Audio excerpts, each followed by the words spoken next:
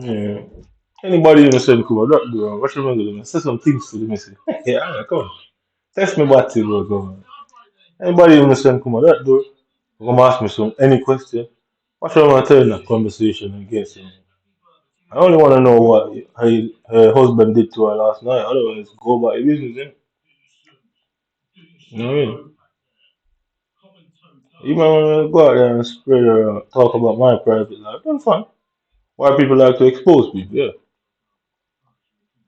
And then want to do it in some secretive way. I don't really like secrets, you get me? I don't, put again, I'm not a big person, I'm not big with secrets.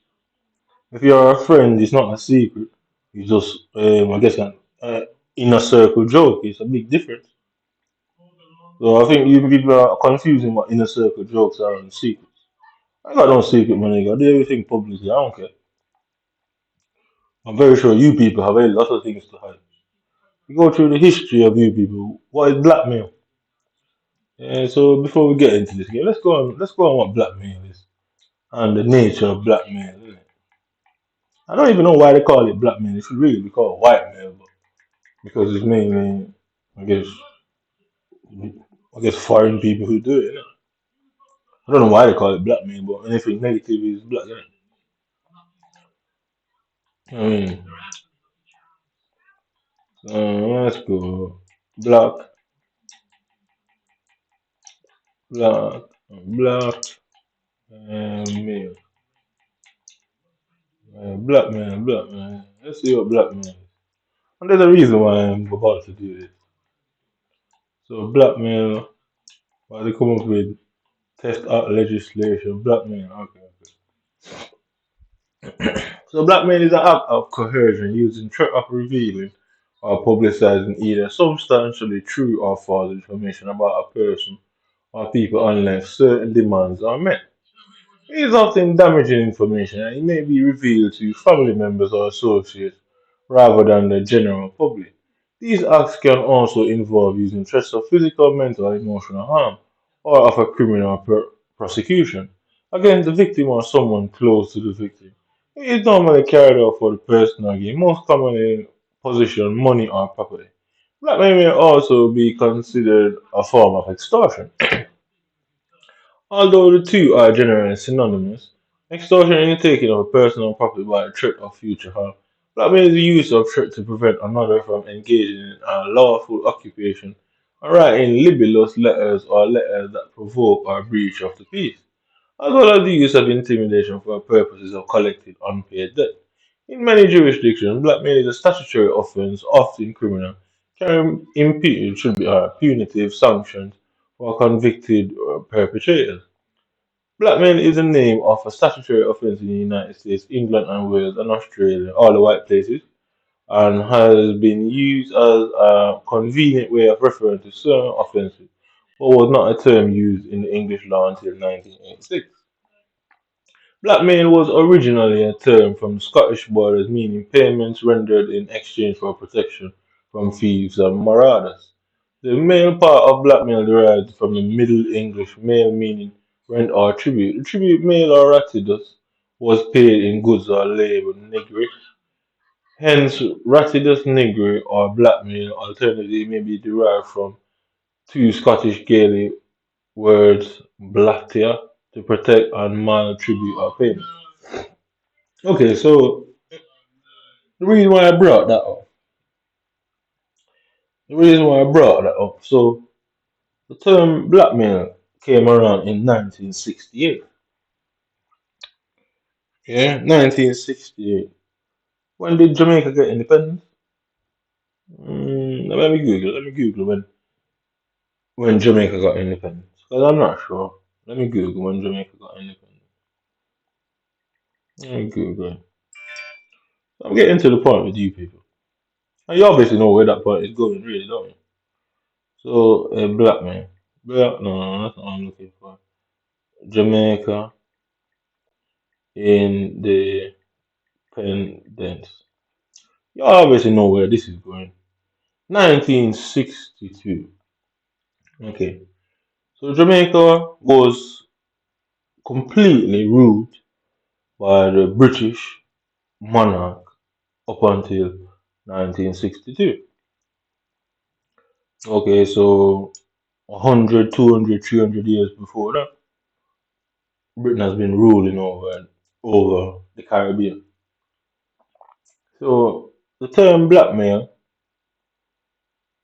they said, who could have originated in Scotland. So it come from a Gaelic term. Obviously, Gaelic is like in Jamaica we call it gypsy, but I never understood why they called it gypsy. Well, I get it now because obviously Irish people and Scottish people they thought that that dialect is some form of English that they understand. I don't understand it. So we used to call that sort of stuff gypsy. Well, I didn't realize there were actually people called gypsy, like people certain lifestyle or culture. But anyway, that's not the point. So in 1962, Jamaica gained independence. And while obviously gaining independence, they had to, slowly transition into their own governments and own control and money and stuff, blah, blah, blah. So in 1968, the term was, I guess, brought into light, made, and created. Mhm. So the term blackmail is usually some sort of, I guess, trick to, I guess, stop someone from doing something or yeah, something of that nature. So, i.e., you have an enemy, you you will, I guess, threaten him. If he does this, you're going to do that. Can be blackmail. He has something you want, you can threaten him. If you don't do this, we'll do that. Forms of blackmail. But the most more common form of blackmail is information based. Oh, some little white guy has a family and three kids, three beautiful kids. The white picket fence, the American dream. And after he has this American dream, he somehow, yeah, comes around and end up having homosexual activities behind closed doors. So then some next little white man come into play, and he has something he wants, or he considers him an enemy. He would go, oh well, if you don't do as I say, I'm going to tell people that you are secretly homosexual. Obviously, 1960, you could imagine what society was like. That would not have been good. So I say that to say this. White people created the idea of exposing people's private life. Again, who's it out there that's saying I'm racist? Am I racist? I don't care if you think that. But am I racist or you just an inbred who your brain isn't properly developed? You don't have much sense.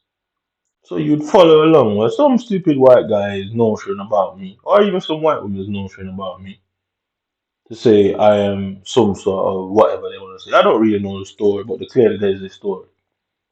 And it can't be a positive story, it has to be some sort of a negative story. Well, you black people, Asian people, come to the West and you allow some white man who obviously is born here to trick you into thinking it's okay to expose people, and then you all say, "Oh, it's England, is what we do." They don't even consider half of you people as English in the first place. Well, that's another story. But the problem is they created this whole system. And what is blackmail? Blackmail is the exchange of something they want to keep your secret. So, i.e., if you're secretly a homosexual, they would threaten to expose you because you can go through history. I find many stories about, especially politicians, who they have done that to. So they create this whole exposing of people's private life. I don't care about you people like that. Like I have who I care about, and that will remain a secret, I guess, until the day I die. Well, I say this to say this. I know about you, man. I know more about you, man, than you, man, know about yourselves, which is obvious. It's quite obvious. You, man, created the term blackmail, and the term blackmail is usually it's actually based on information. Extortion is a different thing. Extortion is the threat of violence for some sort of goods. Blackmail, obviously, they are similar things, but blackmail is usually, oh, they will expose something that would be damaging to you or your image, credibility, or family, relationship, job, blah, blah, blah. So these little girls running around in Britain, oh, he cheated on me to every Tom, Dick, and Harry. Or this little blue-eyed blonde woman who's running around, oh, he treats the girls like this and he does that to girls. You see, I say the things I say for a reason. Like I say, how did I know you people were going to do that? It's because it's stuff you've been doing since 1968. I don't care any more than anybody else cares. Trust me, I don't care any more than you, man. I'm okay to go and sit in a prison tomorrow for the rest of my life. And it still wouldn't bother me, but I'm sure it would bother you people. Very sure. So I don't care about nobody's relationship. The British government, like so many other governments, yeah, somehow put the concept of blackmail into law.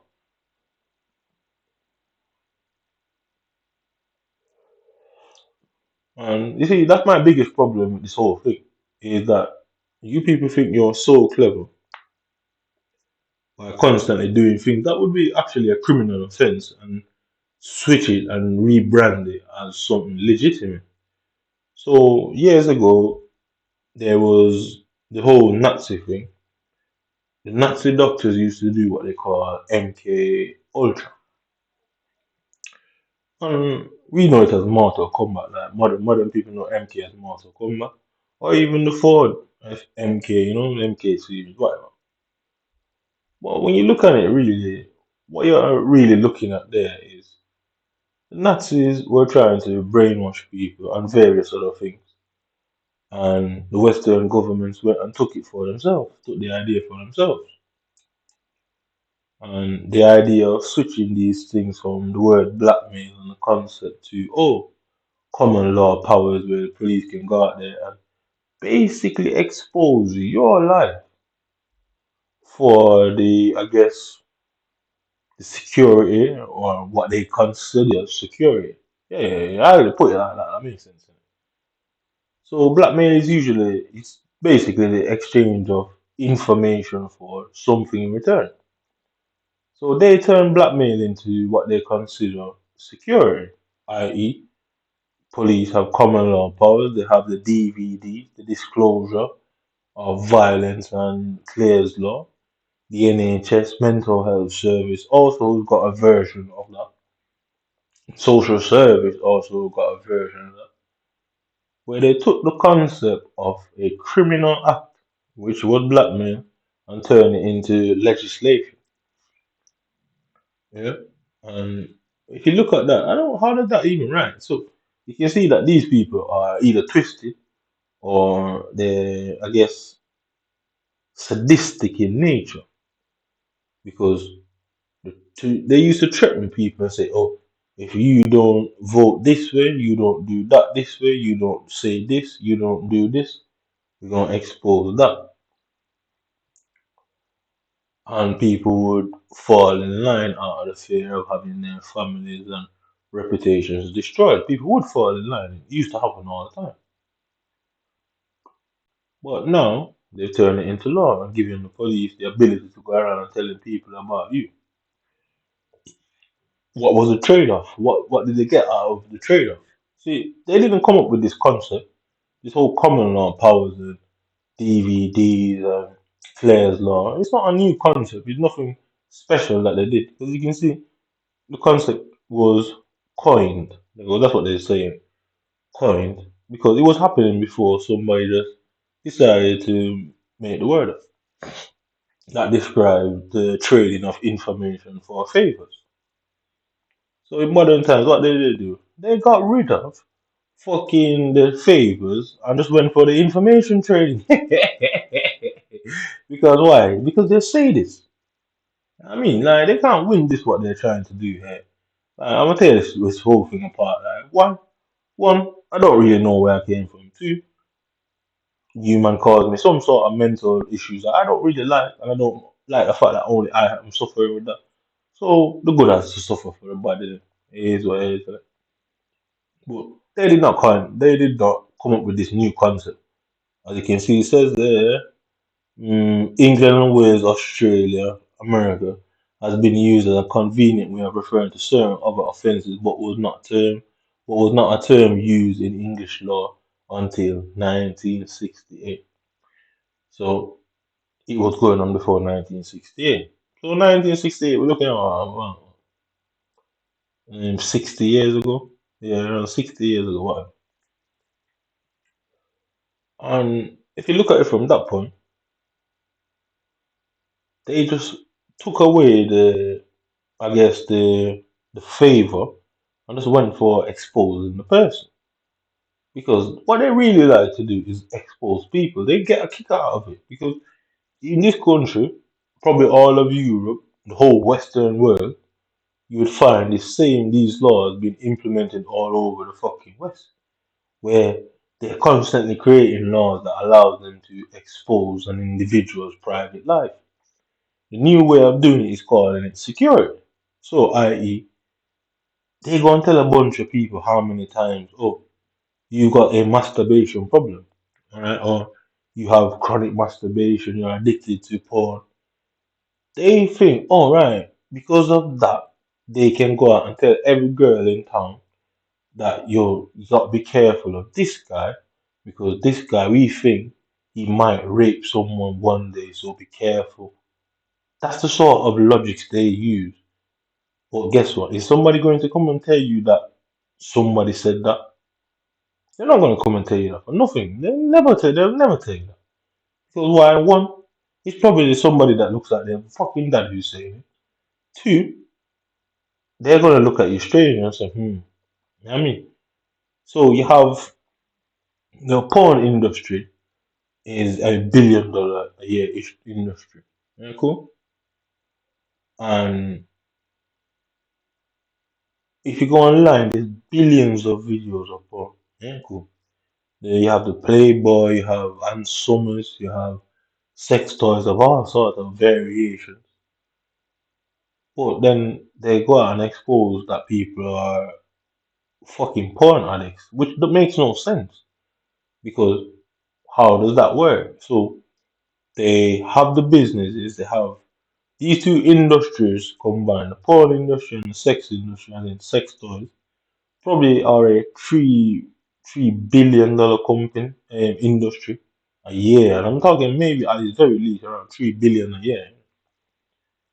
Because we have Valentine's Day, we have from birthdays, anniversaries, people who are spicing shit up, people who are just fucking into weird shit, people who, yeah, I mean, like, you have all sorts of reasons, yeah, I mean. And then you have kinky people, you get me, you have all sorts of reasons, you know what I mean. When you look at it from that point, how does that make sense? Because these very same people who would come and expose little Tyrone or somebody like me and say, oh, he's got some form of fetish. He's an addict. He's addicted to porn. He's got some chronic masturbation problem. He's always wanting to have sex. He's a hound. He's thirsty. I mean, something along them lines. Would then go online themselves and fucking secretly order fucking dildos the size of the Ivory Tower and think it's okay to don't see an issue with themselves or see an issue with you.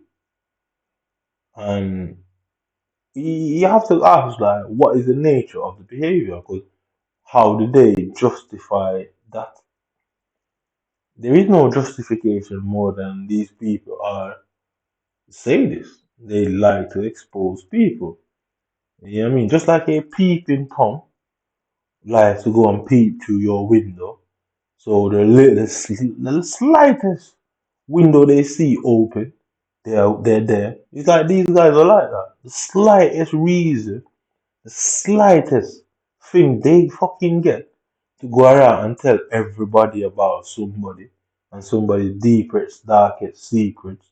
They're running to tell everyone, and then they're going, "Oh, people must know." Who decided that? Who decided that people must know? Because if somebody comes and tells you that somebody is a predator or a what word did I use? What's that word I use? A pervert. Yes. So somebody says that you says I am a pervert. All right, cool. And if I'm a pervert, what exactly is the definition of perversion? So let's see what the definition of a pervert is. I'm gonna show you something about these type of men. I'm gonna show you something about these type of men. Exactly what we're dealing with here. Pervert. Yeah.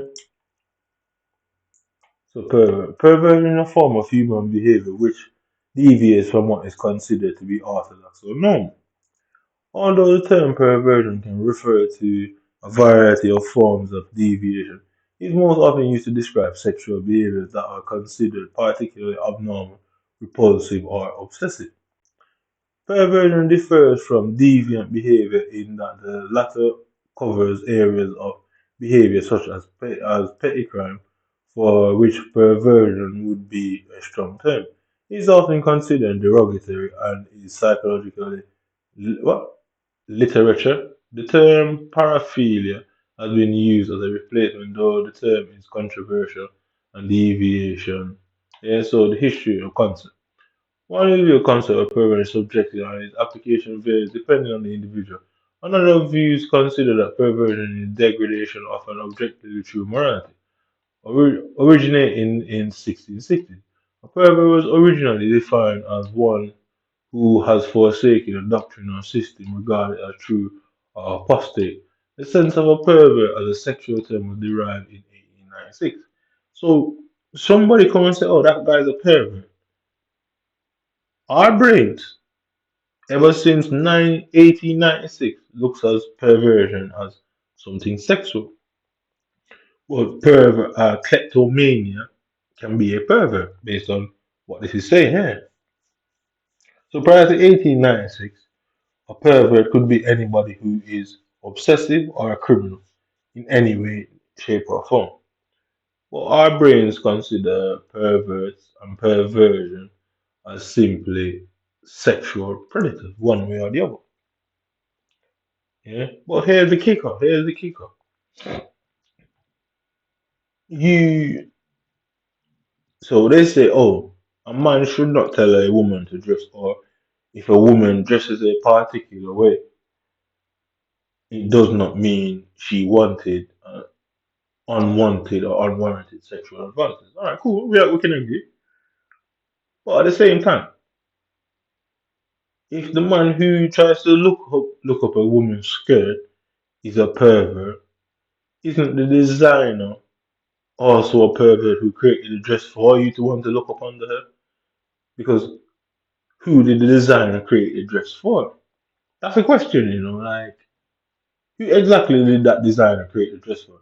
Did he create it for the woman to wear? Or did he create it for people to stare at her in sexual infatuation? So what was she called? Pamela Anderson, Nicole. What was she called? Can't remember that. Anna Nicole Smith. So you remember? We all remember them two blondes like back in the day when I was young. I mean, Pamela Anderson, Anna Nicole Smith. They were shit. I mean, big ass titties and all that. Innit? I mean, look like one of the little Barbie dolls, whatnot, whatnot.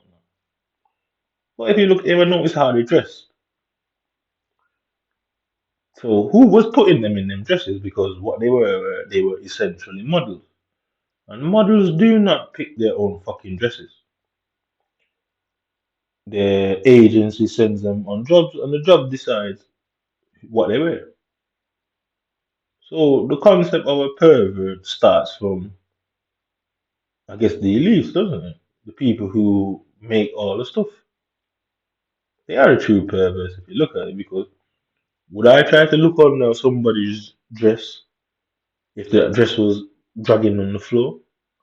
So in history, has any human man or even woman who fancies other women ever tried to look under somebody's wedding dress? I don't think so. You've never done that.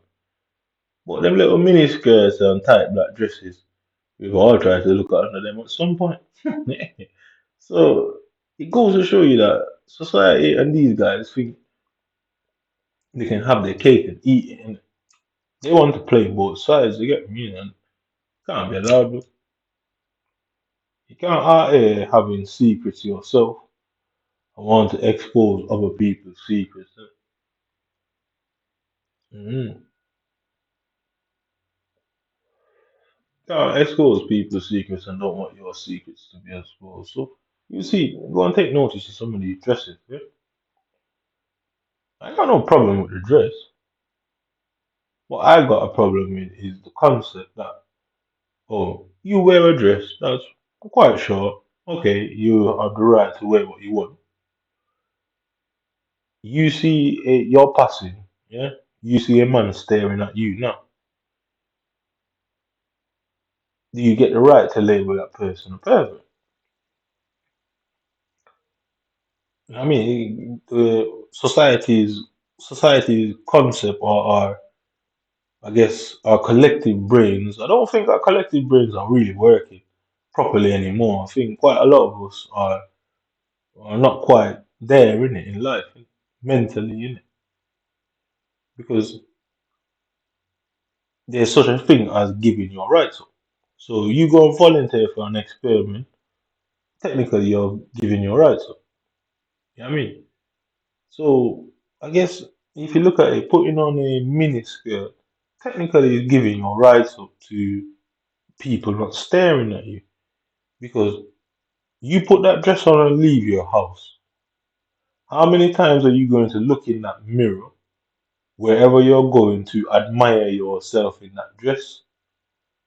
Where you can argue that, oh, you put that dress on for yourself and not to draw anybody's attention. You'd be a liar to say that your dress is not to draw attention from male or female. Yeah. Whether negative or positive. You basically give the right up. There's such a thing in life as giving your rights up, and I think personally think that's one of them situations. So a man goes out, yeah, a man goes out, yeah? Say a bodybuilder, yeah, bodybuilder goes out, no top on, just in his shorts. You know what I mean? Can he say that women are perverts? I mean, just imagine a man going out, yeah. He's got a physique, abs, muscles, the whole thing. You know what I mean? Big arms, the whole thing. Can he call a woman a pervert and society but an eyelid? I don't think so. Nobody would notice that. But it's essentially the same thing. A woman putting on a mini dress is the same thing as a man walking topless that who's got a physique. You cannot say that it's for yourself because you're putting it on display. So nothing's ever on display that's not for public consumption. Otherwise, it won't be on display. So you walk into a museum, it says most time in museum you can't touch the stuff. So that is really where the line is, and I think where society have got it wrong. You can't touch a female if she does not want you to touch her. But can she argue that you should not look at her? Because I've seen situations where my personal seen situations where men are passing and people are saying that they're perverts for looking at them. I'm thinking like this girl's obviously crazy. You get me in it, because if you did not want to be looked at, why not wear a skirt that hits the floor, and then everybody will look past you and look at somebody else who wants to be looked at. But men are supposed to navigate a minefield, which is, oh, there's 10 women, yeah, all different races, background, and education, the whole works, class, the whole works, yeah. So 5 out of 10 of them wants the attention. The other 5 is just wearing this dress because they like the dress. How am I supposed to know which 5 you fall into? Am I supposed to know? Am I reading your mind? Yeah, I mean, so a lot of men are now scared of talking to women and approaching women for this simple reason. In order to be treated differently, you have to look different. It's quite simple. Yeah, it's quite a simple thing, isn't it? And the reason why that is, when you go into a courthouse, why do they think they put people in suits? Because if you turned up in that courthouse, yeah, if you turned up into that courthouse looking like you probably look every day, people will judge you. So that's why they put you in suits. It's because how you look is how technically how you're treated. What you have in your head don't mean shit. I mean, what is in people's head don't really mean nothing. It's how you look on paper. So, i.e., an intelligent person who does not carry themselves well, they won't be looked at as intelligent. They would be looked at whatever society deems that look is.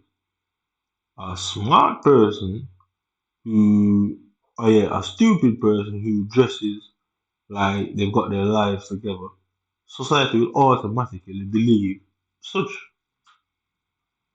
because image has plays a big part in the world we live in.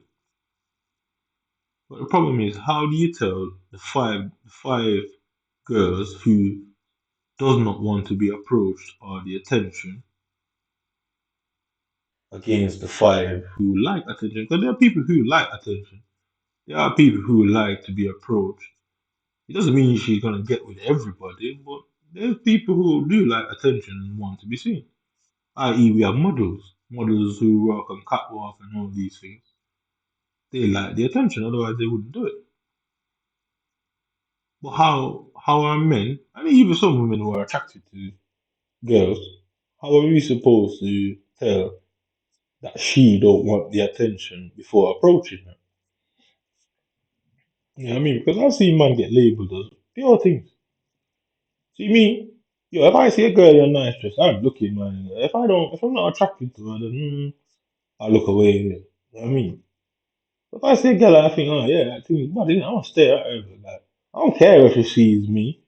Uh, guess what? You're in it. Just like the whole, you know how the law of cameras work. If you are in a public place, I don't know what the exact terminology of it called, but if you're in a public place, you can be legally filmed unless you have a child with you. That's where the line is, the child. So technically, if you put on a very short skirt, you cannot label somebody a pervert. You simply can't because guess what? You are in a public place. Everyone got eyes. I mean, well, technically, you understand what I mean.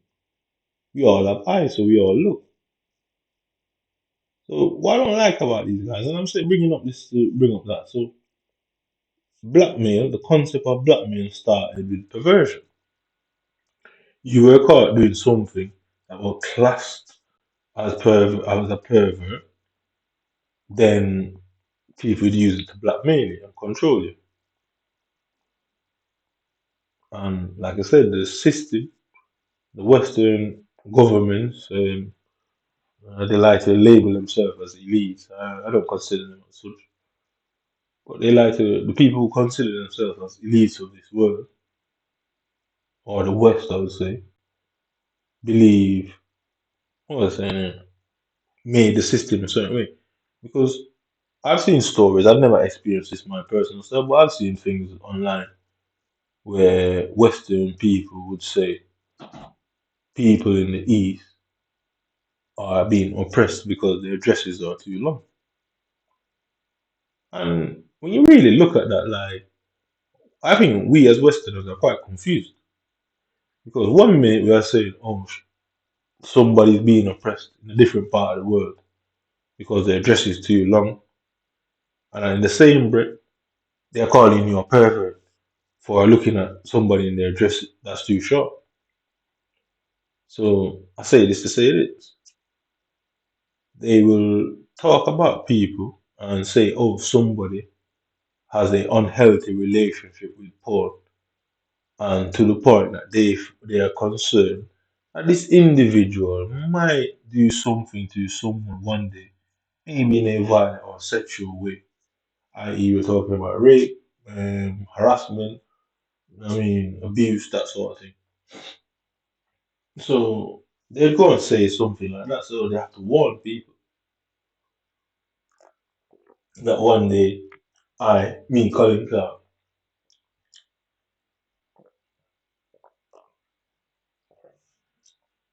might go out there and abuse somebody. So there's such a thing called a sadist. So sadists is people who like to psychologically harm people. So obviously I live in Britain, and it wasn't a choice, you know what I mean? But this is where I live, and I've resided for the last 50 years. How does the British government tell when they've got a sadist amongst them? You know what I mean?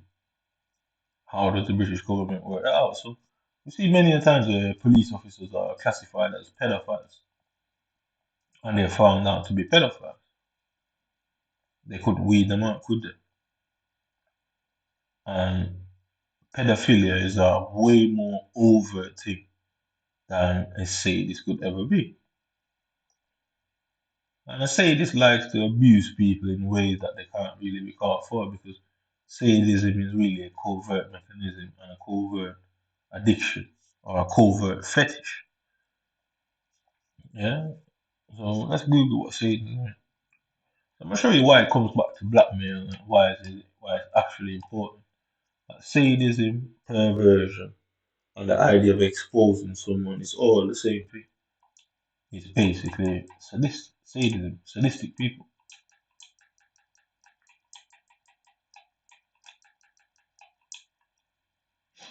And I say them, the giving or receiving of pleasure from acts involving receipt or infliction of pain or humiliation.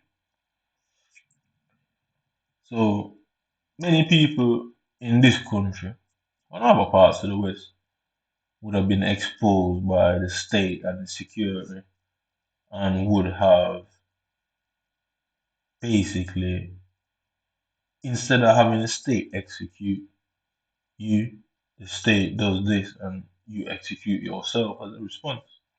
Because it's state execution. Because say that what's it called? Sadomasochism, the giving or receiving of pleasure from acts involving the receipt or infliction or pain. So the giving or receiving. So you don't have to give something physically. So like I say, it's the thought that counts. You know what I mean? So the infliction is something you do to somebody in it or something. So you're inflicting something upon them, whether injustice, pain, whatever. Yeah. And you have what you call sadistic personality disorder. I've never heard of that. I've just come across that now. So how does the government know when somebody's got a sadistic personality disorder? Because I guess that would be a very, that's probably the least diagnosed thing in the world. But so if somebody's got a sadistic personality disorder, what do they use to detect it? So we know what they use to detect schizophrenia, bipolar, excuse me, ADHD, ADD. We know what they use, how they look at it. But what is the test to understand who has sadistic personality disorder? An obsolete term proposed for individuals who derive pleasure from the suffering of others. So if you go through the government, yeah, and people who have the powers to do certain things, how many times would you find the same name authorizing the same action over and over and over again? And at what point does it click into somebody within the government or internal affairs? At what point does it click into their fucking heads that that guy is a sadist. Sadism is clearly a form of abuse. So at what point does it click into their heads to say, oh my god, we just realized that he's a sadist and we can't have him in control of any teams or authorizing any shit where people's lives are being watched 24 fucking 7. Because if you know what a voyeur is, surveillance surveillance is basically voyeurism. And like I say, watching somebody 24/7, they don't know that they're being watched. Yeah, cool. They don't know that they're being watched. Is it not technically still humiliating because you might be sat in your house, in your living room, you put on Angela White and you get your Vaseline or your KY jelly, your lotion, your tissue, and you sat there and you do your little thing. The whole time you're sat there, you're being watched. You might not know that you're being watched, but at some point, if you ever figured out the way, shit, this has been going on for such a long time, what happens to that individual? Won't you now feel humiliated? And the surveillance team would have sat there and watched all of that. So technically, what does that have to do with surveillance? Watching somebody wash off? So you might have a problem, and I told you, you wanna doing some things. I will cost you people in the long run. I can promise you that. I'm ensured that I'm making sure of it. The only thing human can do is try and hide everything I'm saying. Yeah. Well, trust me, I'm smarter than you people by every length and breadth of the fucking ocean.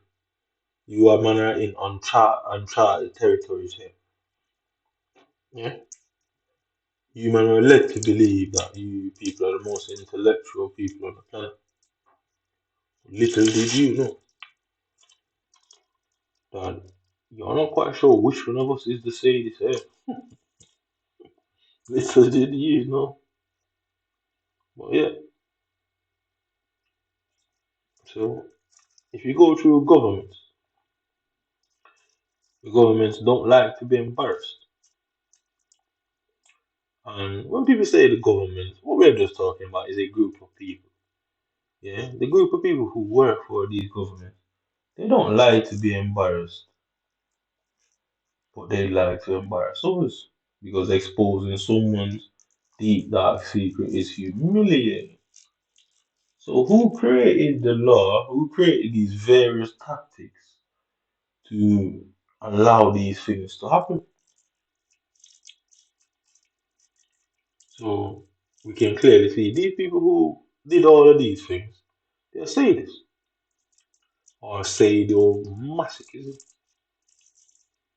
because some people self harm. So self harmers are sadists. That's what they are. So the NHS come and hurt says somebody's hurting them. So what they are sadists. They are inflicting the pain on themselves. So why don't the NHS and the mental health services across the West lock up the people who inflict that pain on others?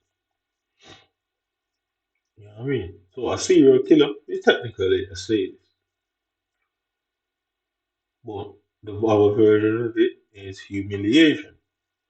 Like I said, you'd find the same set of people constantly humiliating people over and over, and somehow they go undetected. Are they going undetected really? Or did society sleepwalk into a situation where there's blind spots within the system? And usually blind spots aren't done by accident, they're usually done on purpose. If you think about a grid of cameras, anywhere that there's blind spots, that wasn't an accident. The system designs these blind spots so they can operate within them. They know exactly where they are. Mhm. So, like I said, you'd have a bunch of police officers. Even what they call in advanced interrogation. That is sadomasochism. Mhm. 'Cause not only are they inflicting severe pain, they're doing humiliating shit to you. So I saw this thing about what was going on in what's it called in Israel and Palestine, where they're rubbing bullets in pigs' blood. Obviously, as Muslims, people that's wrong, innit? But you can see that them soldiers were sadists by its very definition because they're not at war there, they're not fighting for their country. They are trying to humiliate these people. Like I said, what's the government doing about getting these type of people out of the system?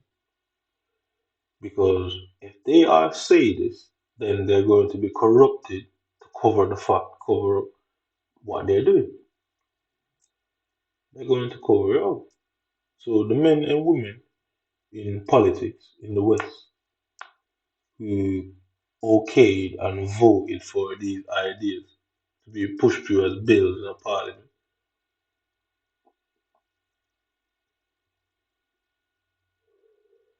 yeah, to push through as bills in Parliament, then what are they getting up to behind closed doors? So you can see where blackmail falls into play. And so you can really see where blackmail comes into play because will they say this one to be exposed? So it says down there BDSM. BDSM is a form of sadomasochism. I don't really like to use that word. I think it's an overcomplication of the word sadism or a sadistic person. But the term is sadomasochism.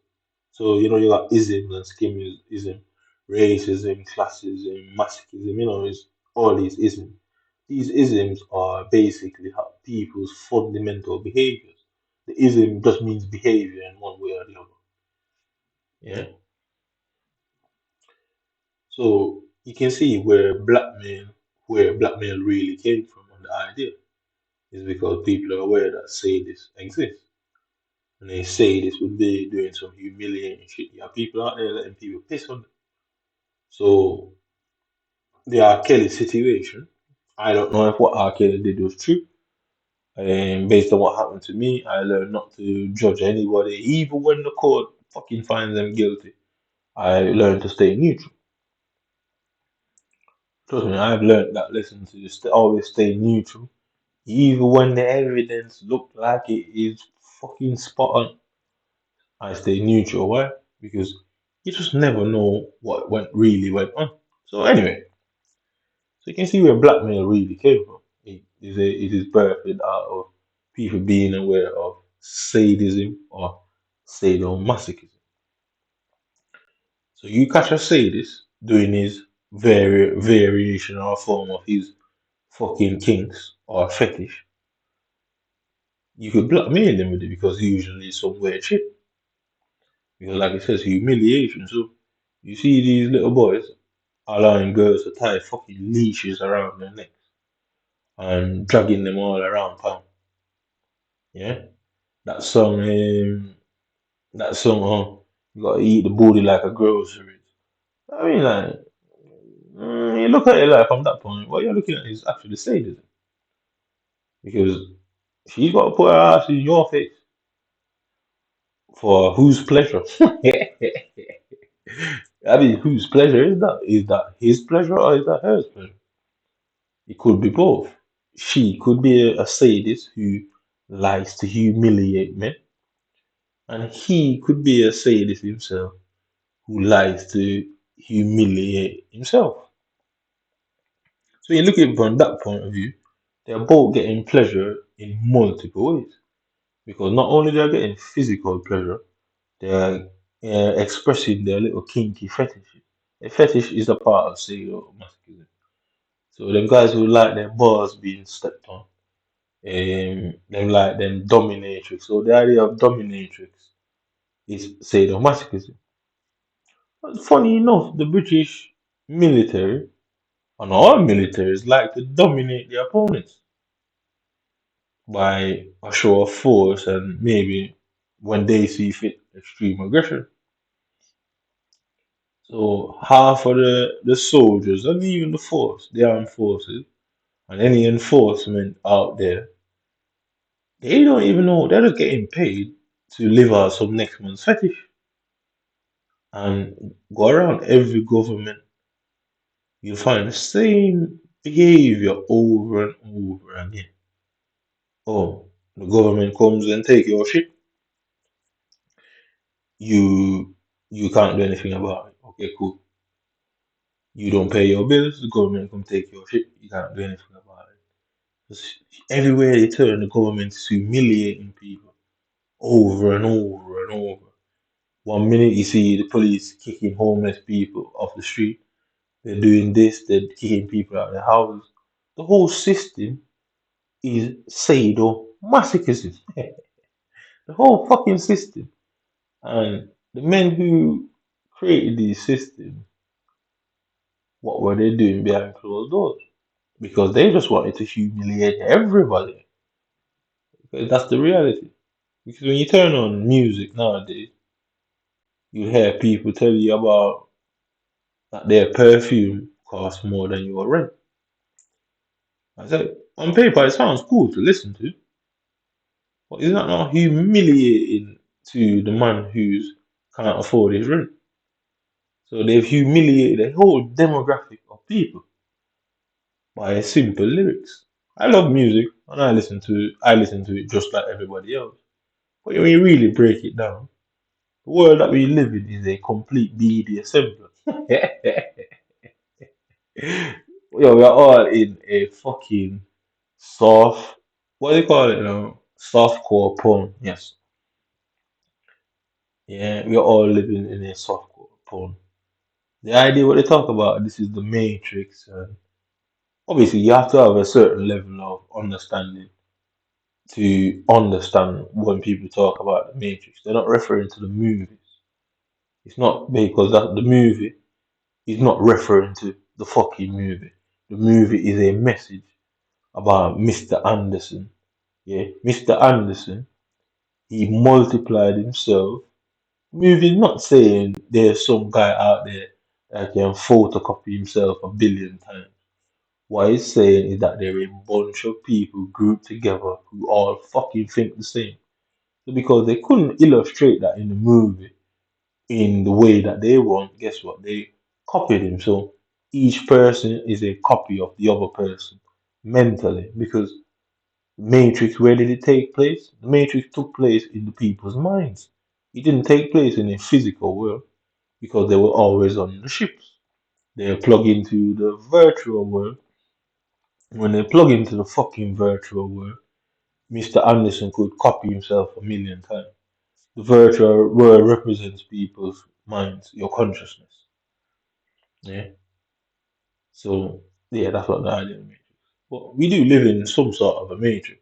It's quite evident because, like I say, go into any part of this world and see if you don't find some sort of sadomasochist behavior by everybody. So the idea that the idea to all right, so the idea to fire someone from their job, yeah, and the idea to fire somebody from their job, all right, for not doing their job efficiently, properly, in time, whatever you want to call it. If you do that more than five, six times and feel nothing about it, or, or don't feel bad about it, then the argument can be made that you feel pleasure from it. Because if you don't feel bad about it, then you obviously feel some sort of pleasure for it. Does that make that? Yeah, that makes sense. Because people have emotions. So if you don't feel bad about something, you feel good about it. If you don't feel good about something, you feel bad about it. Yeah?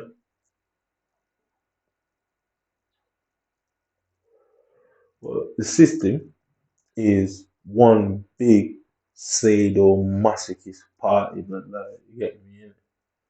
and the people who enforce and control and run the country's communities, they all say this, all of them. The police will come and jump on an individual. They'll bring 19 of them to arrest one person, to come and take your child, to come into your house, invade your privacy, surveil you. Look at it from that point of view. It's all sadism because 17 different police officers jumping on one individual. Yeah, that person is fighting, they're tearing their clothes off, they're pepper spraying them, they're screaming. What they're doing, they're embarrassing them, simultaneously they're inflicting pain. Because apparently in Britain they've legalized what you call pain compliance. And what that is inflicting non-lethal pain on an individual for them to do what the fuck you want them to do. So is that not blackmail at the same time? Because blackmail is not necessarily information, it is doing something to get something done. So paying compliance is blackmail. They're doing something to an individual to get that person to do what the fuck they want. And then that falls into sadism. So who created that law? Who came up with that idea? And why is that person not under surveillance? Because I guarantee you, you go and check that guy who came up with that plot and that idea of what he gets up to behind closed door, you'll find some weird shit going because where did they figure out playing compliance from?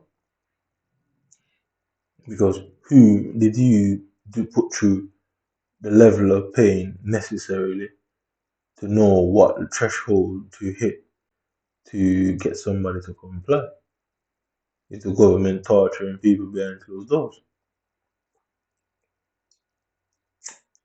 Because how do we know the rat can figure out a maze?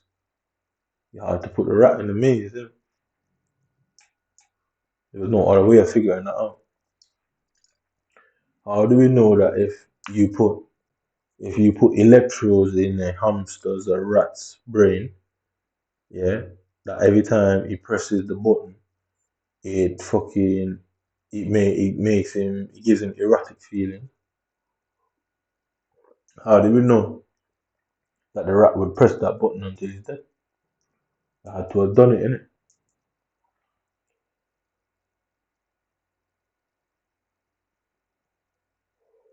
They had to have done it. There was no other way to find that out without doing it. So in Britain alone, you have the 1974 um, National Research Act that says no man nor woman should be involved in any experiments without them being made fully aware. We can see that that's just for sure. That it's a lie. It's fake. Hence, back to the idea of the Matrix. The the militaries develop in advanced interrogation, which is doing some weird shit to you. Who were the men who created these stuff? They obviously say this. They're obviously into sadomasochism. They're obviously into humiliation. They're obviously into causing pain to others. But guess what? They're always in a position where you don't cause them pain. By its very definition, if you go and watch any psychological stuff about that, they'll tell you that sadists don't want to be hurt themselves. They'll inflict pain and authorize pain to be done to them, but they don't want to face involuntary pain.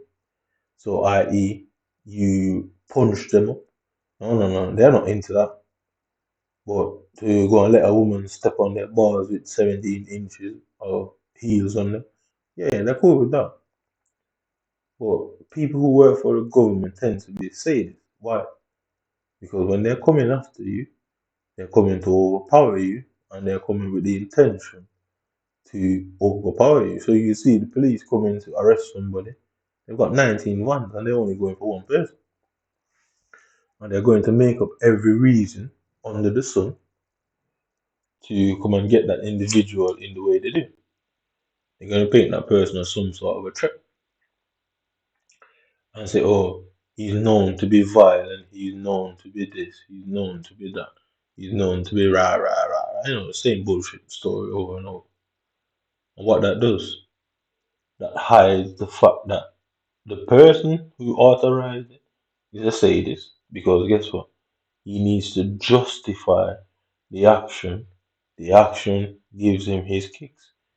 Like in the movies, they sit behind some screen and watch the operation and watch you get the shit kicked out of you.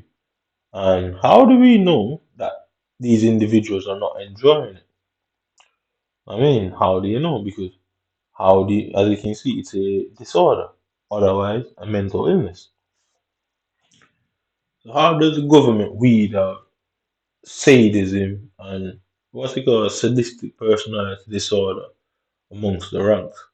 Because if you cannot be a schizophrenic, military, or police, that's an automatic medical discharge, automatic. So why is a sadist not an automatic discharge?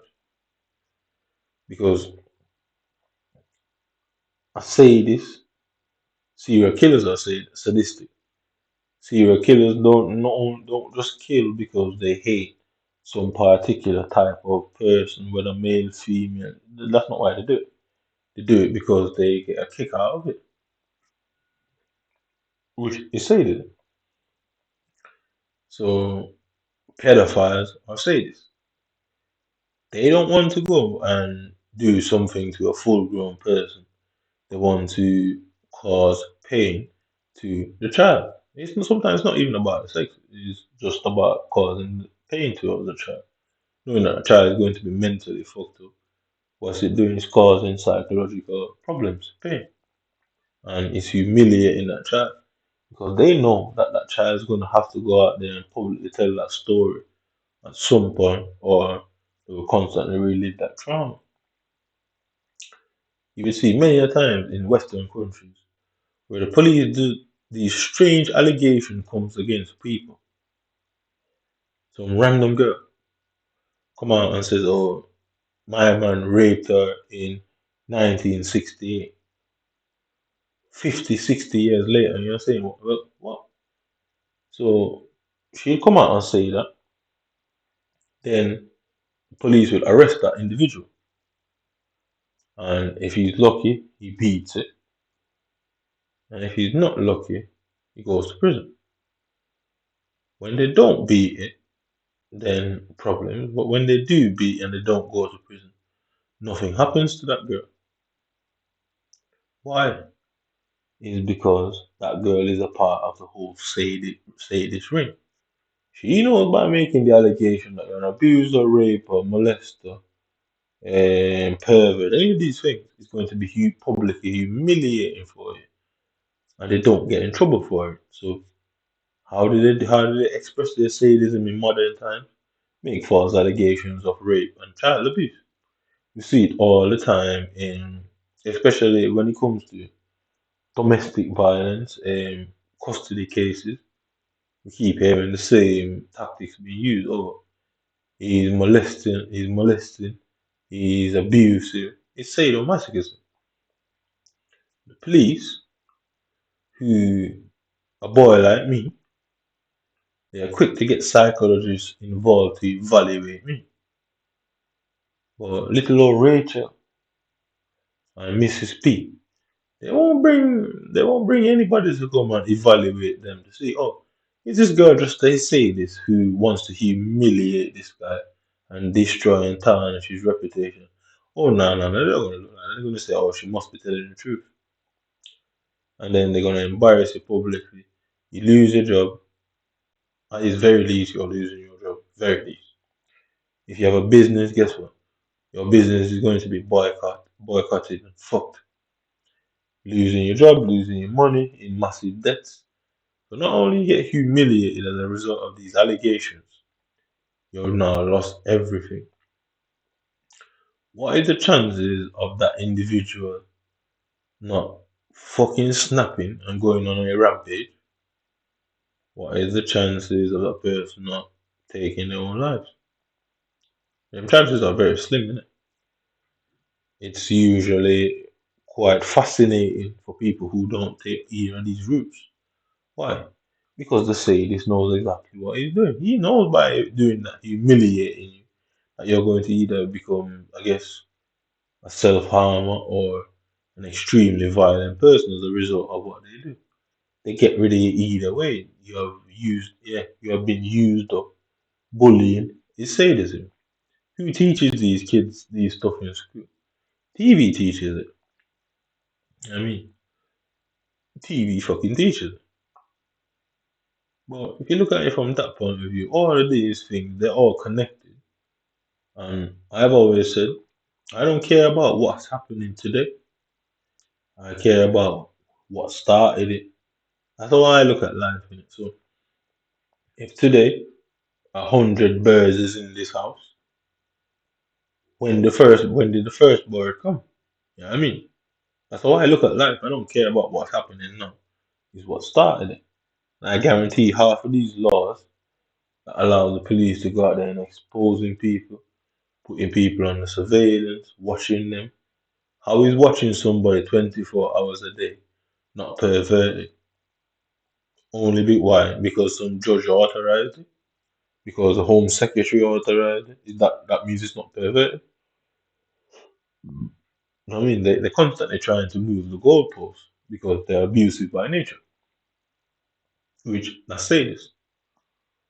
So the things that you see these people do, these are not by chance. The system isn't failing. The system isn't broken.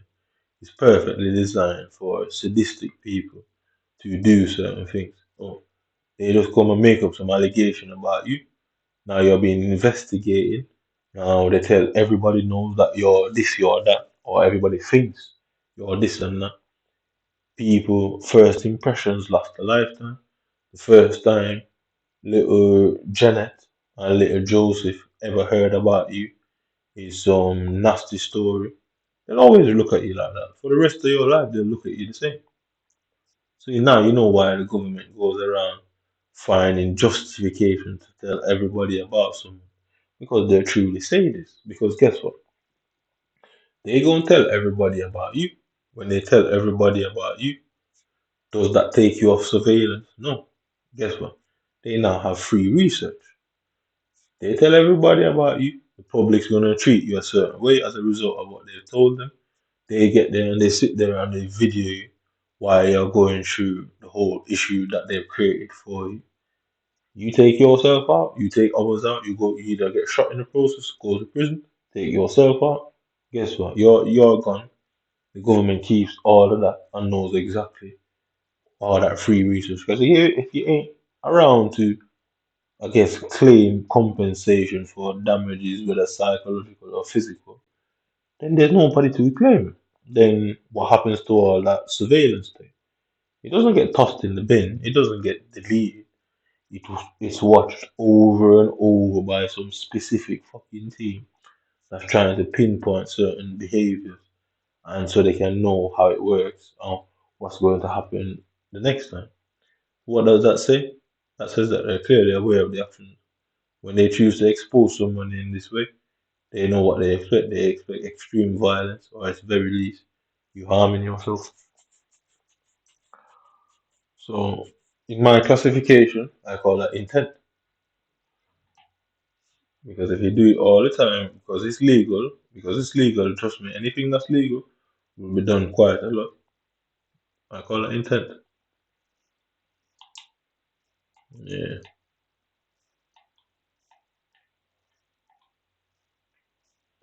yeah, that's what I classify that as intent. So intent is not hard to prove here. The intent can always be proven.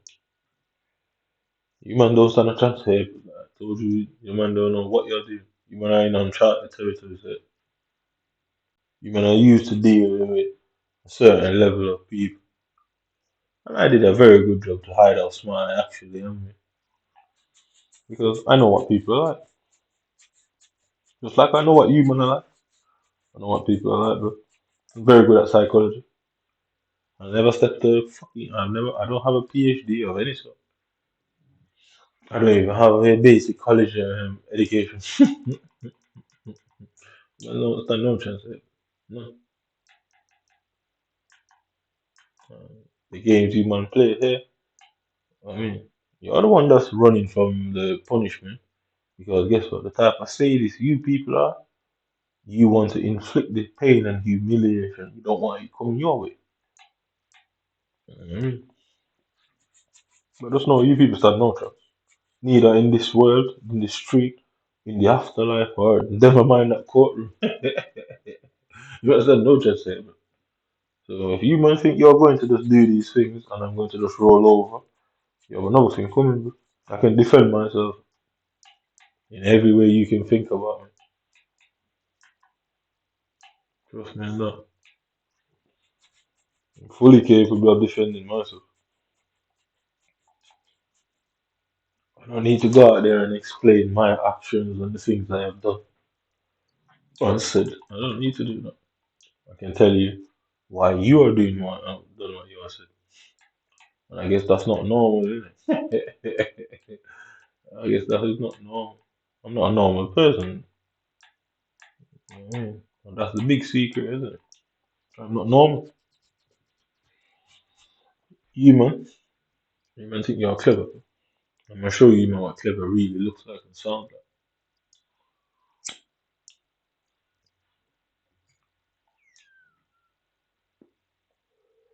But don't stand a chance here. The government, no government in this world stands a legal chance here. The most you man can do is line me up in. I hope you have a barber certification. Yeah. Human legally can't challenge people. No chance.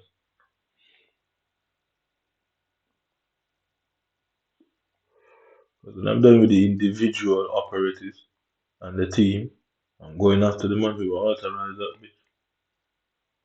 And ask how many times have you authorized it? Oh, what we're gonna hear? Oh, state secrets and national security. Is that what we're gonna hear? That's a good way of covering up what you really are. So people who pedophiles, what kind of job do pedophiles usually use? Look, jobs where they have access to children, don't they?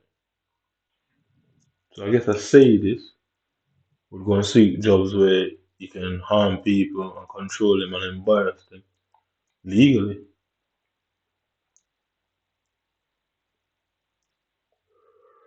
So you got, obviously, most of the mental health service people, they are sadists, and it's obvious because they get to hold people down and say, "Oh, comply."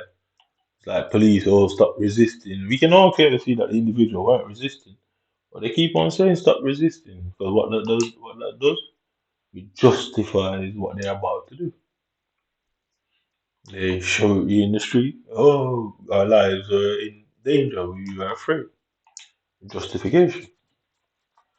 So a sadist basically always seeks to justify his action to get away with it because sadists they don't want to embarrass people, because that's dangerous. Embarrassing an individual, embarrassing an individual that knows you, know where you live, they see it as dangerous. So they embarrass strangers. Um, when they talk about social service and child protective services coming to people's houses and making up stories about them and lying and blah blah blah. You hear this quite a lot about social services and even the police. That they'll say these people say these things about them that they're false allegations. People actually miss the point of why they make these false allegations is to justify their brutality, is to justify your mistreatment, is to justify the harassment, is to justify the humiliation. Say this. Or a sadomasochism. I don't really like that word. I feel like it's a mouthful. Yeah, but just know, you man and your idea of justifying what you man did here, I'm gonna justify that you're a sadist. Because the only way you man can stop that is to reveal all the situations you have been in as officers. And the moment that comes into play, you man lose. Because you'd always be there. Psychologists, they say this. That's why they talk about in the government whistleblowing. Oh, whistleblowers and the National Secrecy Act, where all of the Western governments, I don't know about the East, I don't live there. All of the Western governments seem to adhere to. Say if you join the security people, even the basic police, that if you say what they do, you can face charges for it. Why? Why would you put something like that into law? Is because you're planning to do something that people would find morally wrong, wouldn't it? You're obviously planning to do something that you know somebody would find morally wrong. Why? Because people would have snitched on you people time and time again. Which not only shows that you people have been doing bad shit, that even your own people end up feeling the need to tell everybody about you. Yeah, it works like that. And it does work like that. There's no, you man stand no chance here.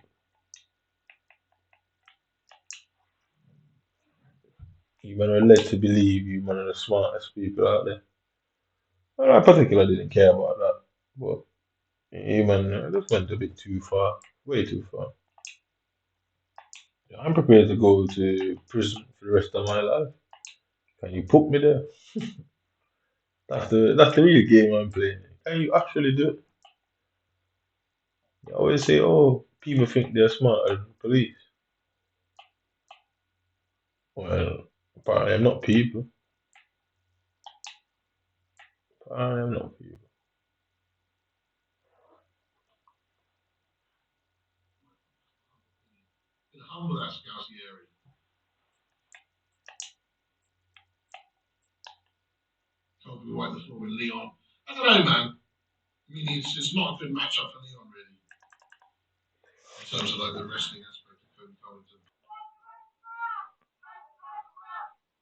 Yeah, I figured this out on my own. I didn't need any help.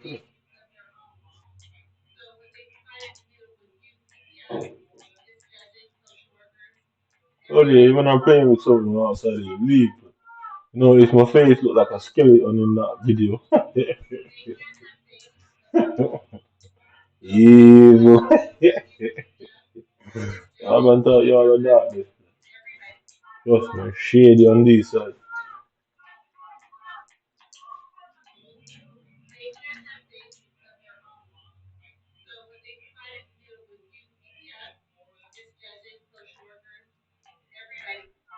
I know about it, man. I tell you.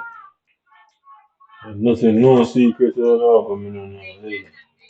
And I said, oh, it's a demon. Oh, it's just obvious. I can take one look for and hear what the things we talk about. No, and one words again this way, and actually stupid. I find it hard to understand how is it possible. You tell you something stupid, and honestly it makes fun. I actually do consider it also. The things that me find are just pure common sense. When they can't work it out, how is that common sense? I'm stupid. And I am the greatest. I am the goat. Hey, we all goat around here, but no goat shit.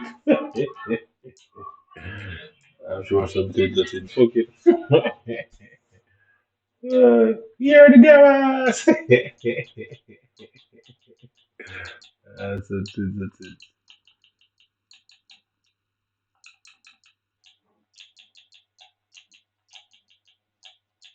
Dog, you stink already, man. Just be there.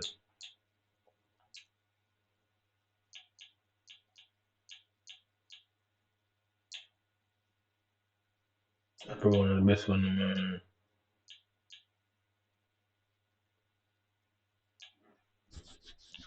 Volume 5, not volume 5, volume 4.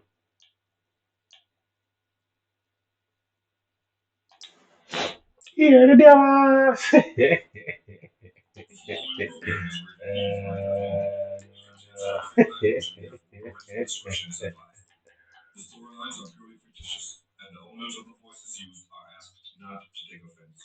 Leave it if you don't. We don't give a fuck.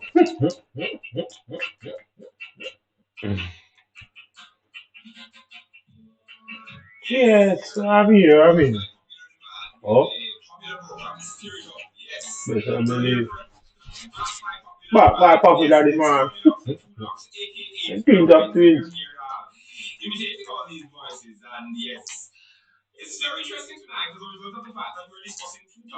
At the benevolence of my licensed firearm, you know. Your FS, you be few times.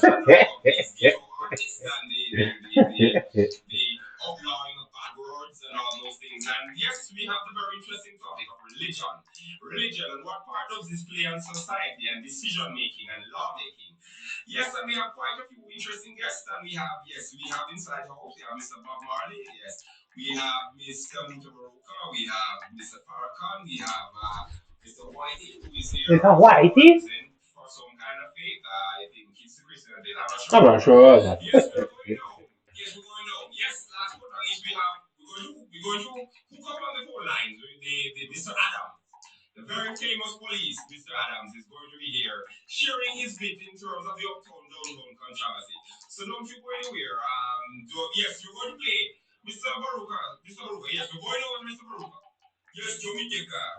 We here. Me here too, innit?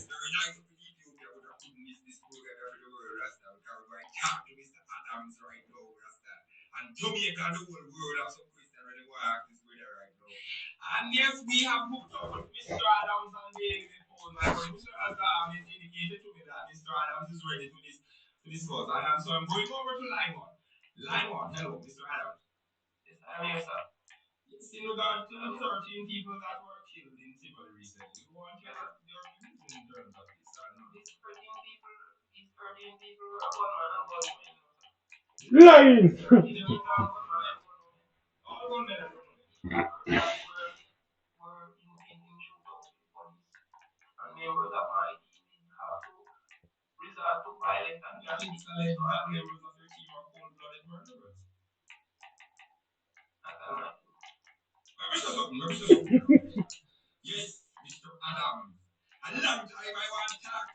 Let me say something.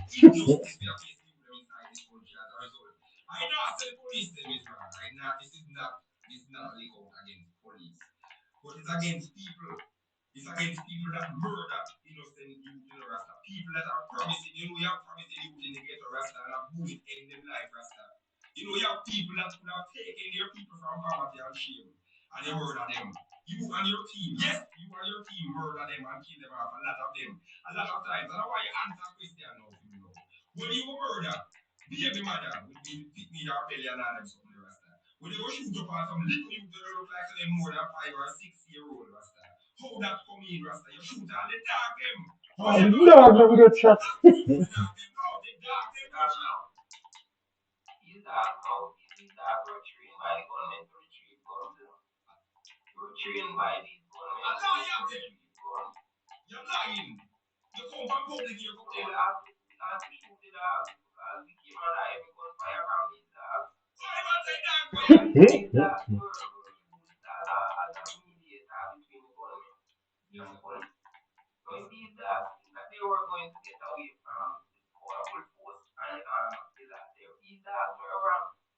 Upside down.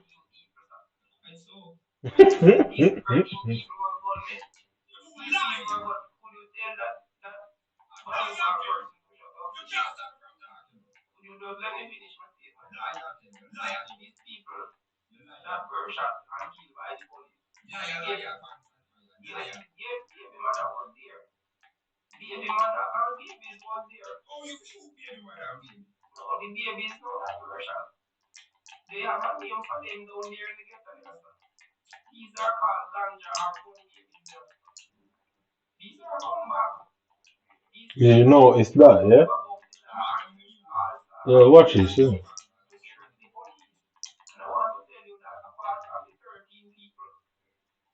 I mean, this, my Brazilian ceiling from our is 87, nothing higher.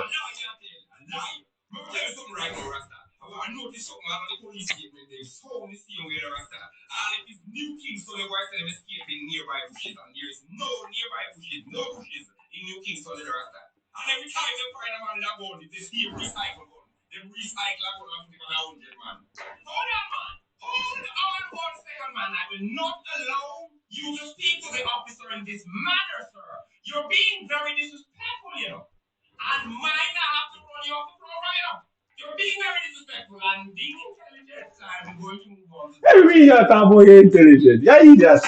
That's what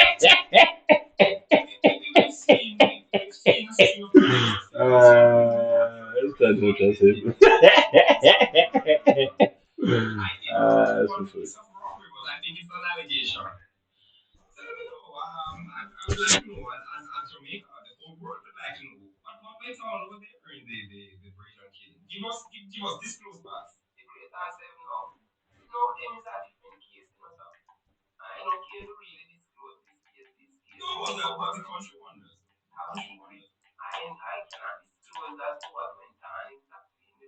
CSSL.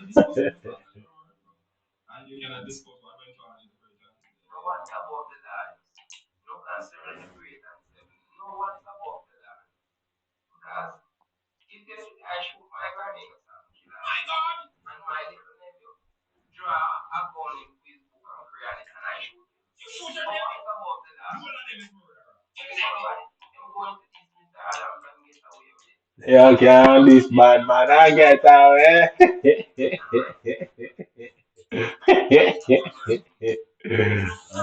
That's good.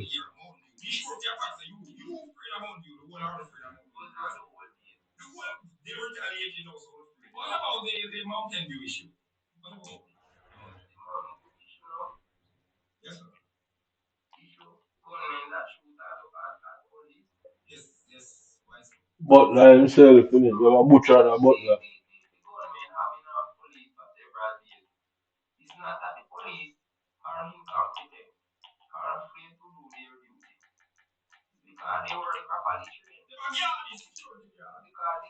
Could you shut up?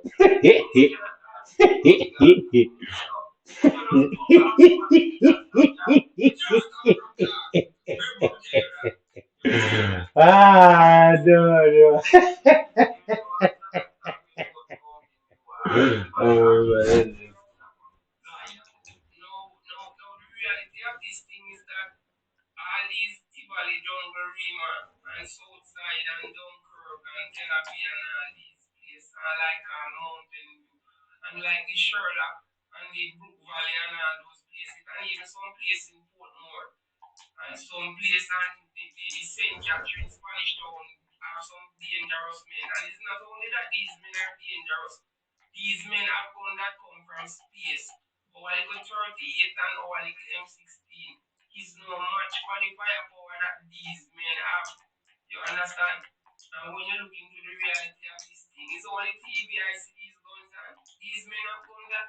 Italians, I mean.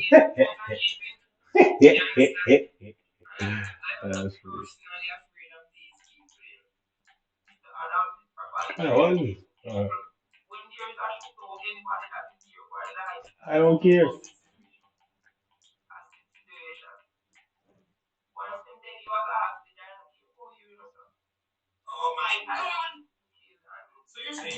What y'all saying?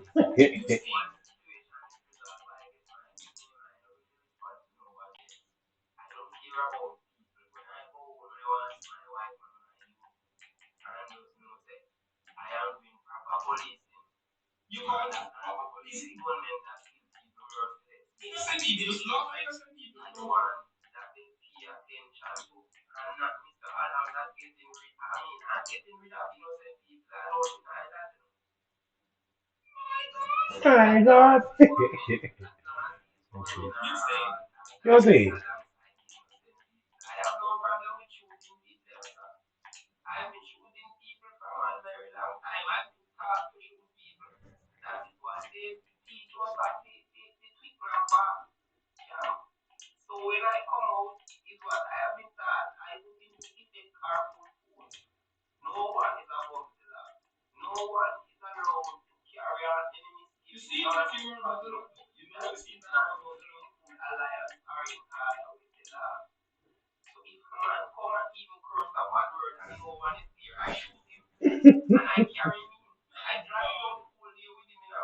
Yeah, I'm wrong.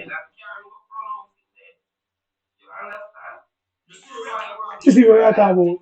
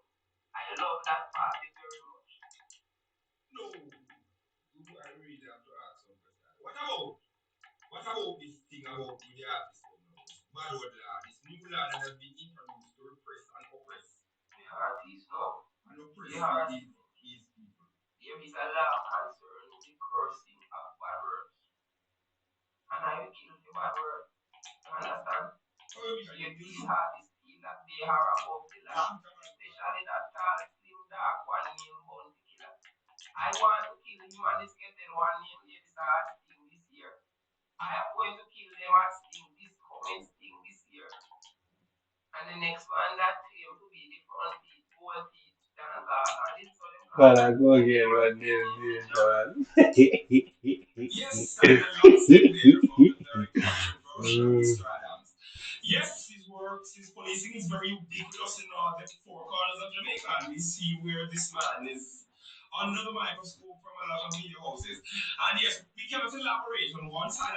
Elaborate!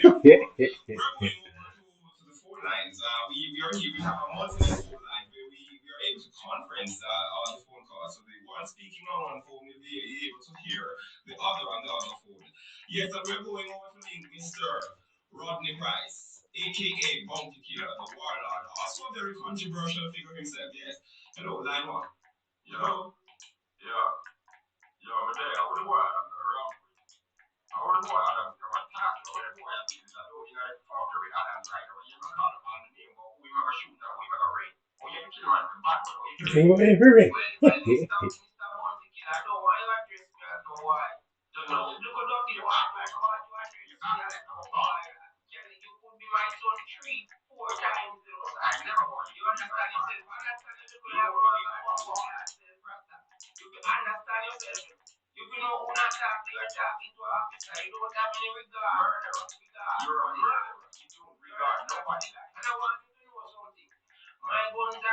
fully loaded. Here for us.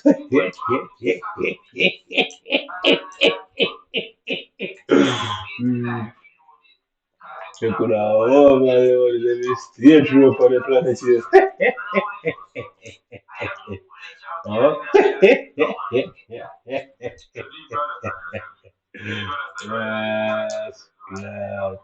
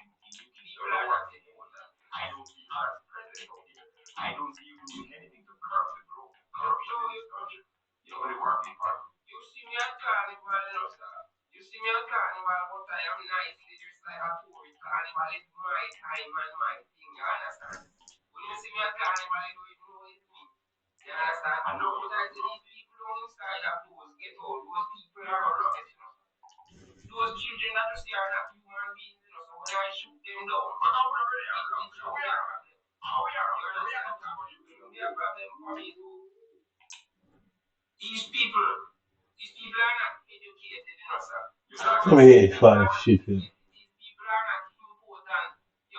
Yeah, boo.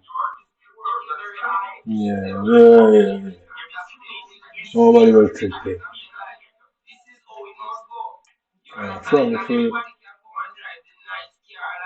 yes, you're mad man.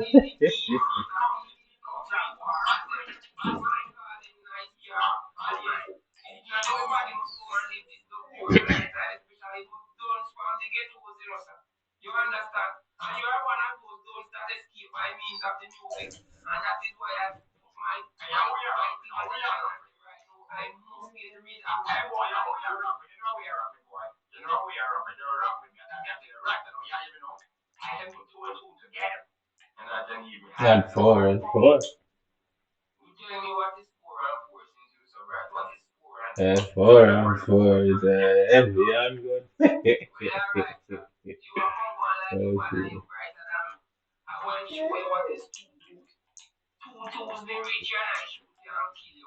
Not hard to calculate it and that.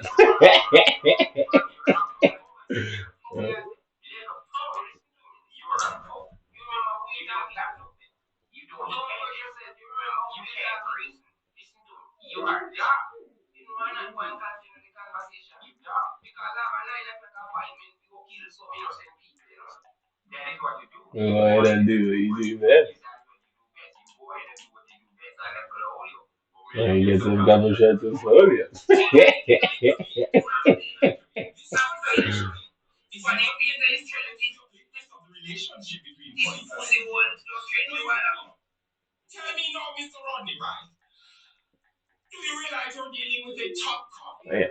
Tough cop. Oh. Yes.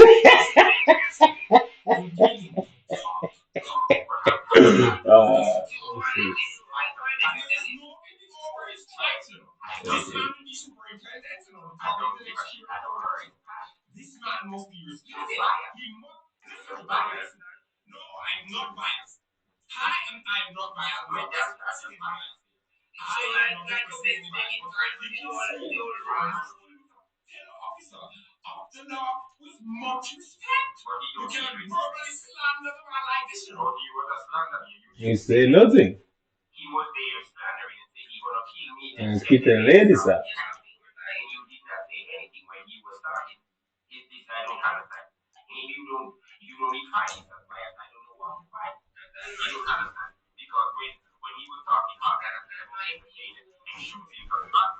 Oh, okay, okay.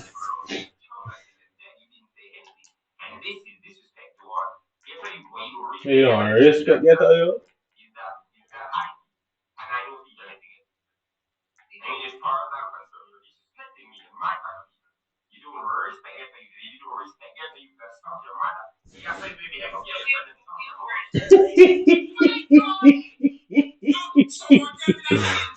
Mm.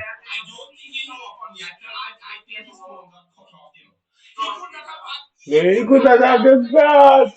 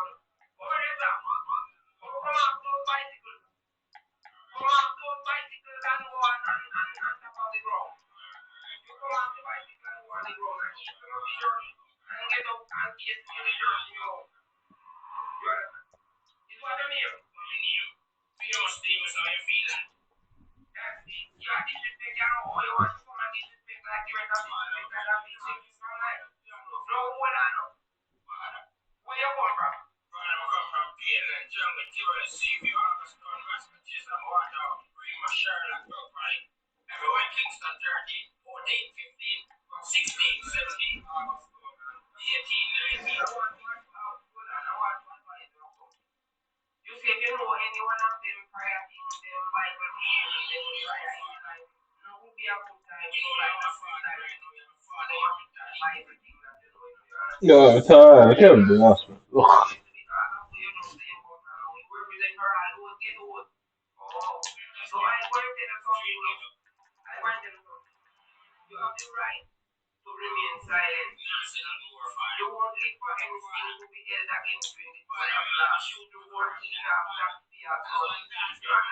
And it's full.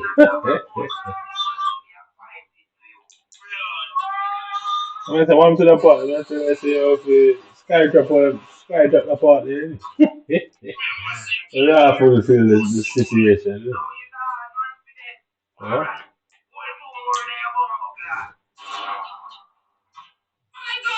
My God.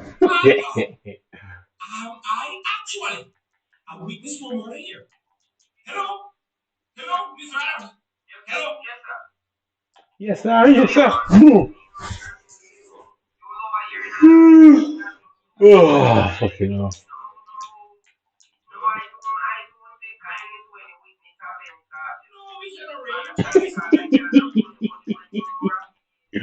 Mm. What is it?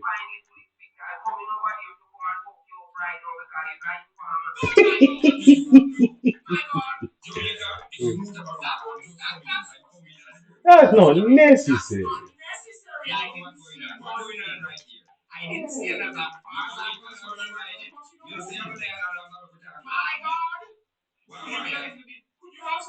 Would you have some pity on me?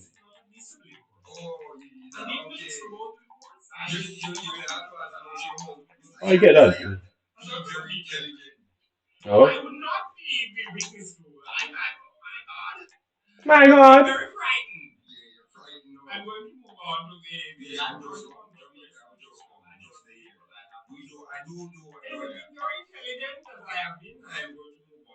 I mean, that's about intelligence.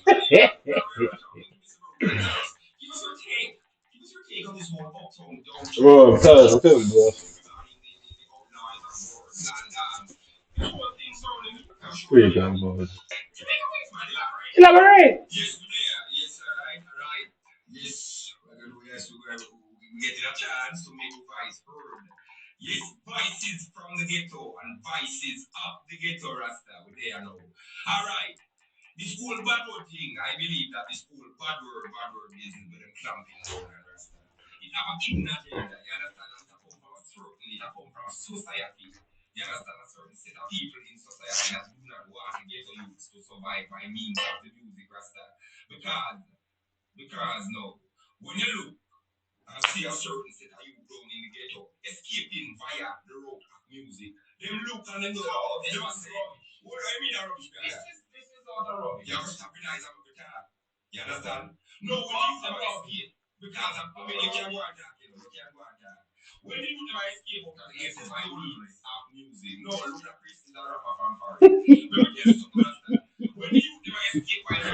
Mm.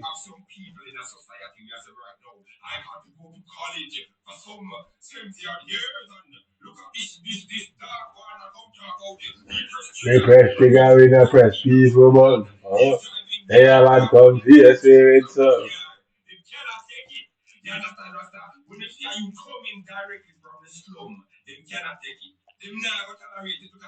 Yo, the amount of time look up this guy, man. Yeah, double walker. Be somebody good, man. Oh, who is this now? I got Kosovo again. Oh, fucking hell.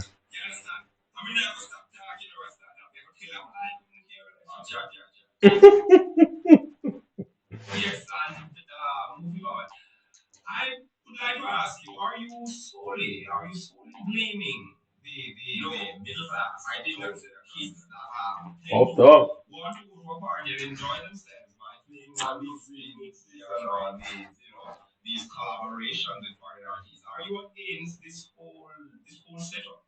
I got be somebody good in. Who is it? Doing all that shit. I never said that. Yeah.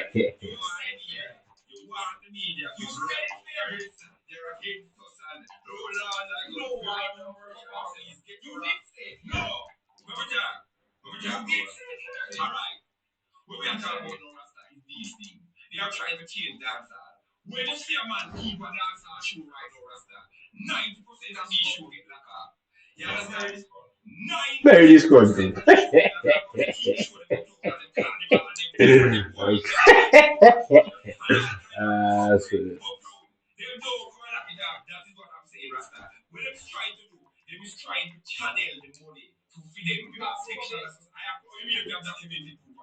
I mean, we have documented proof. About video proof too.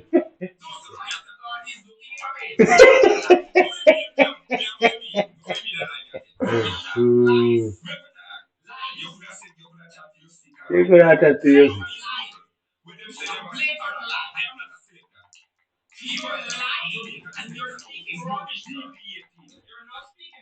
So that Babylon is. It's intelligent.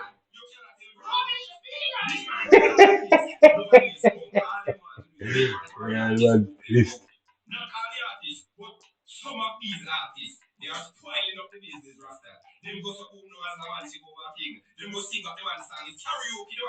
Karaoke, I don't dance all, you know.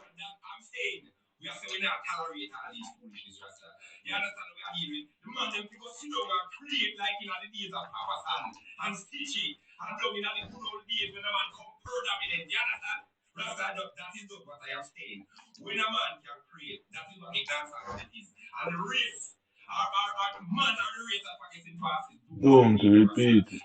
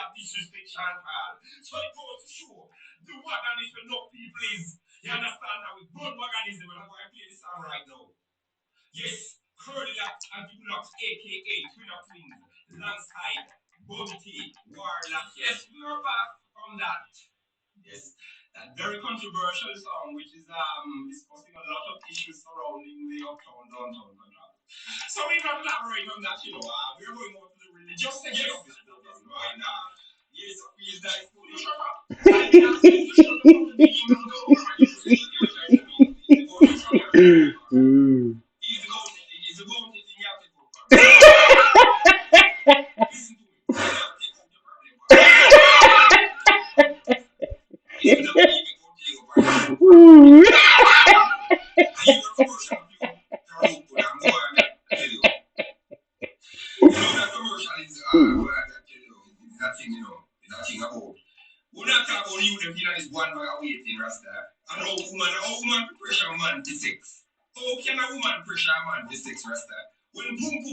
Fuck it. Huh?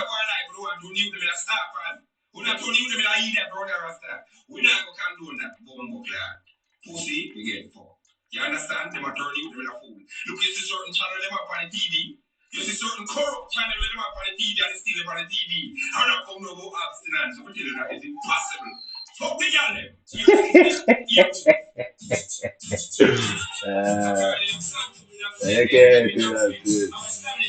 They get themselves in. Bagara again. And Coco, yeah, what you feel like? They feel like, I mean, me like, I mean, we like.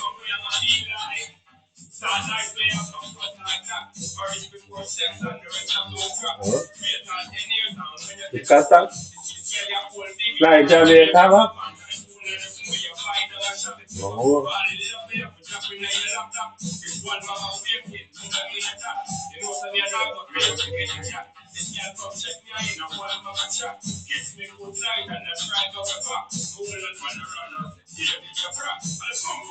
Oh, you feel like, you see like, you me like, I mean, we like.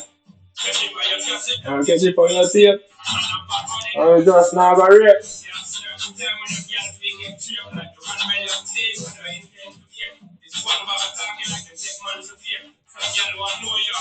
Yes, yes. It's all lit.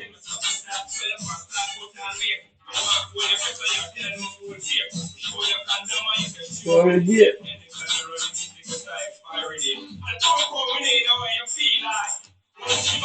You see like, and then me like, I mean, we like. Oh.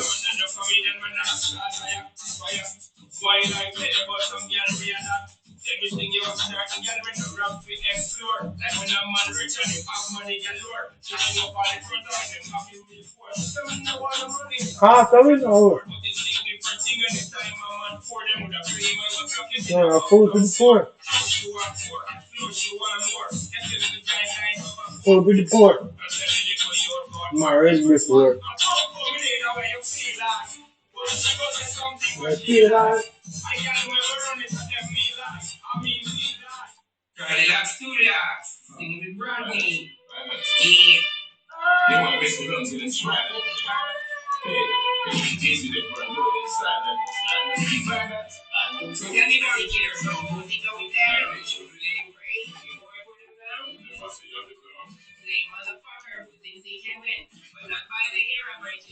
Can.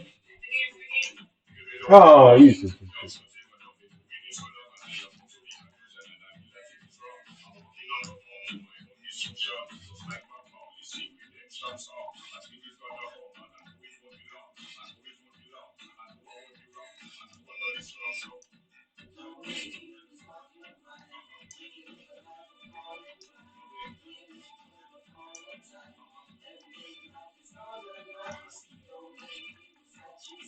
I remember hearing that song. I think I feel like that.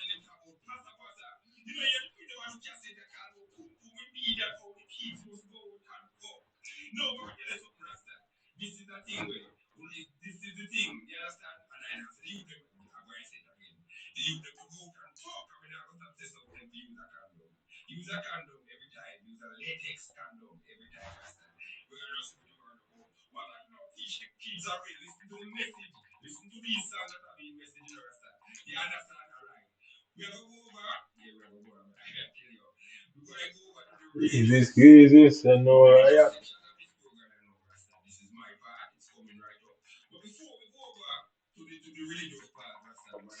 What kind of gospel then?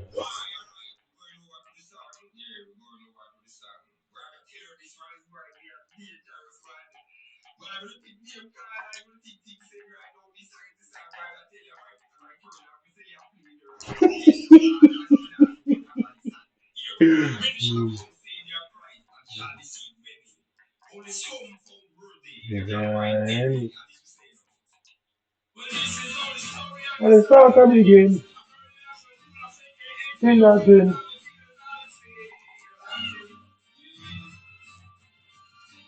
Irish. I play gangsters.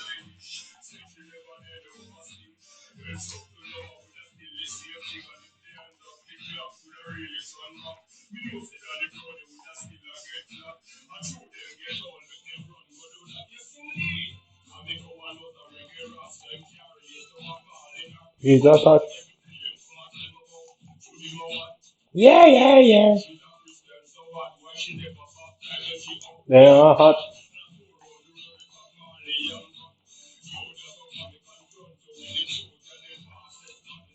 He's a yes, all which night came out. The top part of your sleep. On his number.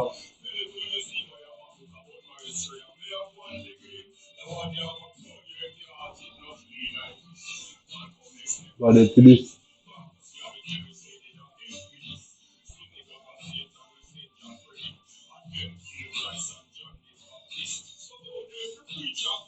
Practice.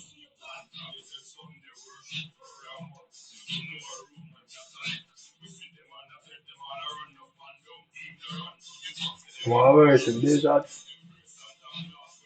Also, I thought was spread.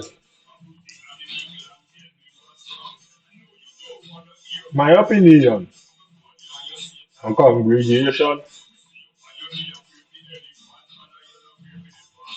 but they can get up out of your sleep. About the number. I may have one thing game. If you at it, no play.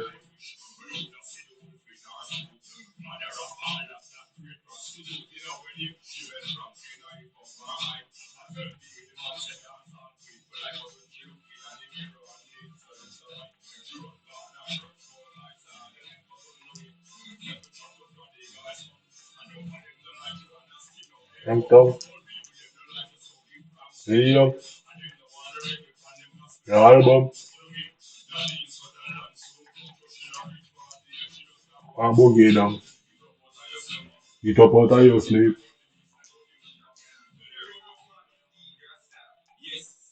And the pussy them say me have one big game. I wanna go about there if you at it, no clean Irish.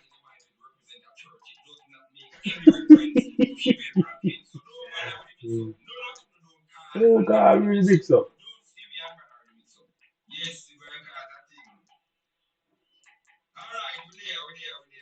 I wanna go about there if you at it, no clean.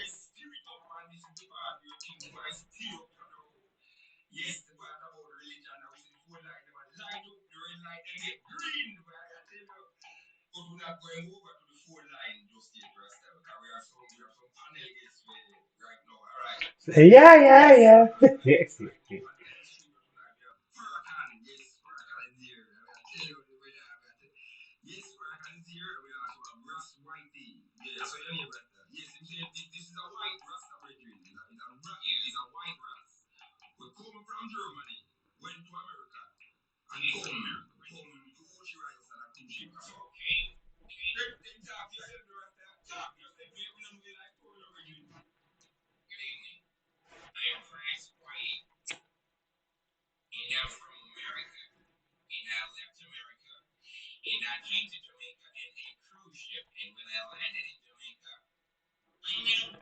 Rastafari.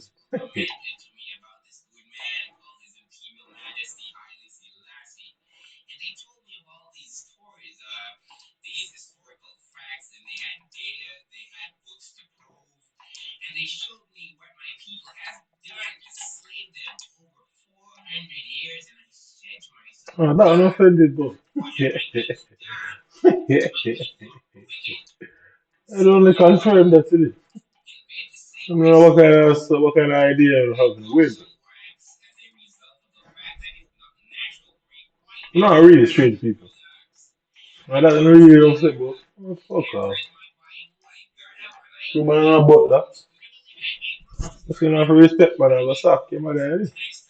Mathematics simple, in. Okay, yeah, nothing upset me. I can't set man up. I'm still not here, ready? Oh, shit, man. Okay, we know that, yes. All this was placed together neatly as a package, isn't it? I mean, tell them something like that deal, refund. You need it. A package, yeah. Any deal, all the taste right.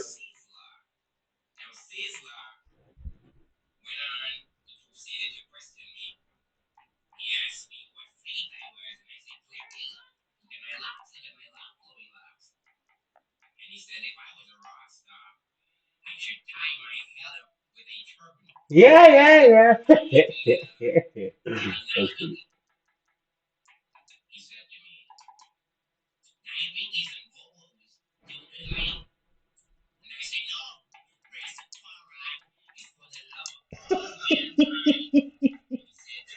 Yeah, bad guy. uh, awesome. That's hilarious. What's Luciano? Mm.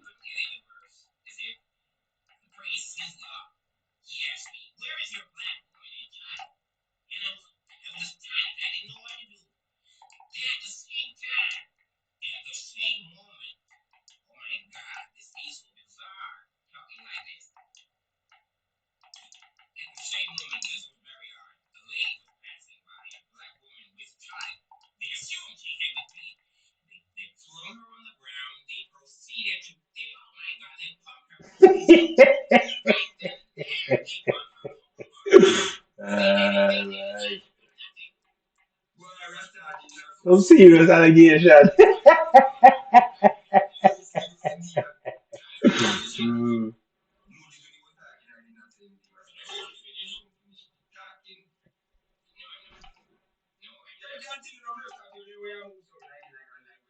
Just stop it. You the oppressor. Yeah, yeah, yeah. Oh, that's so funny. About up, boy, why did I see it? I give a fuck.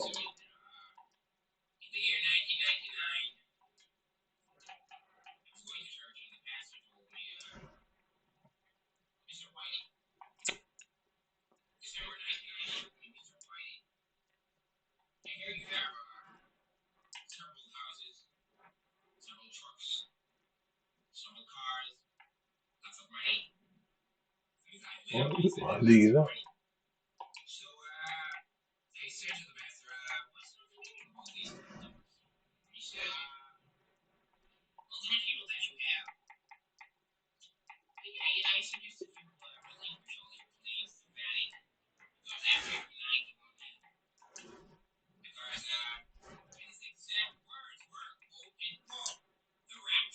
It's tonight.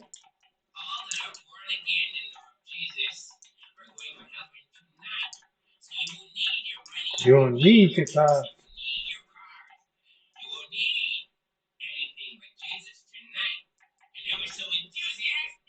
Excuse me.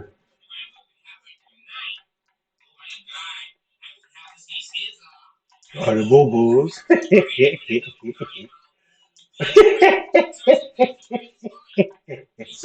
Mm, that's so funny.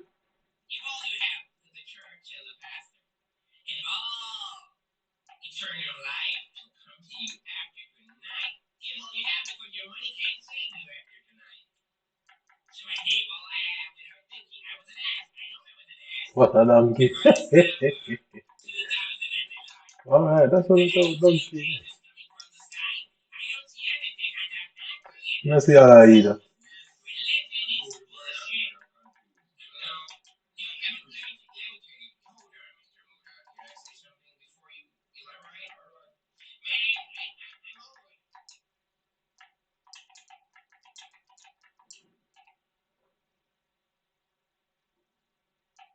I'll pause it. What's going on there? How do you guys freezing and stuff? Don't be a hater, man. What happened?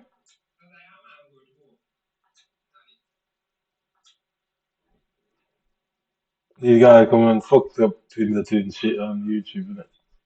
Did you run to YouTube and tell him to do that?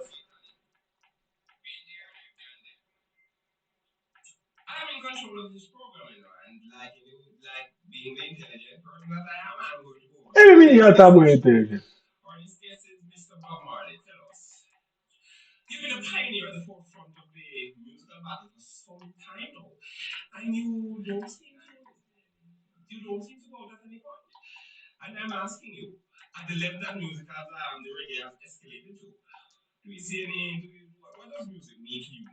Music mean to I.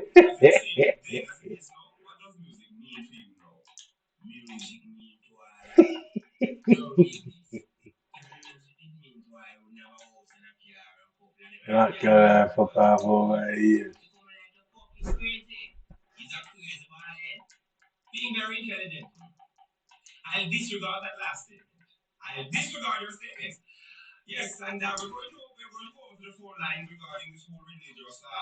Everything you got to talk about intelligence.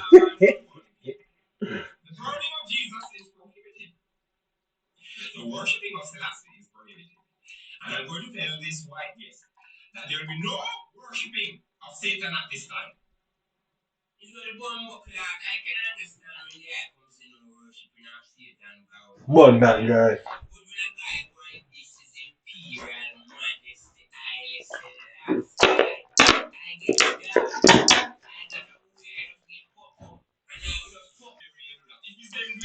Who name I forgot?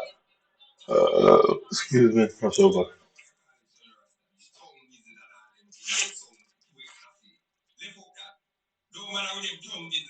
Really, I'm not looking forward to it.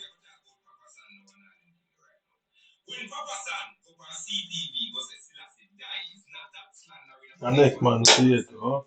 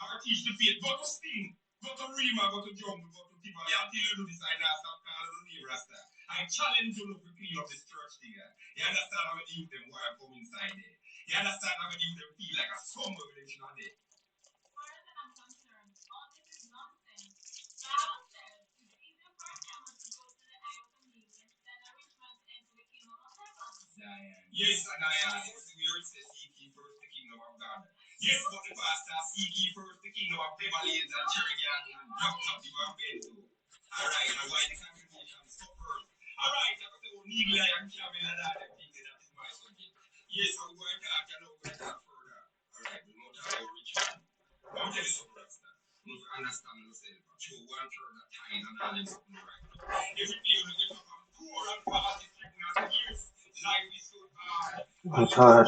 Well, sure, can't be actually, I fight myself for this stupid.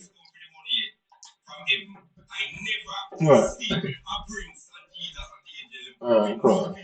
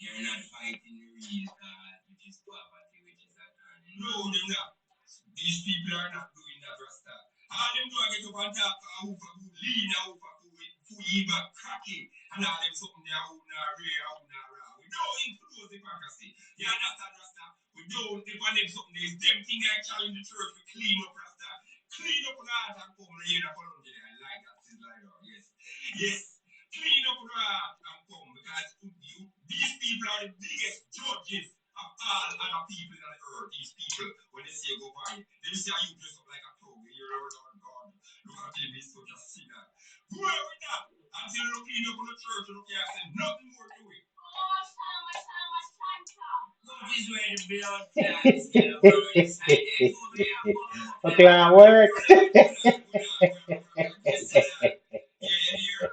Yeah.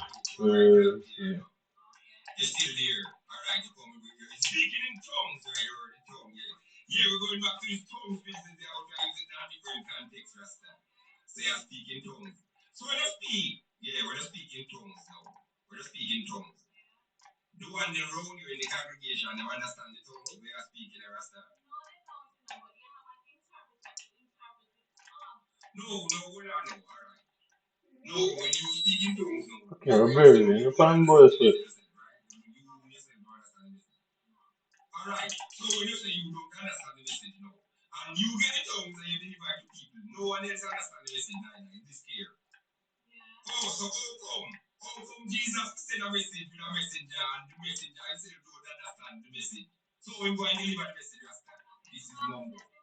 Not necessarily. You know.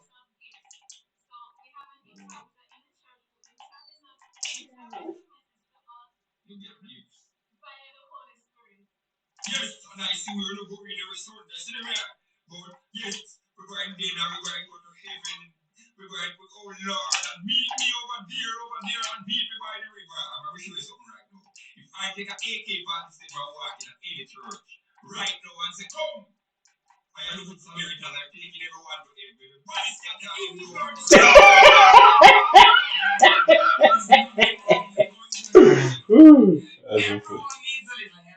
Yo, people like this girl clear. Mm, that's funny. So that's what feel like class.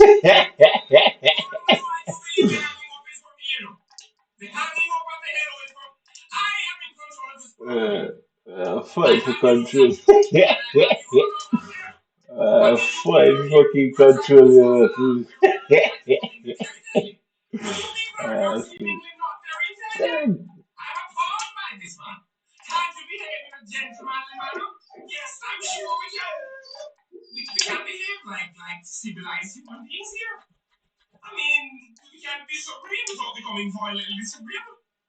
Ah.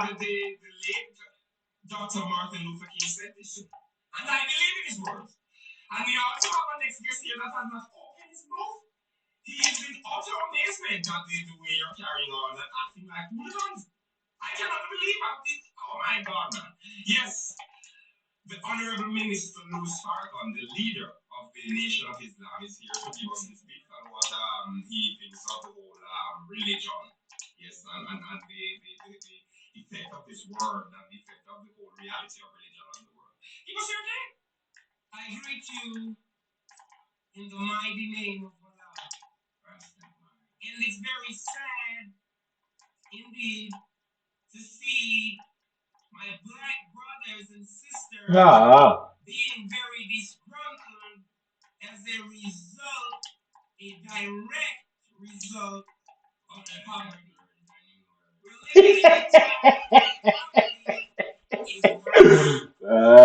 Very good.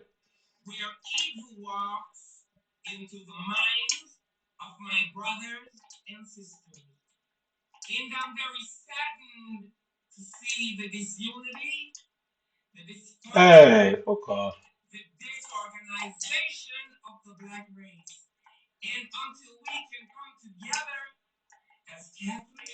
Mm.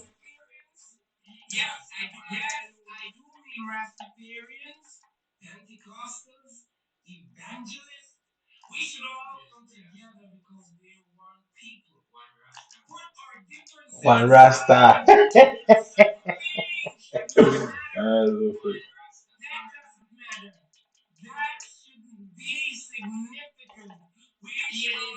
Yeah, man.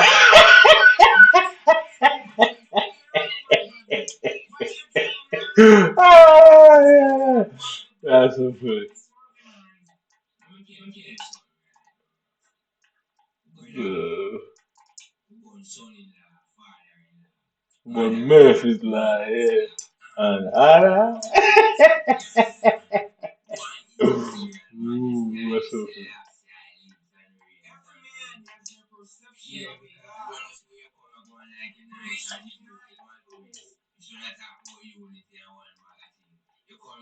Then the food separation.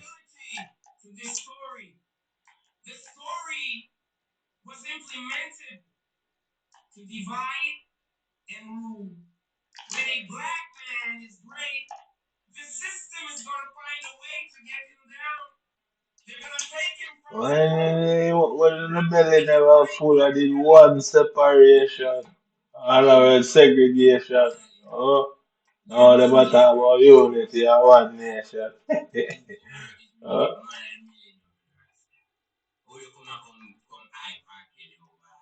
I go, I vacuum cleaner, man. Like that.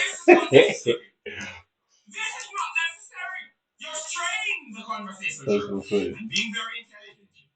Every that about intelligence.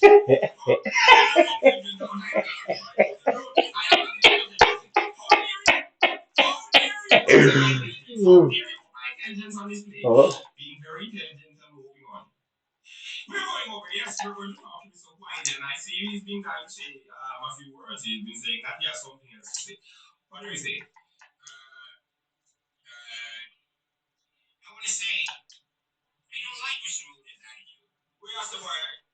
What I say, boy?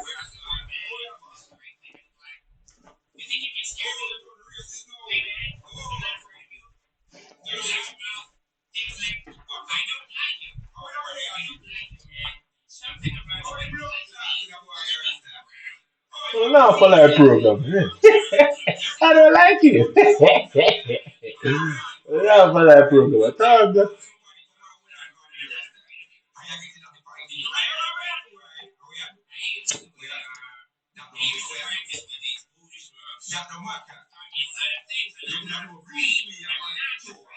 Broke up your blood clot here. Now follow a program. Man. Now shit up.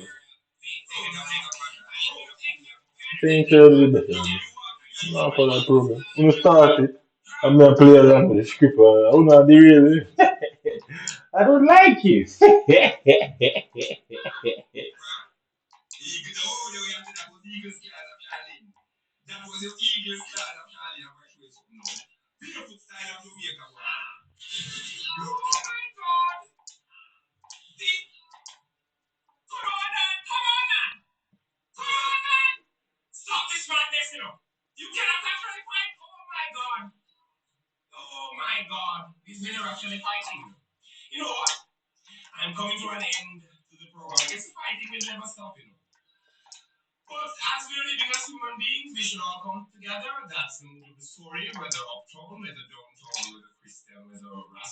Ah, that's my son. That's okay. Get away, man.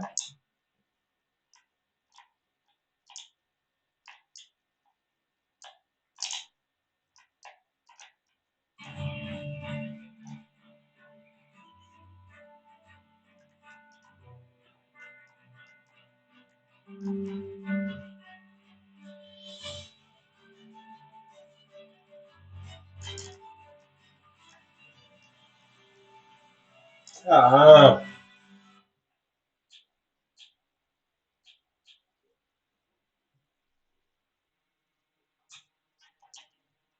and the belly full of the one segregation. Oh, that come and tell man boy unity. I don't like you. Laugh for that program. Ah, and we will not be held responsible for damage done to your systems. Message 018. The following artists are rated G for gangster and should not be mistaken for comedians, as comedians do not get paid, and ask that their messages be taken very seriously. The owners of the voices used are asked not to take offense, and even if you do, we still don't Give a fuck off.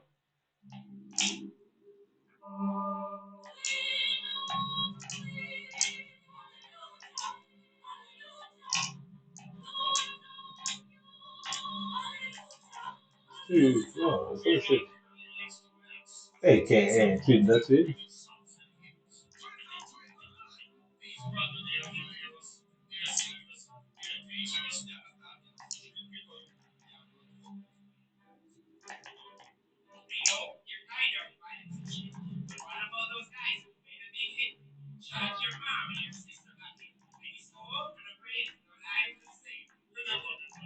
We'll see y'all, brother.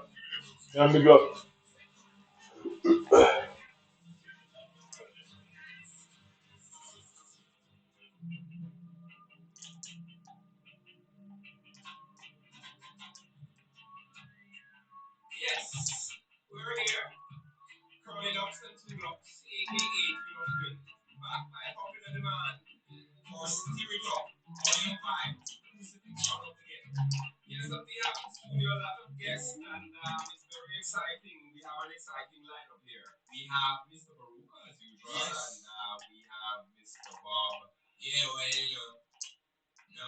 Rasta. Nah, the nice.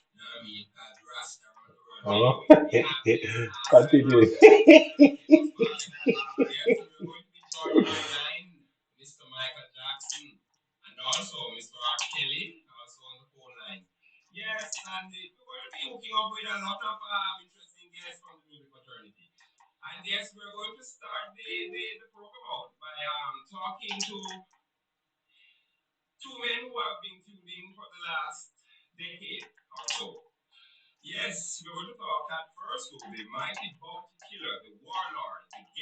You won't give me Van Dyke, you know.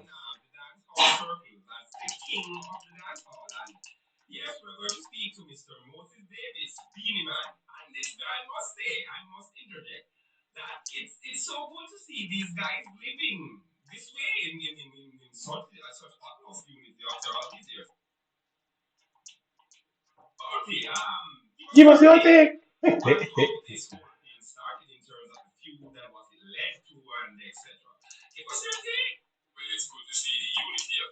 Dancehall giant. I'm not running back Freddy between me.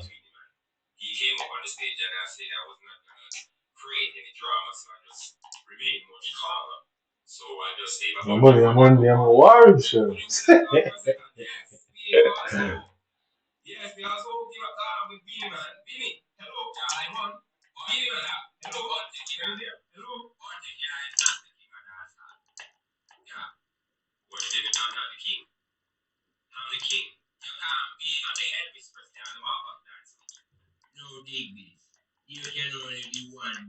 Anything else to that about this? That's true. Hey, you know, chip not far, far from the black. Not far, far from the black. Saturday, yeah. Fuck your grandson.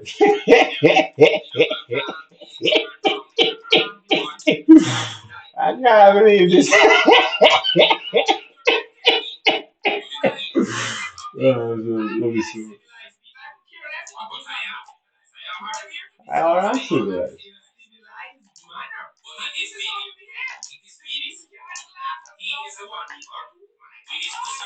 No, it's so stupid. Let's get more than that.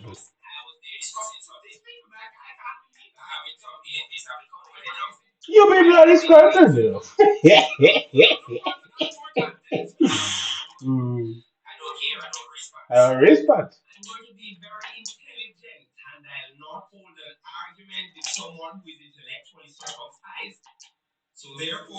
Hey.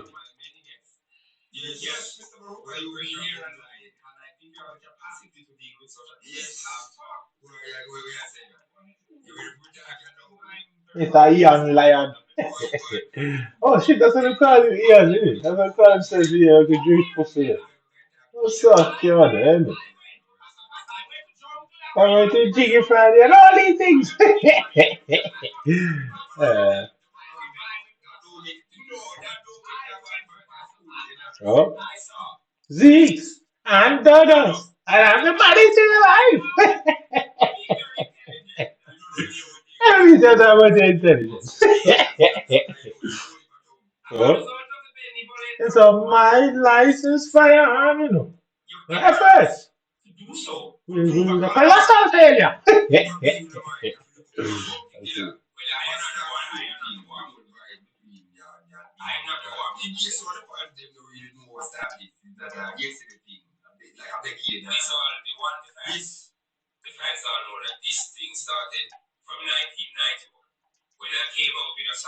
Wow, nice. So,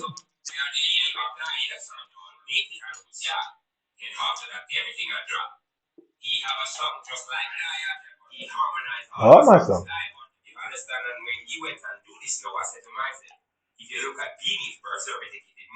Henry Marvin.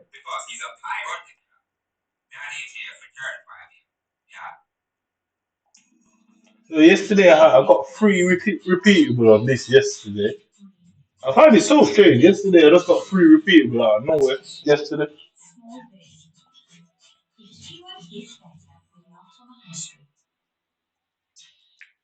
The petrochemical sector is accountable for a third of industrial energy use and for almost a fifth of global industrial Oh, this CO2. shit.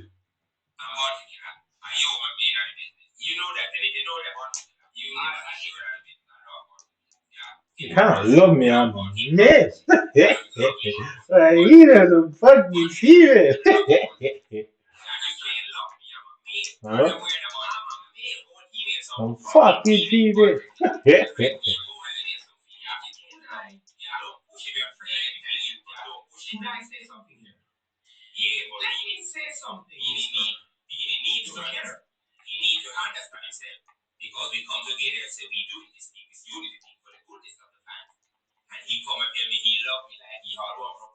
I gave you the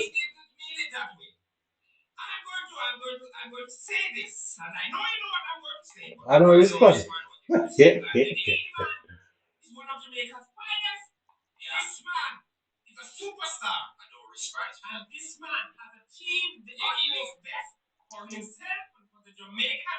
Oh, fuck on.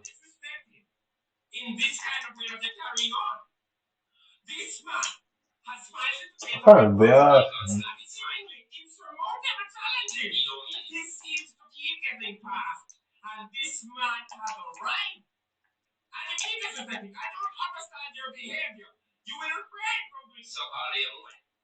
Nice, and thank you.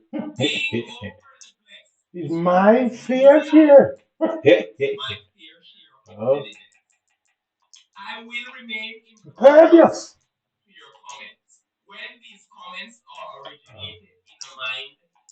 Limited. Limited foolishness.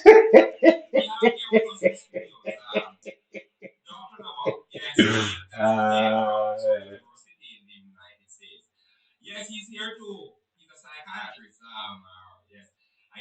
listen.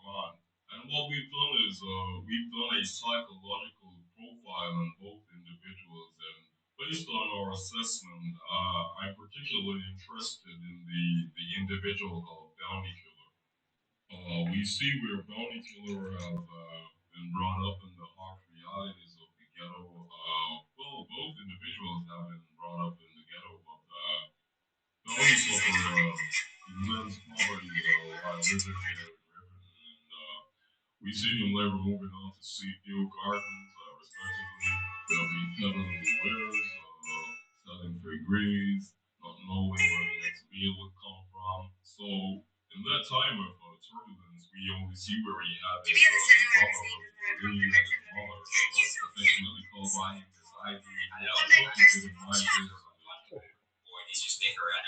Pussy up. I would say, yeah, pretty much you could imagine his strength, the side of his character, with that no nonsense guy. His troubles pretty much made him feel up against the wall, thus developing what is called in our profession I think alone syndrome. Ah, yeah, This is yeah, when yeah. we see individuals becoming very paranoid, instilling in him a kill or be killed attitude. Yeah, this is very, very interesting. So let me ask, what about the profile of yes. Gene? Yes, yeah, but just getting well, Dini is what I think is the most psychologically advanced of the two. Yeah. We see where Beanie Man, he knows exactly how to manipulate situations to his own advantage. So he pretty much shows you what he wants you to see. So he pretty much stages how he wants to be perceived by people in general. So if a bounty killer is, say, a warlord, an upset person all the time, dealing with people in a harsh manner, Beanie will be the good guy, shaking everybody's hand, kissing the baby. He walks the dog, so to speak. No, you wanted that. You used to sleep in. You sleep in bed with that. The fever. Real by no daylight. That's my catchphrase. And Fuck I you. refrain from using my linguistic skills. Yeah, but particular, stop by. I admire that second number. Yeah, yeah, but if you hear she move on, yeah. Without it. And she didn't even shout it. Why she doubt it? Let me finish. I wasn't quite finished with Beanie's evaluation. We see also where Beanie grew up pretty much alone, scared, hurt. He started DJing from a tender age of 5. He pretty much didn't have a real childhood. So he had the Michael Jackson so Ah, to speak, yeah. So we see Beanie exhibiting what is called in my profession, I welcome everybody has syndrome, leading to where we see him taking songs from other artists, taking their ideas, making it his own, and so forth. Well, I'm glad that you let the world know no. that Bounty is not the one that used to pirate Beanie. Beanie is such a pirate. I think it is in his DNA. I think it's in his genes. It is even in his T-shirt. I think he's even got a whole facet to it. So I'm gonna say, when I used to do my song, Beanie got the hair my song and my style. Beanie just download everything. This song that I'm about to play pretty much explains itself. Mm, How it lends itself I feel shitty. to the upbringing of both individuals. This song done by Bounty Killer and the Twins will directly let you know what's going on.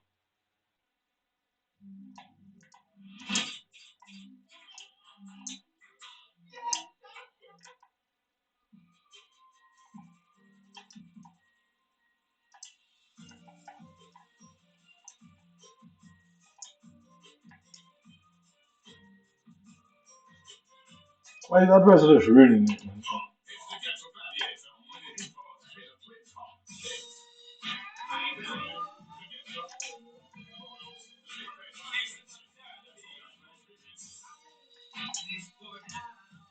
In my home.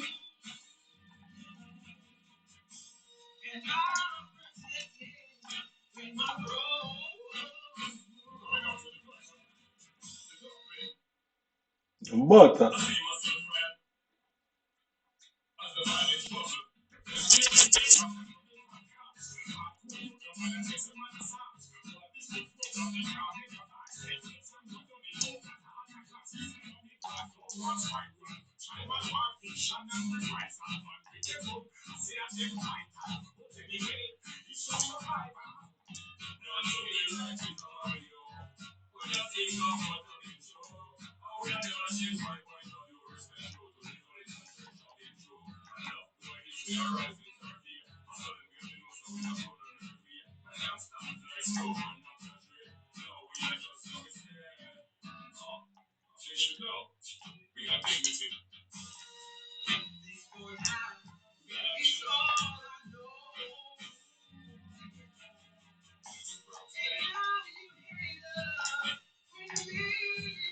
No.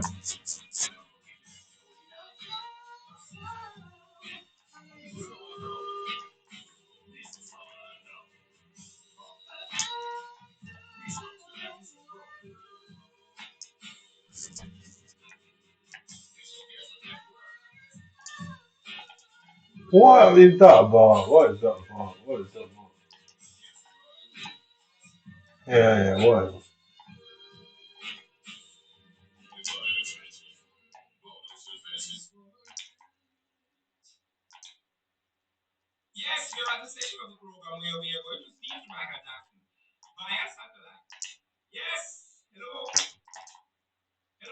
Yeah, it's so shit. You can still have it.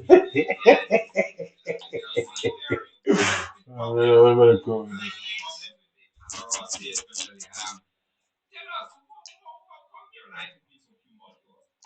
Nothing about that.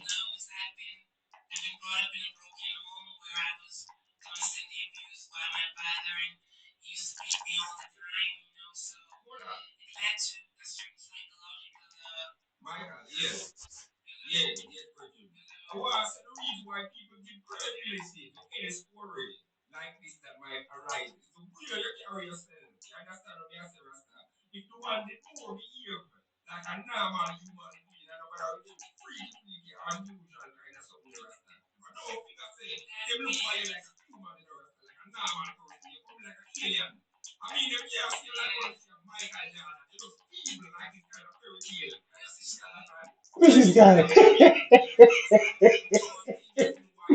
Hmm. Who's this guy? Okay. Never seen it. Amazing.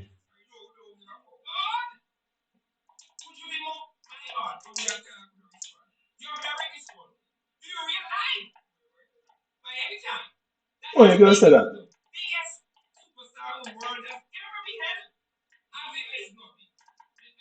Hey, guy say something.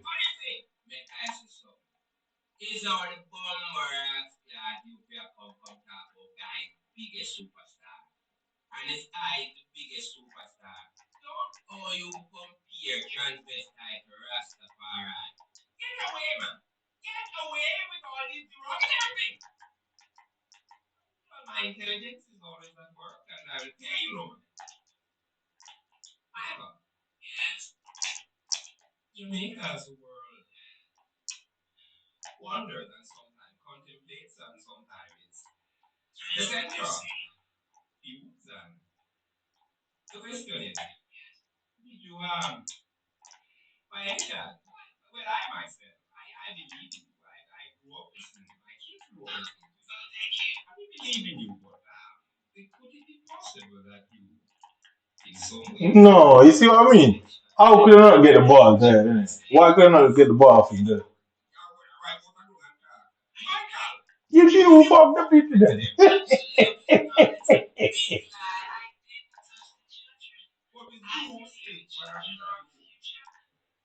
Yeah, yeah, that one. The whole scenario, the whole scene there yourself. That's not better than me. It just rubbed me there because I should got the ball off Skywalker.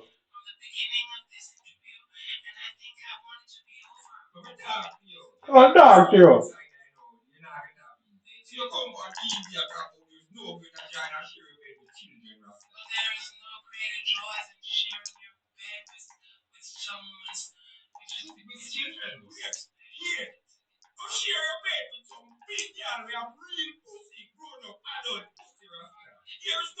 My God.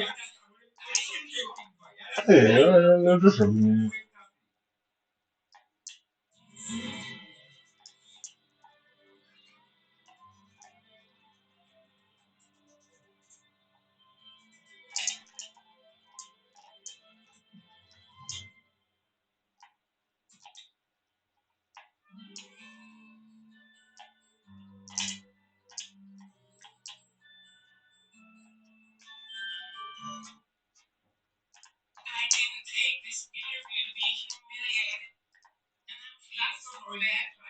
Look at that. Look at I'm telling you, just rubbing me. Why couldn't I win? Why can't I win the ball off Skywalker? Because they want this guy to win, innit? Look at this, watch this.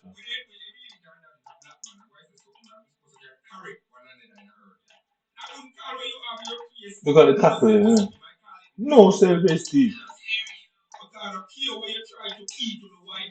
Huh? Everything I do.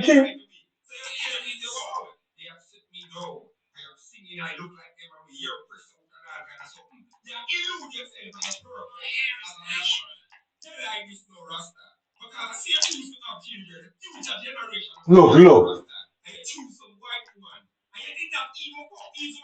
Yeah, artificial insemination. The Viagra drugs, yeah. Whisper.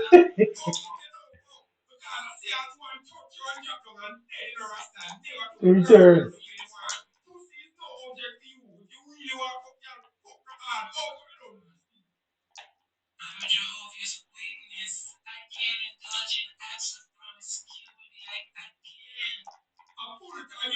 Yeah, what are witness, y'all? Fuck some girl.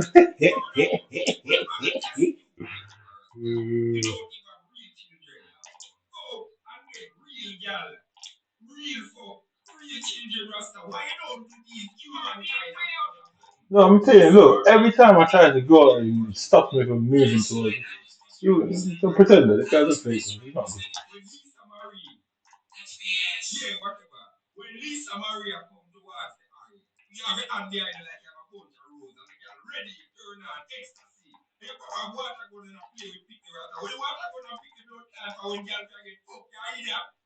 He's not good. No, no, he's gonna do this stupid shit.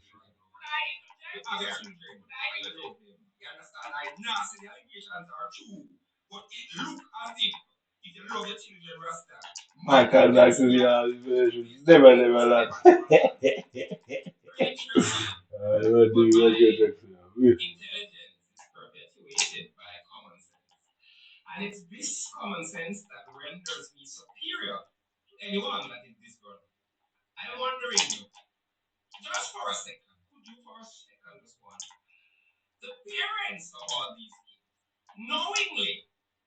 Come on.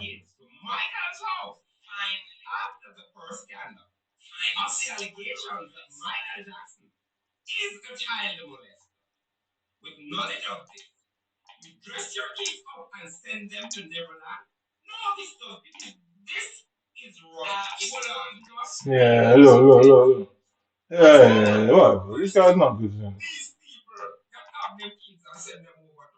Look at this shit.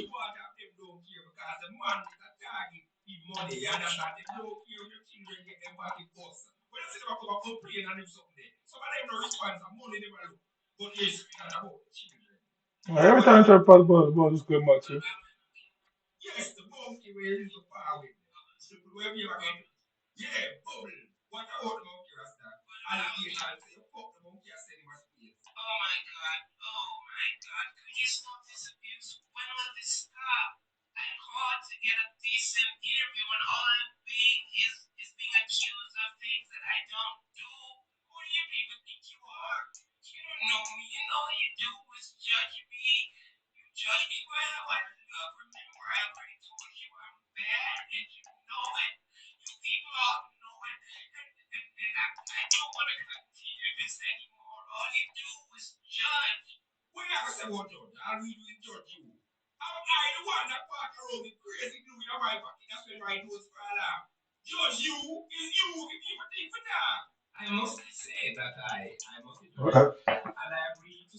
So after look at the situation. Yeah, the game was stitched up and stuff. I've never played a game and somebody actually beats me. They have to help them. Look at the run them together. And you won't see that in anybody else's game. You know what I mean? Nobody beats me. Nobody can beat me in this game. I am the best FIFA player on the planet. I'll always say it. Yeah. So instead of moving the ball, you fucking push going through the ball is staying through. So it affects the game. Yeah. Now he's in the fucking air for some reason. How am I supposed to run with him like that? You know what I mean? Look at him. My man look like Jesus on a fucking craft hook, like. Yeah? So bam, yeah, one touch, yeah. So look at Machiavelli instead of touching the ball goes through. Anybody else agree? All I hate is me. Why would I care about you people? Okay, what happens to any of you? From Delta right down to the highest level of you, man. I don't like you, man. And that's nothing to do with that. I genuinely don't. I don't like Delta and anybody with around associated with it. That's nothing to do with that. I genuinely don't.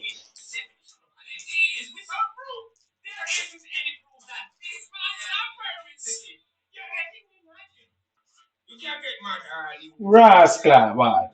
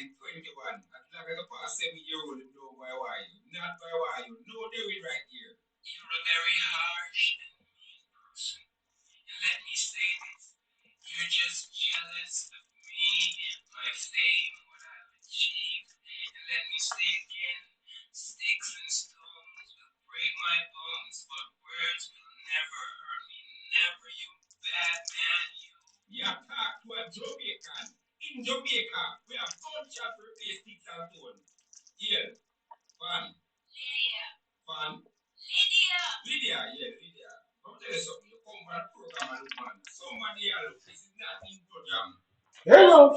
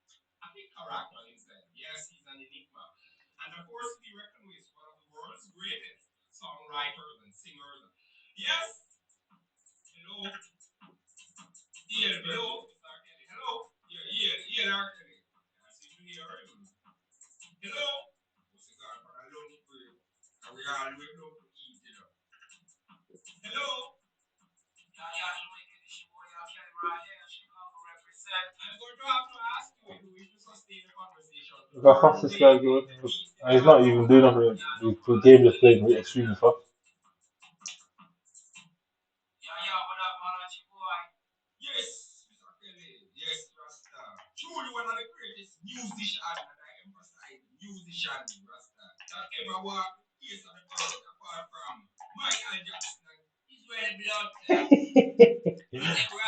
Pause, man.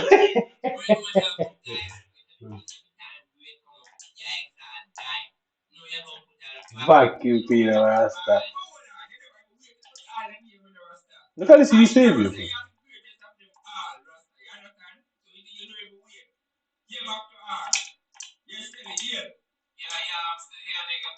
No. Here. That's it. Look at this. Yeah, I knew from the start. I saw that you said was behavior. These guys are shit, man. Guys, they can't beat me at nothing else, so this is what they have to do. A game that a computer that they can literally. No, I'm gonna do, yeah. I'm gonna go on there and show you what's the limits of a computer program and how the computer program does a programmer have ultimate control over what happens on the screen. Well, that's what they're doing, yeah. They can't beat me without helping these guys. Look, man. Can't help them. They know I can't win the game. I'm not gonna try and fight this game. Violently! You're afraid of that?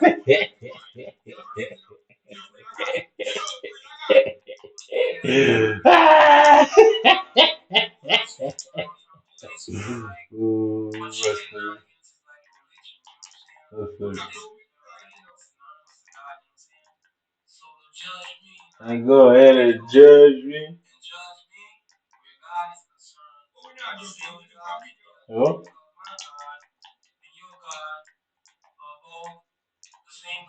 No!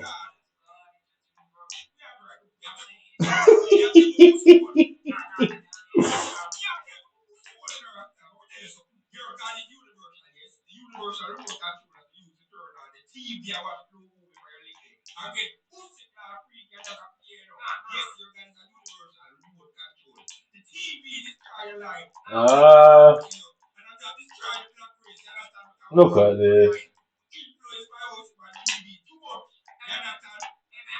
See this guy.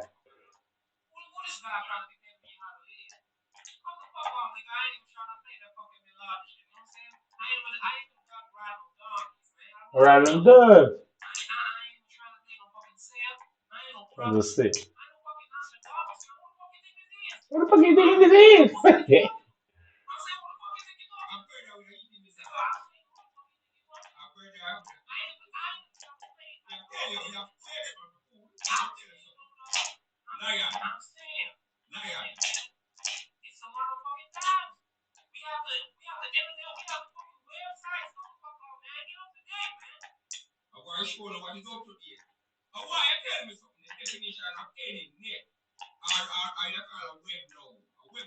Mm.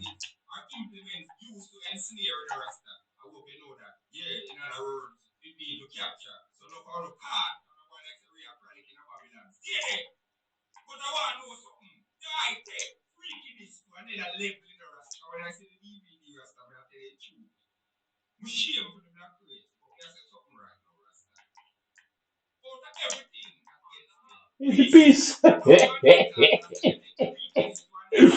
Mm.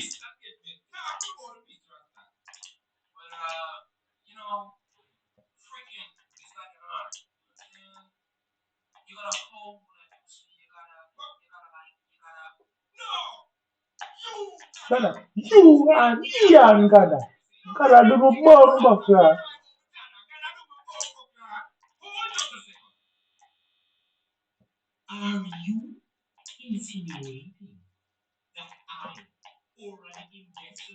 Ah.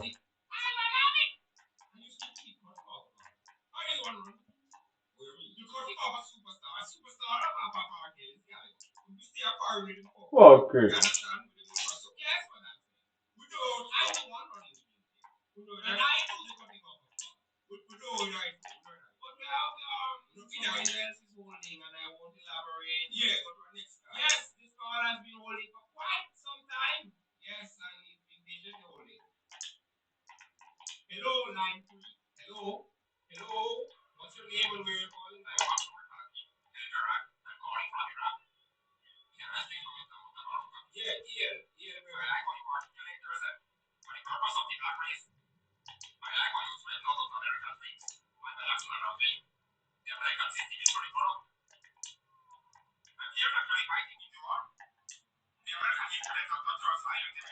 They'll never leave.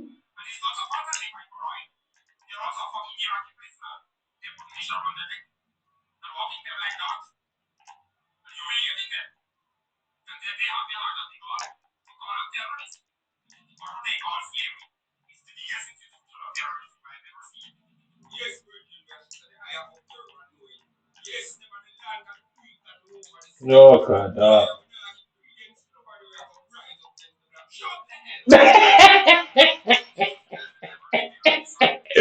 abrupt finishes. I think my favorite part of this is immediate fucking shutdown again. Emergency button. That's what it.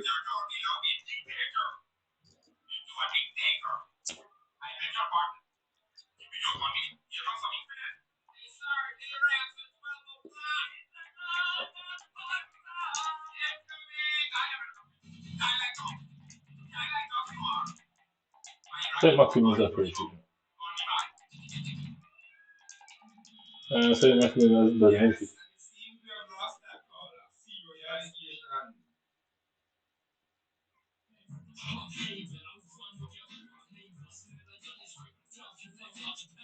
Oh, fuck you.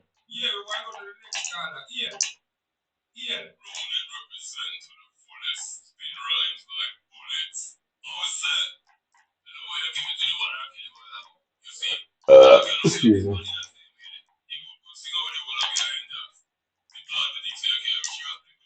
Go.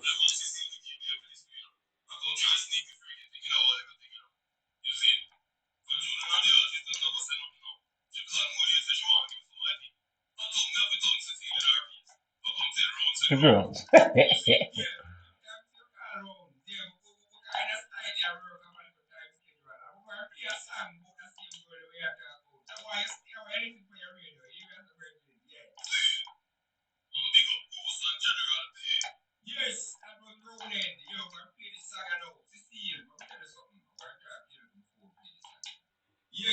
Yeah. Whatever.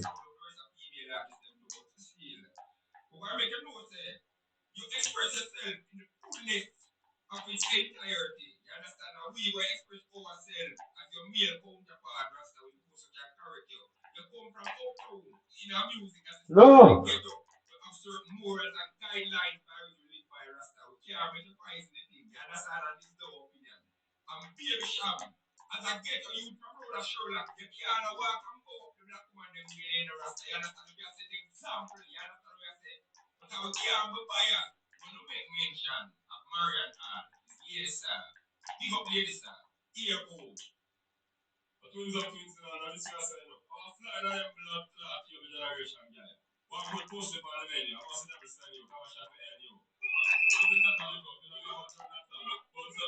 Bunsen Park.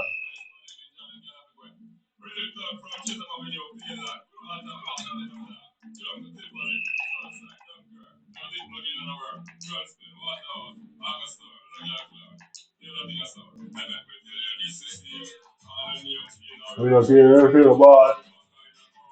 Every other side. You climb up and wall. Look like Mariana.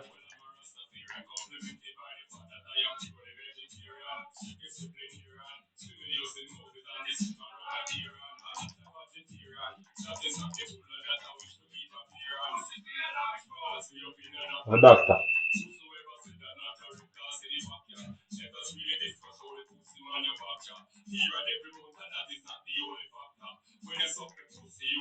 In Yuri. And I'm in a Dory. Uh-huh.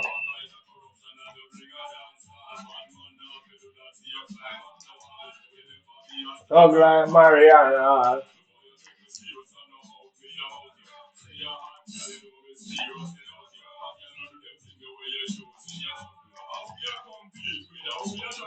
You look well now.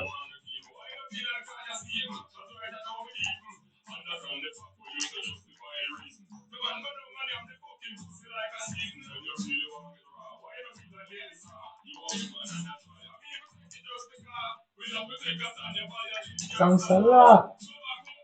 A bomba clock, yeah. Jerry Food and Bar, bring all down south, man, up the wall, like Marianne Hall.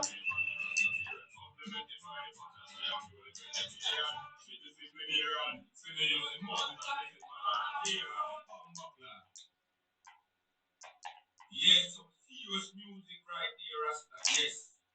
Yeah, we're going to go straight into the car. Line one, yeah. Dirty, shut up all live on the radio. Hey, yo, what's up with all this giving it up to our artists, yo? Where are you? I'm talking about Cecilia. It's not about uptown, you know. It's not about a specific set of artists. But it's when the set of artists there to try and implement certain immorality in our dance hall, Rasta, that is 100% ghetto. You understand? People who want to share this music, yeah. But they don't try to transform it to cool, freaky business, Rasta. We look to say, we look in a them something. Yes, can I give my opinion here? It does seem to me that you people are a bit jealous of the party. The uptown has taken the dance. Sing that way, yo. No. No. Yes, they are taking it. Yes, yo. Chavarans, Chakadimos, and Flyers, Super Cat, Mac Cobra, Lady Patch, and Tiger. All these people from back in the day, these are people that make dance hall break internationally. But let me tell you something furthermore. People like you, people like love dance hall, and the show keep down the ears and make it value something. And they will not inch up and walk through every aspect and the music business. What do you mean? Yeah, what the right is that what we do. Just get on and we tell you something. People from the ghetto artists was not considered as nobody but weed smoking idiots and stupid people, uneducated people to move our society. I see you going nuts because these uptown artists are more educated, and that's more than I can say for their for most of their counterparts. Thus leading to the opening of many doors. Opening up doors, John, yeah, John, yeah. Back in the day when you were at school, a backstroke and a freestyle and a swimming lesson. Shower rocks their foreign, going to a circus with a trailer load of gal, and take that sound music was a place where they never you see black people yet. Why you tripping, yo? Tripping, you see.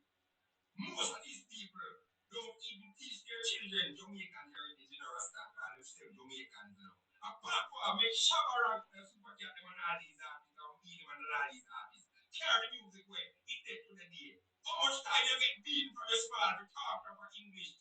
You cannot talk like those ghetto raps. Speaking of beating, yo, I love to stay and argue with you guys, but I have a 11 o'clock curfew. And if my mom and my dad ever found out I was here talking to you, I might not get to go to the BET Awards, yo. Yes, Sean Paul, I'm tell you right now. We don't take your contribution from you. Don't make no wrong Rasta, you understand? We know the idea that we appreciate everything with the one do Rasta.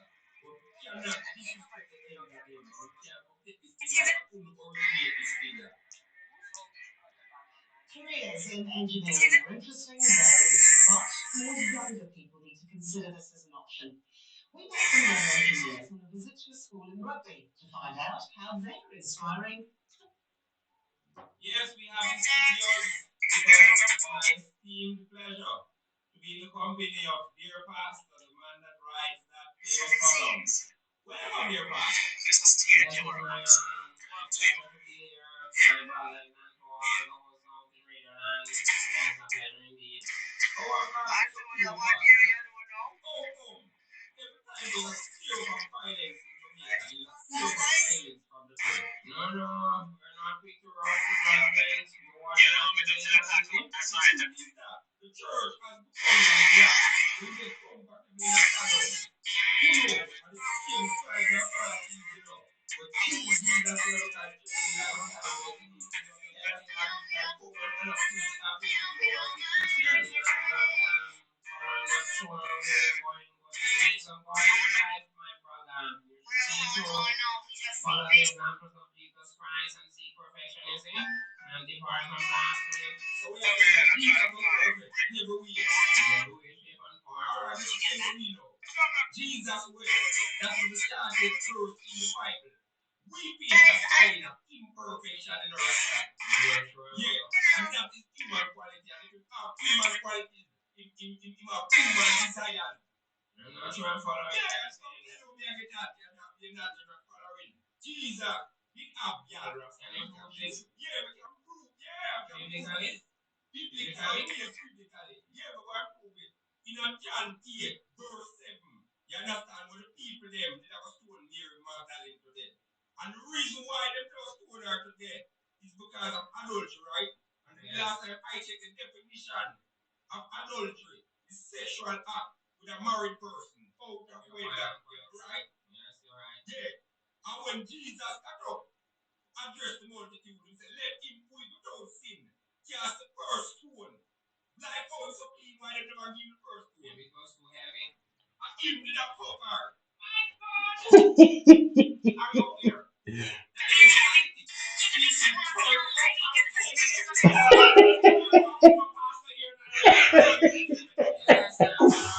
Mm.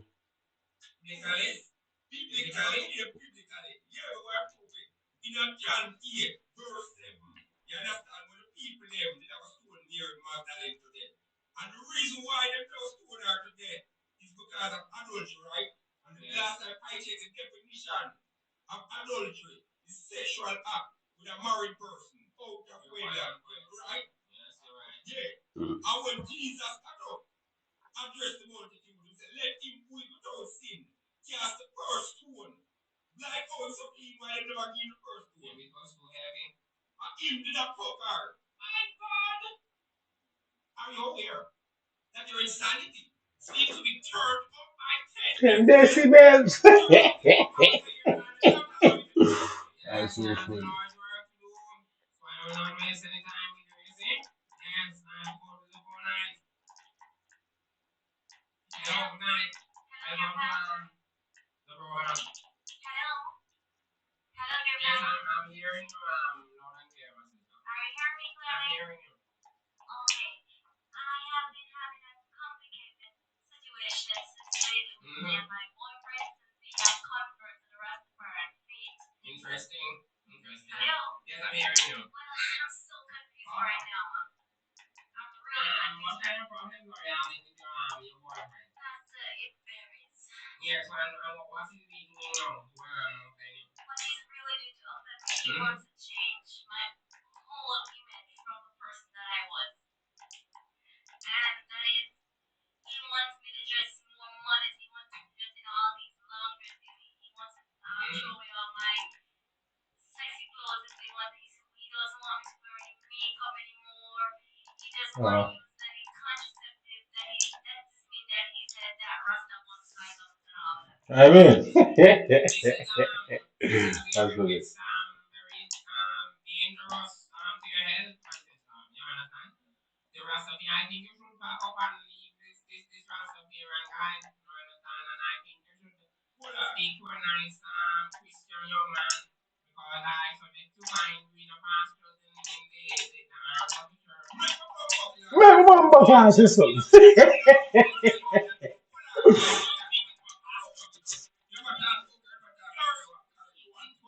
No, tell me something now. You ever use 2 or 3 minute phone call or even later in your dear pastor column? Yes, but I don't know what people like. You know, even after the story about the other side. Such a big hypocrisy. Oh, leave this pastor. I want to make a something rasta. And I want to tell you something. That is married before 16 when his church have promote. Tell me this. When I meet a woman, I meet a woman, and I want to return to the church. If I become a Christian. You will become a Christian? Yeah, if I become a Christian, you understand? I can't buy no church. I meet this woman here.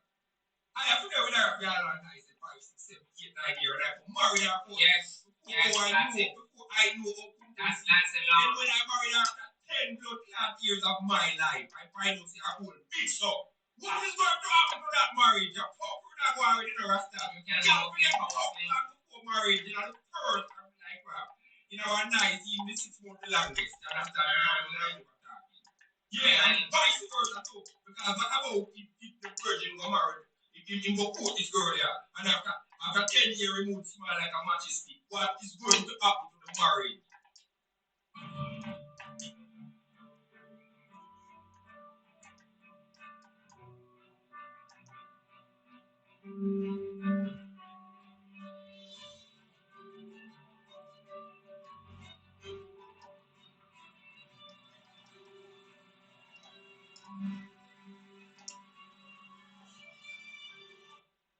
They can both seek counseling, my brother. That is what they counselors are here for, you know. Anyway, I'm going back to the caller. Caller? Yes, you were saying. As I was saying, he wants me to stop cooking with salt and eat his whole vegetable. And he wants me to have a whole lot of babies, which I think I'm just not ready for. He's just not the guy I want over from Dunker. We used to rule a lot. We used to go to Pasa Pasa, Asylum, Quad. We used to lock the whole place. He wants me to start wearing my neighbor ring. He started abusing me. He started beating me up. And also, like, I don't know. And he's saying that I am a Rastaman's woman now, and he wants me to uphold his name. I think not much women convert from one religion to the just to tell somebody else. Well, suck in the mother you can say it on it, Marty, boy. Jesus to say, yeah, that pussy. You know I'm the editor. Whenever I see Christ, them chop up somebody in front of everybody. I think it's 12 disciples them there too. I think them just sit down and eat bucket of Christmas food every day. Well, to tell you the truth, Pastor, I don't know how to tell you, but I don't really have to tell you. Because his whole changes makes me feel unhappy. One of his friends Go on, boy, business. There for me over the years. Ah. Things just happened. We didn't. I don't know what happened, but we got involved. Oh God, Pastor. What's going on there? He's here. I wonder if you're going to hear what I was saying. I need all your friends to tell you.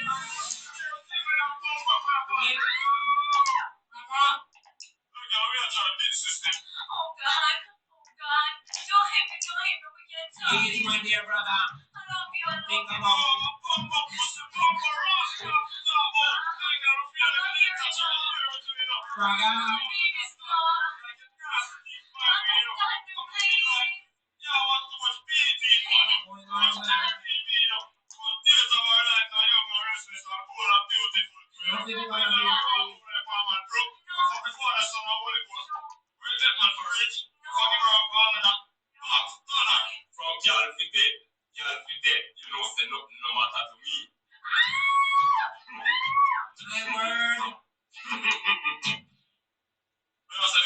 Yeah, road boy.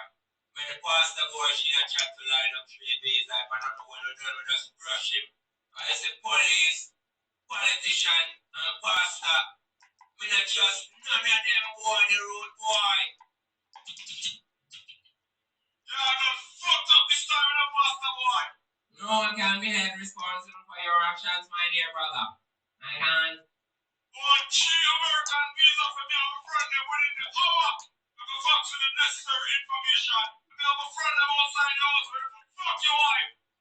No, my brother, the fucking of my wife is entirely up to me. I think you're getting a bit out of hand. Yeah, but Spraga, yeah. I think it is not shut up this girl, Spraga. Shut up. I'm sorry about that, my brother. By the way, Pastor Boy, 99 problem and I'm busy.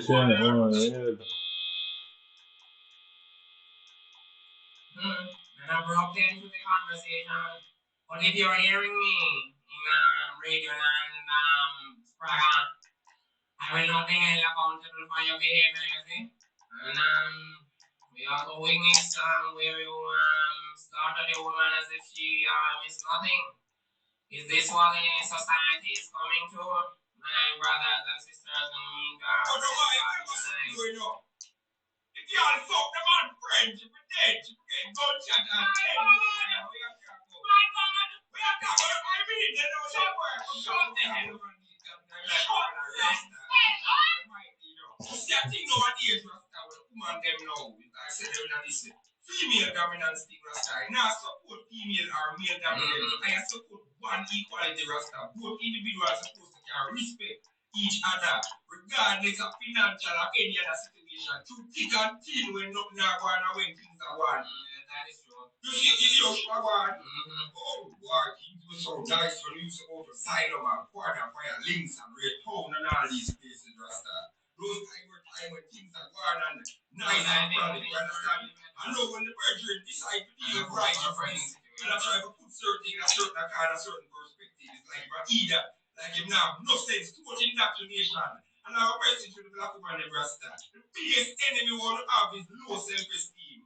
Until we love ourselves, we never find love in the earth, you know. Really and truly. Too much how I'm living, too much showing off, too much flossing, too much I make people dictate to you how to live through that thing they living with a very thing that thing they tell life is and the rest. You're saying that a man should go out and kill his woman, my brother? No, I'm not saying. I'm not saying if a man should go shoot the woman and kill the woman and the rest.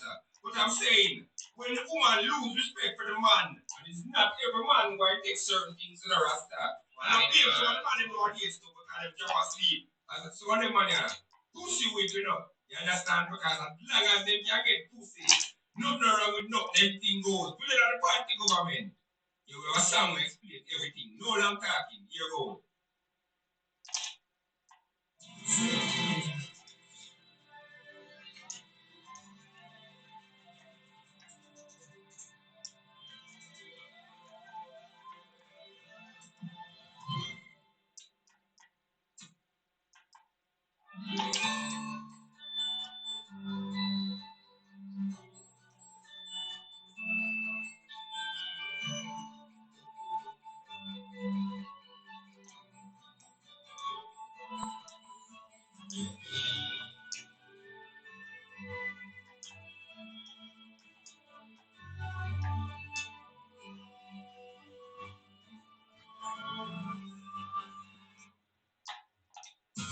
No, you have some guys when you accept the idiot truth that this skeptic have to offer, but it is the truth and not the issue. Not the mind. I'm not telling you disrespect your brother, shut up. What's that about? Well, that's how we gonna grow. Skeptic can't rule money, no. Try that you will figure through the door. Yeah, they can't stop it from the show. Still, I get this sense, that's how we live. But she doesn't care if we're laughing at the same. But I can put the same. When I get a team, but I'm going to surround the night scene. It's not this affliction brings the hurting. Papa, I'm glad like you are the working. I'm gonna tell you so they push the shirt in. When they look at come from kids so dirty. Well, they have some nice cat if they come from uptown. But on the other hand, you have some of it around. Look, it's about the right to the pretty young brown. But I put a picture of them completely from. Yeah, the little person is so it's going down. People in the circus and she was really clown. Last girl when you say I still about not to watch you. But they never feel what they do. That's how we born and grow. I guess they can't rule money now.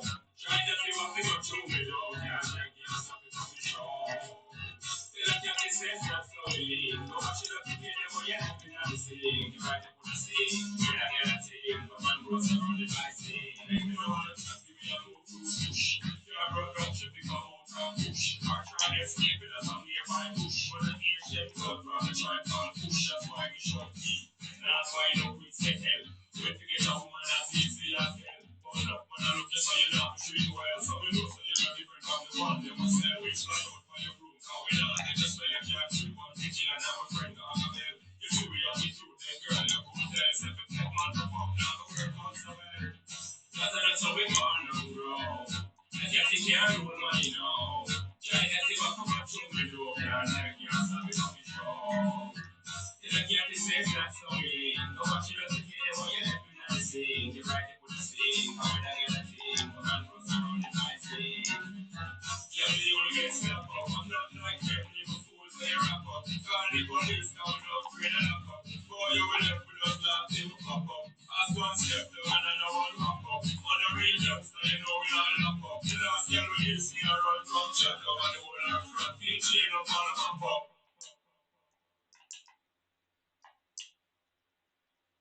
The flings are here. My God, I actually, in the presence of all these girls, I thought I was overwhelmed. My blood pressure is way above average. We are afraid from shaking a thing. I was massive cold up in the world. My God, these girls match over my head. I feel them matching over my head. I'm so I hate to run for what I say. They never change my mind. I'm so what I said. My God, these girls matching over my life. I can't touch your foot like a knife. Because you made him feel up a while.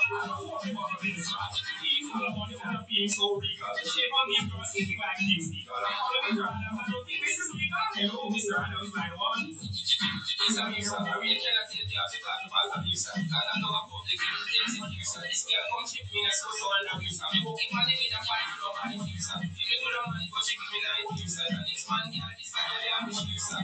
Fuck off and long, you know, sir.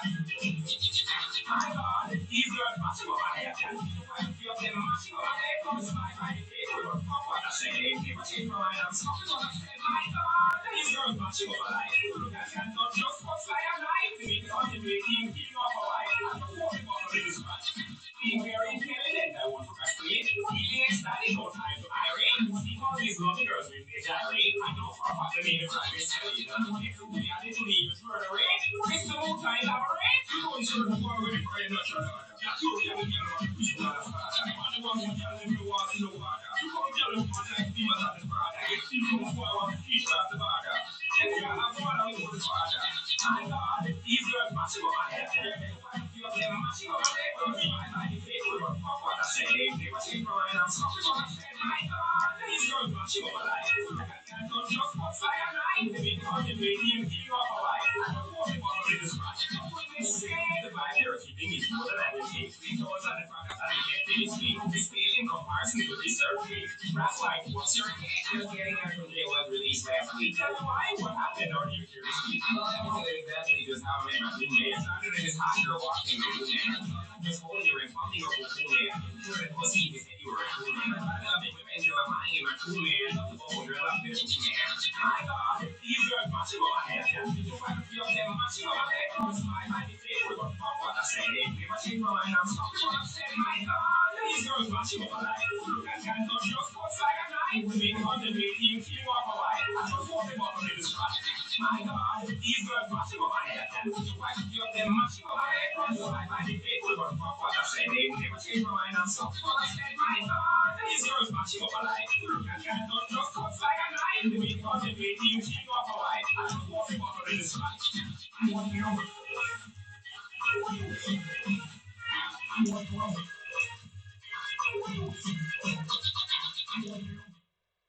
Yes, this is the part of the CD where the ones them out there that is intellectually circumcised and morally bankrupt and commonsensically challenged will want to skip this part here. When people who have sense have to listen up, when to defend the teacher them, we have to demonstrate for better pay. When to talk for the little taxi man, we are trying hustling. We are going to talk for the youth who are juggle something rasta. Just feel about to rob and kill and MPM and let them with pop in all them face and them thing rasta.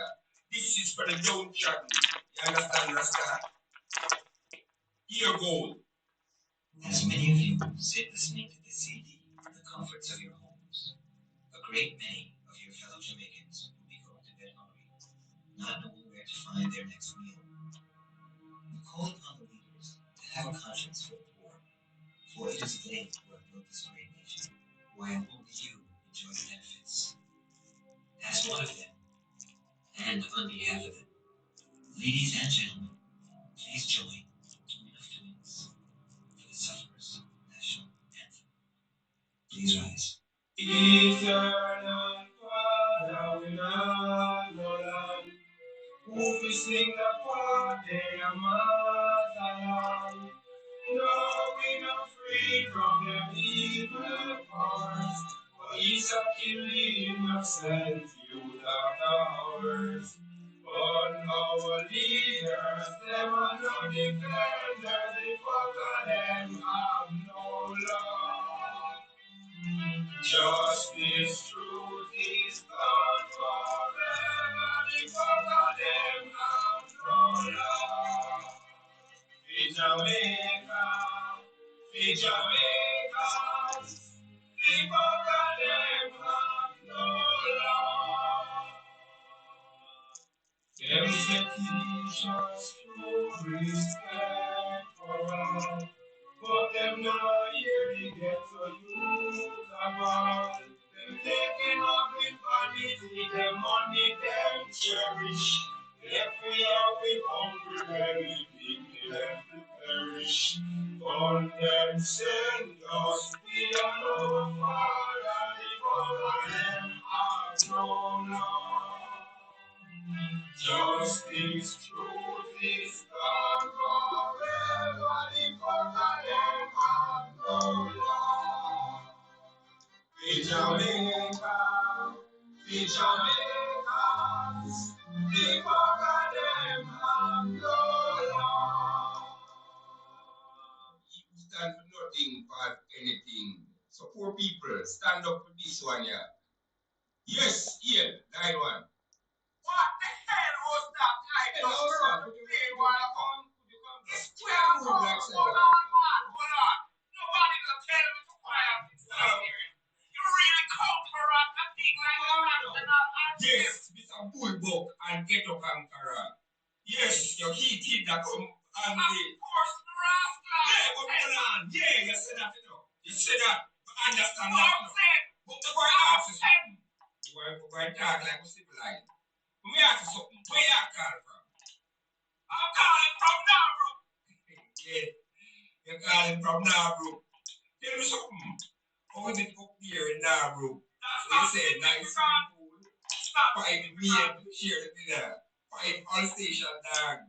Protected by archive, right? Am I to understand that you're encouraging people not to stand up to the national anthem when it's being played in its right and true format? No! Yes, and you stand up. You stand up, you're very full. You're bread butter on 2 sides. You have house, you have land, you have car. We have cut, we have bruise, we have scar. Oh, we talk on the small minority Rasta. Why 3/4 of the country perish Rasta. You understand in poverty. And they know. What kind of hypocrisy is that? We have a play anthem for the 3/4 of the country that suffer. So don't follow your fuckery. I do believe that we should sit in our living rooms as decent citizens of this country that we serve and consume all this garbage and nonsense that you guys playing on this radio station.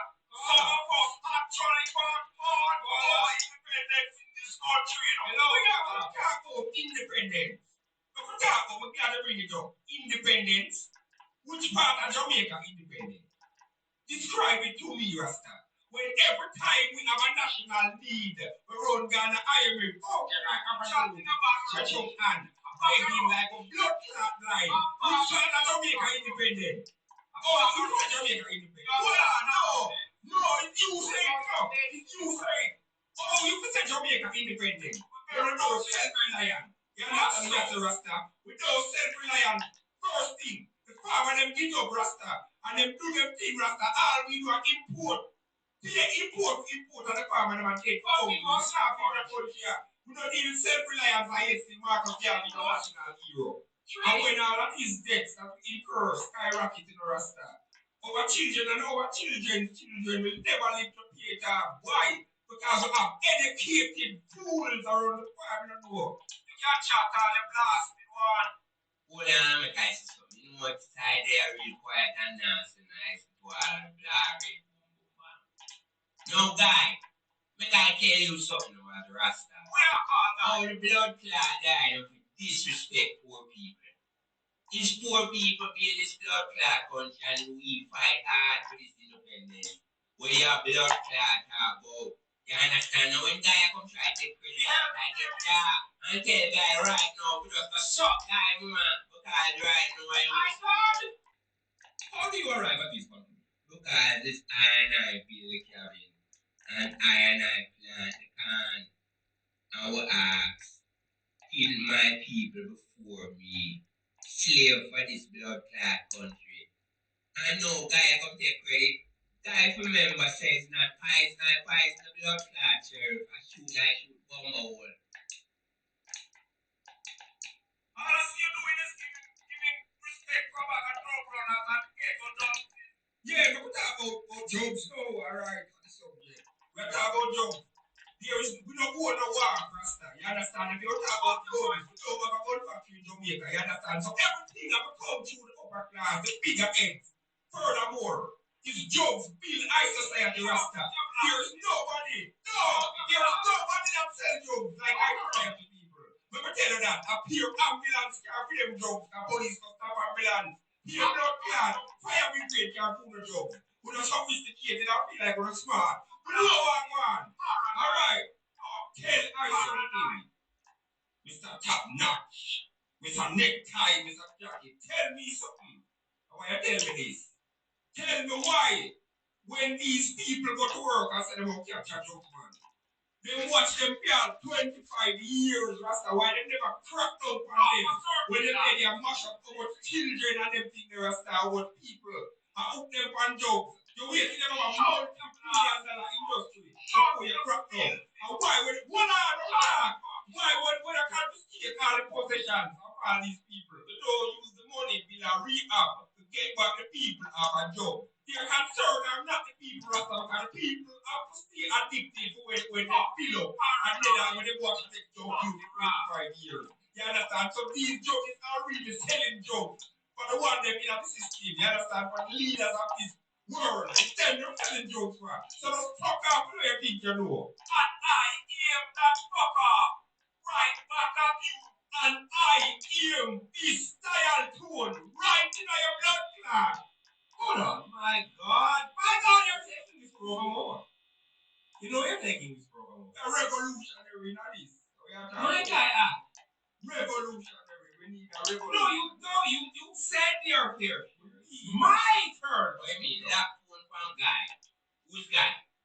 These people that you're defending. Yes, the best of your ability. And I assume that's your best. These people are, well, for the most part, murderers. Barbarians, might I add. You know that it's recently that they killed a good friend of mine. And a good friend of mine, my wife's too. In such a brutal manner, in a way he didn't deserve to go. So hold on now. This is atrocious. Oh, you want to you're adding. You're saying only when it reach. I'm saying it's only when it reach. Society, or reach of a society is a crime. You understand? Because I never see crime stop. When I watch crime stop, oh, Mr. John Lee of a Cherry Garden address was brutally killed at his gate. If you know committed such a powerful and heinous crime, the number to call is 1-800 inform and dead. And by the next hand, I never see crime stop say, oh, a Mr. Carl Brown of a Rima, of a Jungle, of a Tivoli, of a Brook Valley, of a Sherlock, of a Mountain View, of a Pearland, of a Chisholm Avenue, of a Max Eel, of a Sunlight Street address was brutally killed. We never see nothing like that, they brought our kind of injustice. And I never see an ambulance come to one of the gateway to the Rasta. You understand? All these infrastructure set up for those night society Rasta will look to know just take it. They don't look about crime. It will come up the powder now, so we get scared. I'm going to tell you something. I want you, I'm going to tell you something. The youth them have the guns of fire Rasta. If the one them must fight, let it be the oppressor. You say the next time a guy go and go and turn it back on him. Anybody will go on the gun and them forget shot. Yeah, don't kill no paper mother with innocent children and all them something. If you want to drive, ask the man. Nobody kill the taxi man. If it's just as suffering as the eye Rasta, nobody will put and dog in it. No matter how hard, the one them can make it Rasta, you understand? No matter what, the sidestep the system and deal with self-reliance. Everything is mind over matter. No matter how the house big and the land here, you can achieve it, Rasta. You understand? No matter what it tells you, you're doomed to live so for the rest of your life. Go for it. I want them listen what I in this song here. Written by We, Queen of Queen. Performed by Mitch. Yes, here goes. You know, there comes a time when we all feel down. Like there's no help coming around. On and up, is there?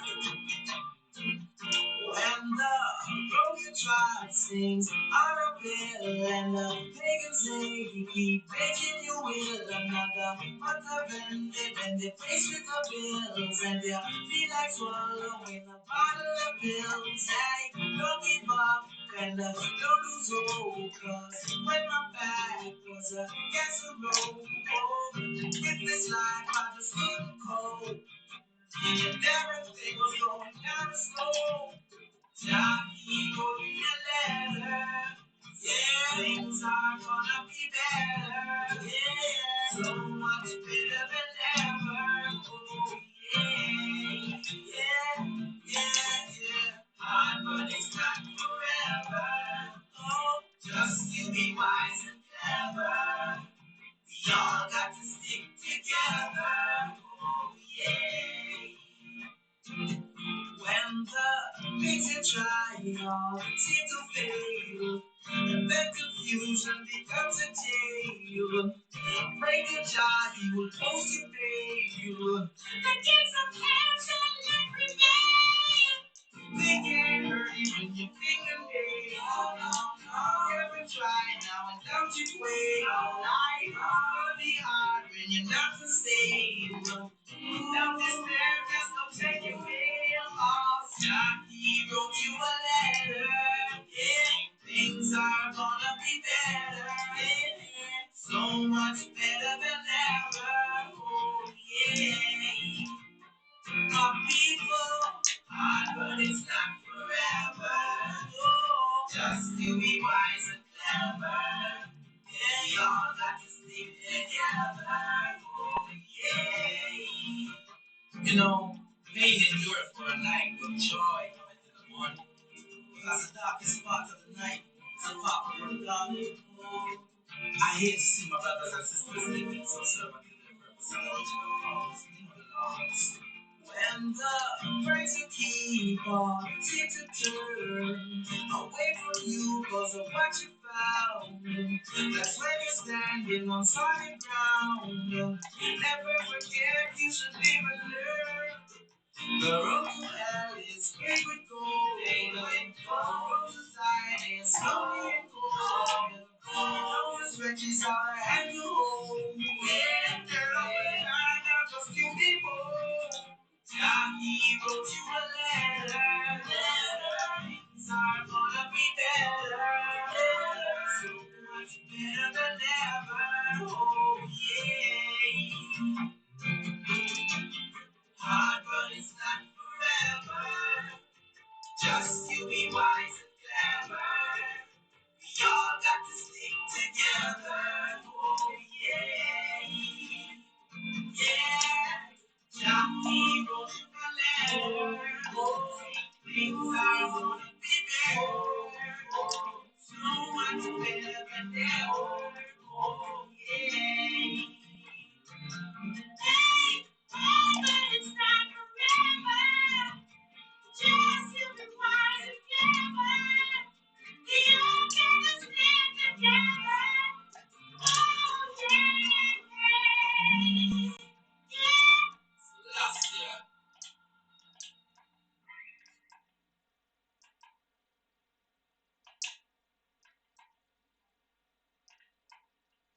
Magazine lover, get unlimited digital access to thousands of magazines and newspapers with Readly. Try today. When data comes at you fast, come up with answers even faster. Satisfied. The following contains dramatization with special consideration given to historical accuracy.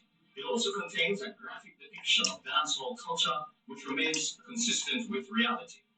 All views and opinions expressed are purely those of the people imitated. Most views are the overall public opinion. There are, however, embellishments as regards to slang terminology, etc. A good portion of these slangs were created to make the people imitated look good, and not the other way around as commonly perceived. Some people will be so offended by just this intro, especially the internet fellas, whose only skill, it would seem, is to draw for their keyboards and make negative comments. People we like to call Mr. Mouse. The good news is the twins are going to give more to make your bad comments on. But the bad news is, you still don't give. Guilty on 3 or 4 charges, murder handed down in Wilmington drugs trial. You know, if you have voodoo over there, one voodoo free. That's where conspiracy to activities like. Bias, who was on bias? That's why I'm here to say, one voodoo free, free voodoo!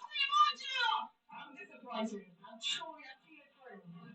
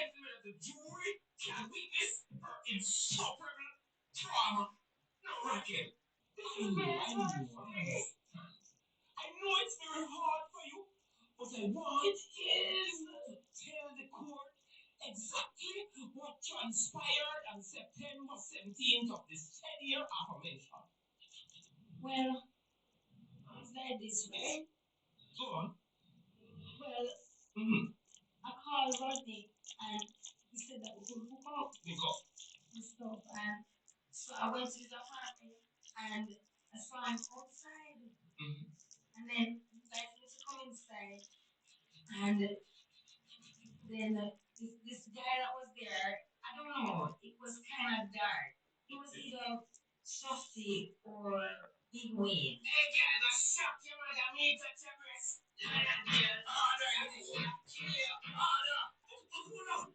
She did not even want to think about breast. Yeah, your mother. Big wind. That's an indication of kill the order. Big thing, virgin. Your mother. Watch yourself. I will have no outbursts from no member of any entourage. You're not the girl that tell lie for the general. Check them on the tree, grandfather. Councilman, it's the wrong thing. Thank you, Honor, for rescuing us from ignorance incarnate. Raquel, you were saying? The person approached me and he put his hand on my chest. Me? Oh, God, that girl, you're wicked. Do it, darling. Don't play me. Don't let him intimidate you. Reject the car. Send him straight to voicemail. Remember who you're doing this for. You're doing it for all the victims of abuse. Caddy, Whitney Houston, Tina Turner, and A. Lewis. As if he was stepping behind and just starting to block them off. And I thought that was kind of weird because it's like as if he was.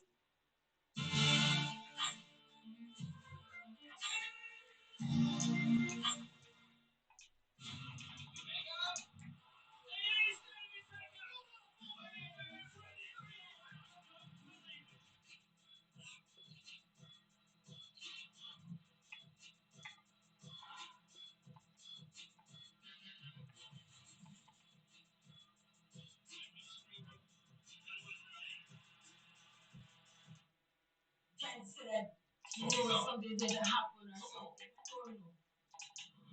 Anyway, then I went into the bedroom and I heard him and but I couldn't really hear exactly what they were saying. Then came into the bedroom. I know you feel it because just try to hold it.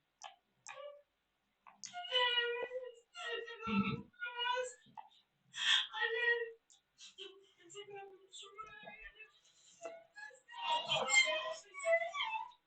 oh God!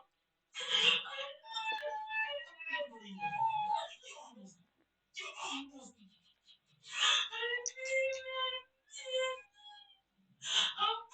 wicked up, malicious, darling. I know it is true, but you almost did. Continue that. What happened next?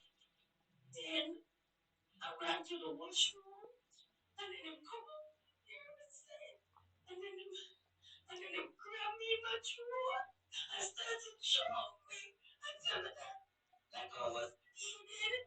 She just feel me.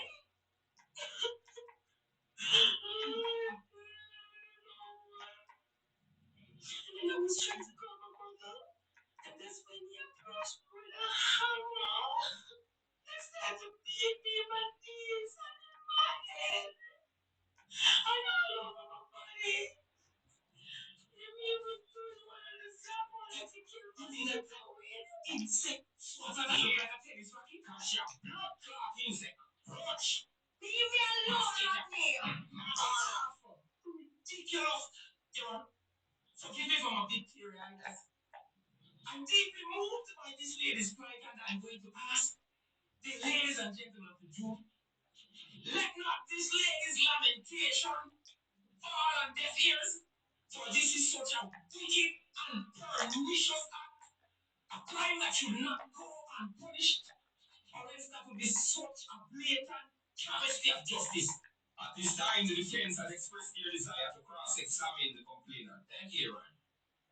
Now, I must first say that I sincerely thought they would replace the brilliance of Mr. Christopher Thousand with an actual attorney, as it's very obvious to me that instead of an attorney, they sent a promoter, as he's clearly putting on a show. Teary-eyed, please, give me a fucking break. Will the defense get to the point? Okay, Your Honor. For the record, miss, your name is Raquel, right? Yes, that's my name. And how long have you known the defendant, affectionately known to you as Rodney? About 3 years. In statements that you made to the police on the 18th of September, you stated here where after your ordeal, such a brutal beating, you went back to the bedroom, he asked you for a massage, right? That's right. Okay. And you proceeded to have sex with the defendant. Am I correct? Yes. Like for about 3 minutes. Your Honor? Yeah, liar. Longer than that. 5 minutes. Would you put an end, Your Honor, to presumptuousness on the part of a Rodney? Montequilla, I'm going to ask you to be silent. I'm going to have to hold you in contempt of court. Okay, Your Honor, okay. As I was saying before, we were justifiably interrupted by an understandably angry barricade. Rebecca. Yes. You said you went to the bedroom and you fucked, right? Yes, we did. Okay, okay. I just want to know, how do you go from being a better fucking victim 1 minute to fucking ooh all right there, do it the next fucking minute? Objection, Your Honor. He's fucking using the fucking to fuck up your fucking Your Honor. I'm just merely making my point here. Objection overruled. The defense may continue. Thank you, Your Honor. Okay. Raquel, it's very obvious to me, and I know to the jury also, that this alleged hammer must have done considerable damage to your head, as it's very obvious that you've got fucking shit for brain. Yes, you will not. Objection sustained. Mr. White is Your Honor. Watch it. Apologies, Your Honor. Okay. Raquel, now, how old are you, for the record? I'm 19. And how would you describe your relationship with Rodney? Would you say you're in love? Of course. Okay, fair enough. Let's define love and its characteristics. We have caring, sharing, compromise, commitment. It's unselfish, without deceit, without intent to distribute harm. It's when two people come together, and no matter what, you keep this.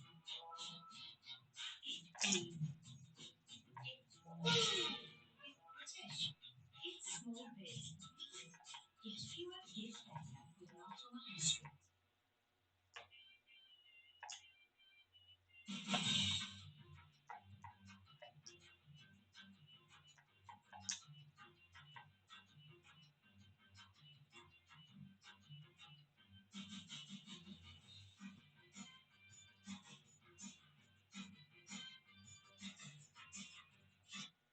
Through thick and thin, their love will transcend all odds, even when there's a lack of material things. Am I correct? Yes, that's right. Love means never to say you're sorry. Oh, that's very damning. I'm sorry. Your Honor, speak. Yeah, could I get a word with my client in private, please? All right, that will be alone. Okay. Look, Ron, here, okay? I'm gonna have to change your here from you just a little bit. I'm gonna have to get trust me. And you know what I'm doing? I'm part of some goddamn. Okay, Raquel, would you say that love is the type of relationship you have with Rodney? Yes, I'm more. Okay, fair enough. Okay, 22 to 23 years ago. Where was Rodney? I don't know. I'll tell you. You was in Seaview Gardens and Cloudbed, sunning his ornaments and making scarlet fig breeze in the boiling sun to make an honest living. Okay, so you're saying that if you were around 22 to 3 years ago, without all the hype and the fucking Range Rovers and all the affluence that a man can have, that you would still fall in love with this man? This monkey standing to my fucking left right here? Clearly, this is someone that only a mother could love. You disgust me. So, what was you really trying to say? That I'm calling you? You said it best. Your Honor, I rest my case. At this time, I'm going to ask the prosecution to call your first witness. Okay, Your Honor. Without further ado, I mean, at this time, I'm compelled to call to the stand someone who is in the midst of all this, someone who is always here, observing all the happenings, and he cannot say it's like, it is none other than Big Win. Me? Yes, Big Win. Yeah, state your name for the record. My name Big Win, and just call my name. Okay. State your real name for the record, please. Now, Big Win. Oh, my favorite I use if it's not real. What did I eat that, man? Okay. Big Win. On the night of September 18th, where were you? I mean, when we did that. Me did a roll with the general. Tell me. Did you want to try? Excuse me? Hold on. Let me handle this. Hold on. I know, girl. Hold on now, wicked. I saw no go on with no can't use people. So no can't take that defeat, yeah. Did you know Mr. Big Wheel that as you speak, you can be cited for misogyny? Oh, name Mr. Johnny, me not know him. So far, you're proving to me that my stress radar is in perfect working condition as I am picking up stress of epidemic proportions right now. And it is very obvious that your cognitive neurological brain function seem to be impaired. Melas, how me get back to the intersection? First left, then right, then what? I saw the love come and chat with the no leap, big word. I saw my number one catching at the garrison. What is your opinion of Raquel? I need your sense. Just a second. You've seen her on numerous occasions visiting with Rodney. What has led you to such a conclusion? Yeah, boy. Stop one like that idiot, no man. Them girl, yeah. All if you have no eye, no foot, no ears, no cocky. From you have your money, everything alright. Them no business if you can't fuck again. Them no one no say you can't broke again. I make you see the whole of them a double click one pillar. But you have your money. So when you see him go left click and delete them, you can't wrong him. You mean right click? So clicking one. Well, no man. All if I did was suffer a dog like me. Me can't see them the pussy there. Me can't see them pussy the pan blue movie. Them not fuck no poor man. Give a fuck and they should have kill you. Go shock your mother, girl. Hold on a second. So, you condoning? You condoning the physical abuse of women? Nah, condone it. But I don't know when my beat her. A regular she run a walk and a play 100 grand a thumb. I chew that the same nah, give her no more money. I make you see it reach yourself. So you do agree to this court? Right, now wait a Mr. Bigwig. That Rodney has physically abused this woman. Didn't see one beat her? She come in like what's she name there? Tyson girl. What's she name again? You mean Robin Givens? Yeah, Robin Griffin. The wicked girl. Go see the man and knock out people in the first 3 seconds of the first round. I'm gonna love him off. Then when she get beaten out, she want the world to sorry for her. If we never prison that, you not for prison that girl you too. Prison my child? Yeah. What grounds? Oh, yeah, say grounds. Pussy, oh, yeah, I'm give the fuck out of here. Girl, not give me no chat or talk to your mama. Fuck off. Bad drive, you know I'm bad drive, daddy. I show the man now pull over. So get the question must be real. That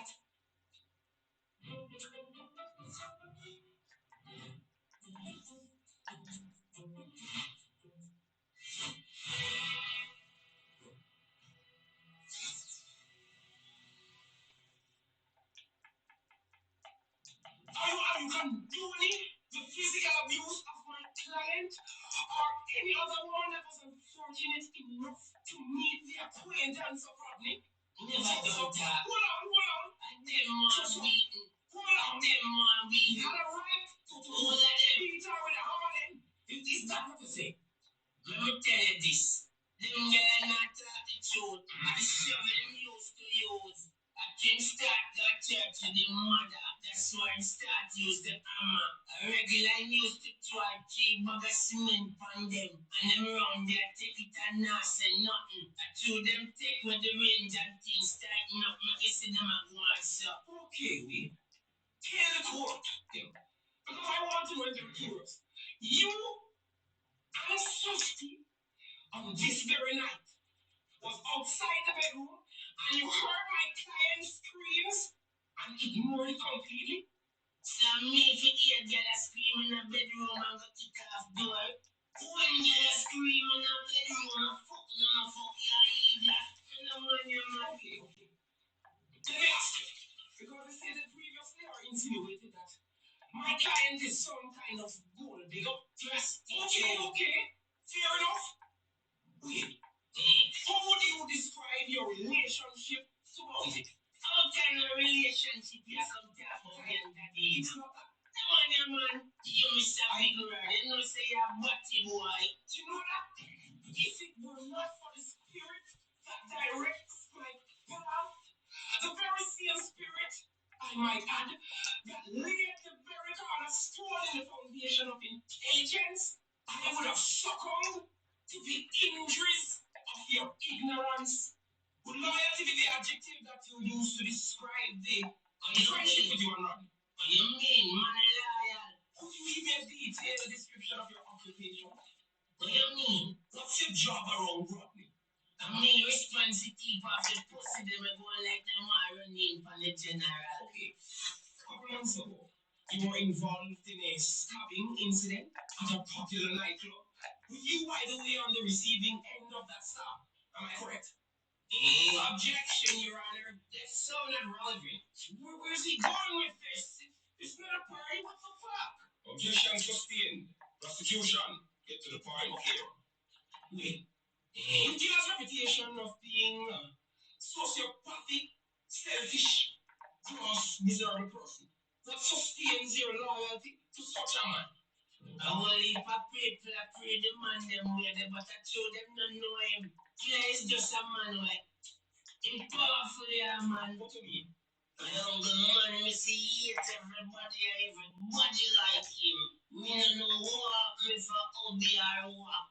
All me come in like me a idiot more time. Unless it's a sales so cartel come. All some man me see a try for a killer sometime. And you know you know them.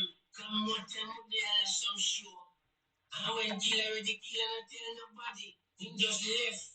And him not tell no man say my left. Them have to just watch till my left and run him down. More time some of them time all in a some wrong car where them leave no coming up. Next morning them wake up in a people phone come. Me see all man run left them car gone behind kill and make man fuck that. No sir. If I know be this man no know what. Come in like me a idiot. Man I stab me up over kill. What's wrong with that? You get any justice? The amount of money is right some for killer. I no get no justice of all the sins and still want for them own. Then me when I write the son I go get justice. The man you must you admit that you bear this tremendous burden, this tribulation under the regime of this introvert in the name of loyalty. Would you have otherwise done so without all the accolades attributed to the general? Now me scared and them things that the man. I seriously cannot imagine you hooked on phonics. Anyway, ladies and gentlemen of the jury, in this court of public opinion, at this point, I must ask, what is the difference between this man's so-called loyalty and my client's alleged gold digging? I raise my case. Bounty killer, yeah, Your Honor. Yeah. Approach the bench. The streets have made their assessment with regards to this case and your overall performance. Bounty, it does appear, because I've been getting some complaints, I have an email here from Boom Bang Seaview Garden, yeah. Boom Bang is saying, we want back the bounty killer that we know and love. Too much strange face round him, and enough of them are clown him. You see me? No man, you can't tell me of this.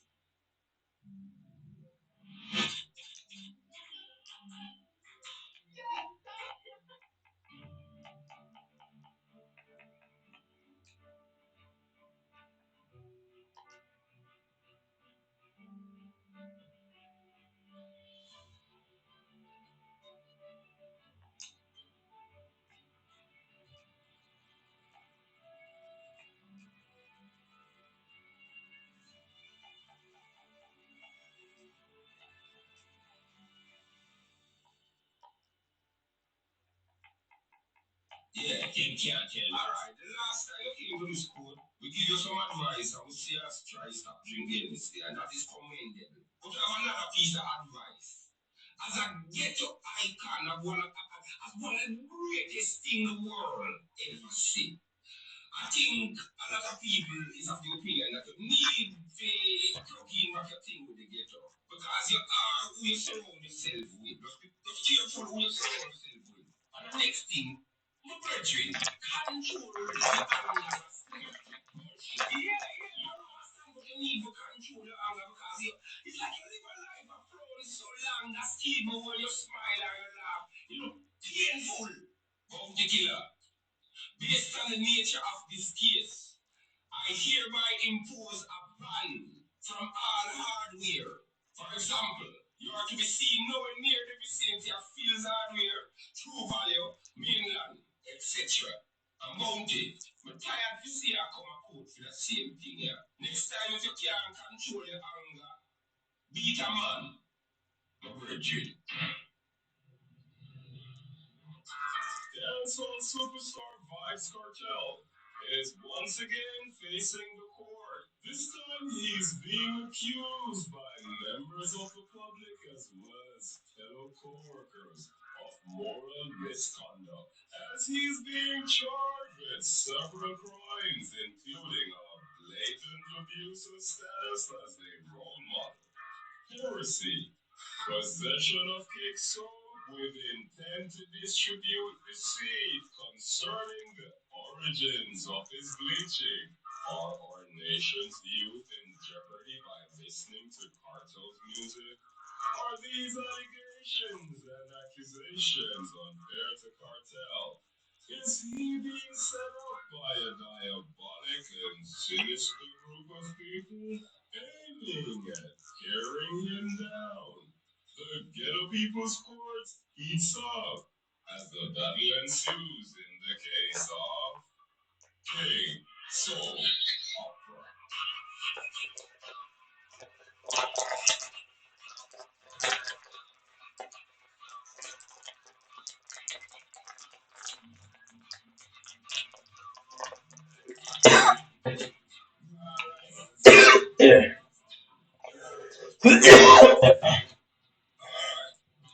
Alright, we see here where Mr. Palmer is actually in court again, facing multiple charges ranging from what is that now? Alright, a blatant abuse of status as a role model, hearsay, possession of cake soap with intent to bleach and appear.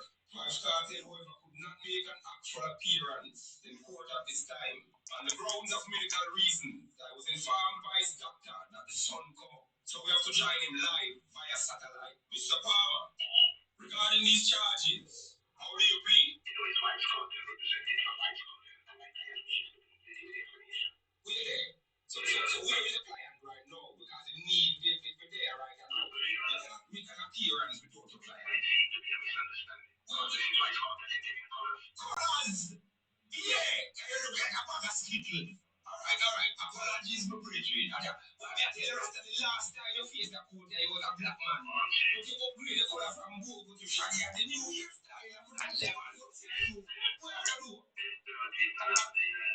You say, alright. I might get this time for making known, say, every man have a right to decide the money. A woman who have live a lifestyle at it.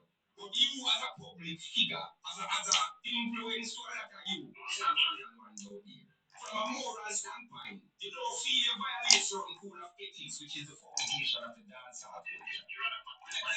Hold on, let me just finish this thing. You is one of Jamaica's greatest and most influential artists. Very started. Yeah. In a recent interview, I hear you say, if you're looking for work,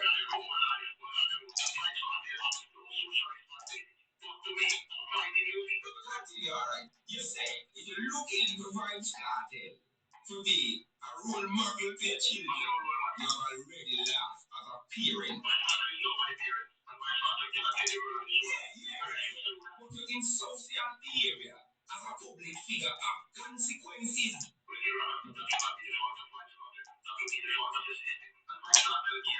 get your point, but you have to understand. You're so influential as an artist, Rasta, that if I started to say to anyone who you fans there right now, say, jump off of the mountain, they don't ask no question, they will body their foot at the mountain, bleach out and down the dead.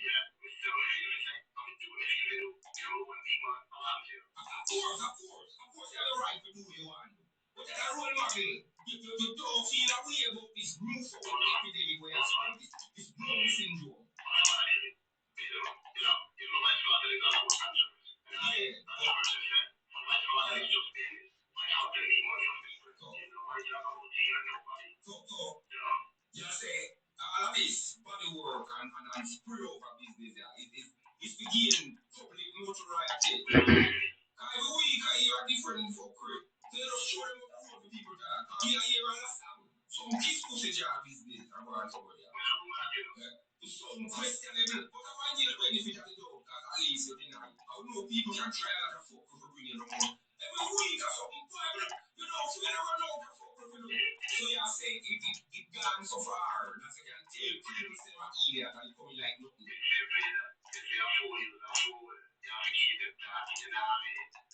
For example, ignorance is pronunciation. We just take this time, but I don't come out in a line and see. I feel like you all that over. This is when my father asked all of his friends to move all the old teeth in hiding and replace them with a new set of tensions, which will be an example to cover my father's teeth. Alright. Tell about the bleaching. In your own words. Where that fuck? But even bleaching is a metaphor. Metaphor? Explain that, Richie. We're judging on the state of disunity and this organization and the world is in right now. Things like what we all about unity. I decide to use myself as an example. So this is where I decide to use my body as a canvas to promote world peace. What do you mean exactly?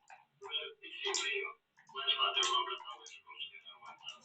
That makes sense. One of them was quite frankly, my father is kind of negative people outside my life. So that's why I decided to start doing those things. And it relates to peace. Alright, let me ask you. I'm trying to make sense of this right now. Alright. You say all of this a business, and you don't care what people want to say. And you do it to make people. You know, when they talk, you have a vex. I mean, like, kind of business is like you seek them approval. I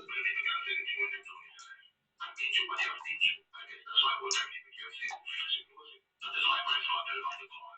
Even his own defense. Somebody like you relate to my father. So I call him another than the king of top. Fire up this other line. So you know the one that said, I might have cakes of Jackson. So Michael Jackson that influence to the eye. Most definitely. Oh, so even influence you or you don't influence somebody. Iron. Alright. Take this.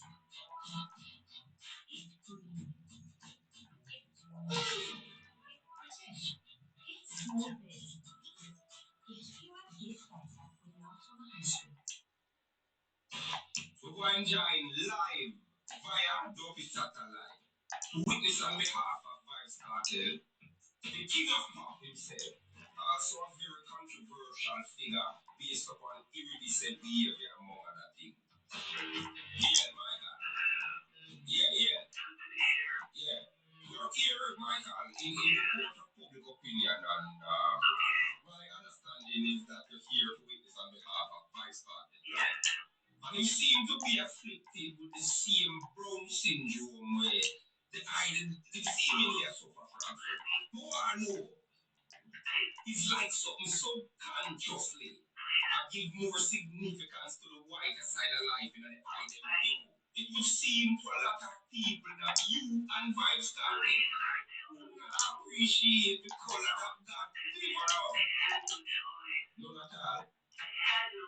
No child. This is the situation. Yeah. I had a skin disorder that destroyed the pigmentation of the skin. Yeah. It was something that I could not help. No. But which one of those disorder destroy the broadness of the nose? Oh, you explain that. When people make up stories that I don't want to be who I am, it hurts me. Not a man. You never got control. It's a problem for me. I can't control it. So, this vitiligo or vitiligo, skin disease? It's like a condition. Yeah, I understand that. We sympathize with that. But tell me how this skin disease dictate the outcome of the nose. Slip around. Talking about the nose. Jamaica and the world want to hear about the nose. Alright, so forget about the nose. Maybe you drop on the farm out. Where you get the white man here? And the white people them. If you are Justin Bieber. Because, when I see those blonde ear and blue-eyed children. I know that a black man, which you are, was nowhere near the vicinity of the pum pum when those youth were conceived. Talk it true. It's fuck. Your fuck. Bring these kids. Just in case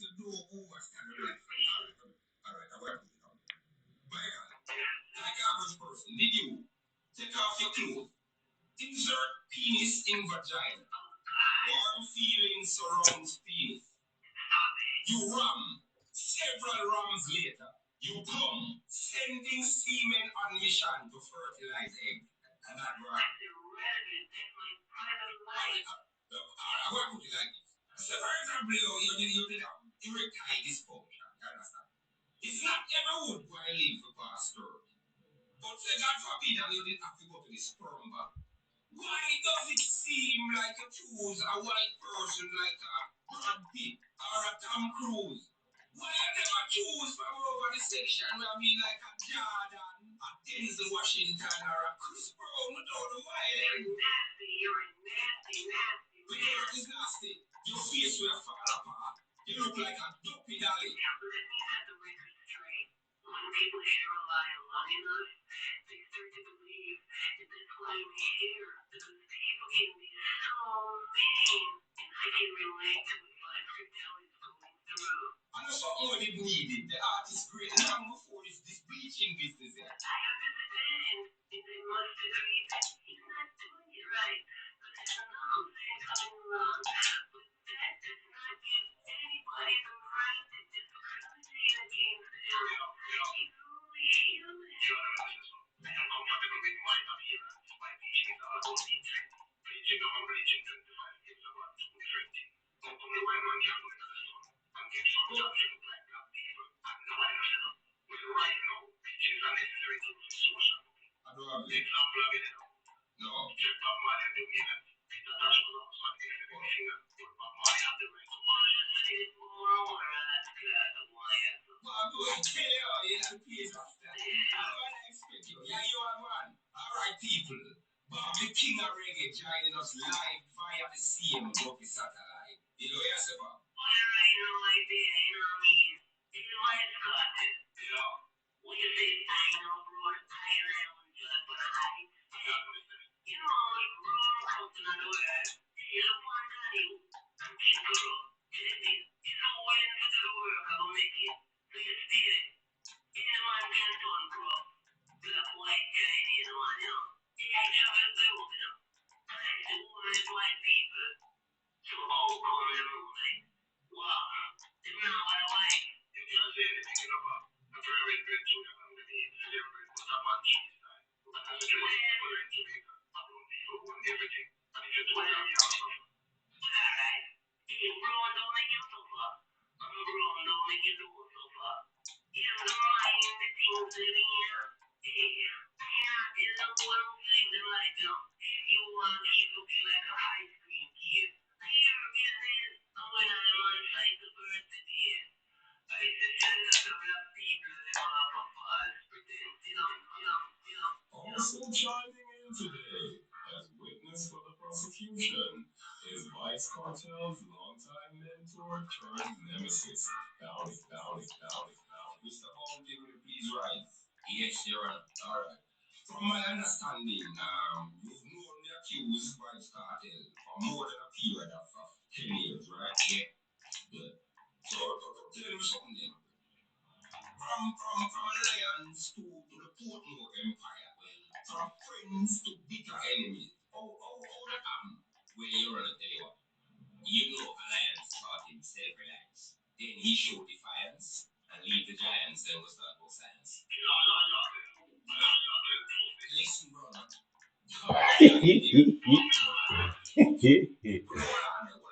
But started at this time.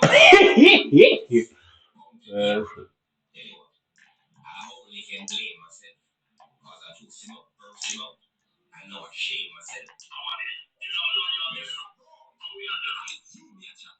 You're on a cartel tech dancehall music to a Illuminati level before he see God or he or see the devil.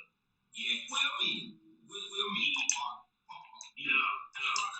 No wonder which Jamaica is with people can sing songs to come to the devil and the devil can't hear. Them no must know God. Can't let love off bleach up feet. Yeah, something in the ghetto culture? No, me go run with. Me must get a green card. I can paint it here. Cartel. Fuck up music. Yeah, boy. Make Shabba turn in and brave.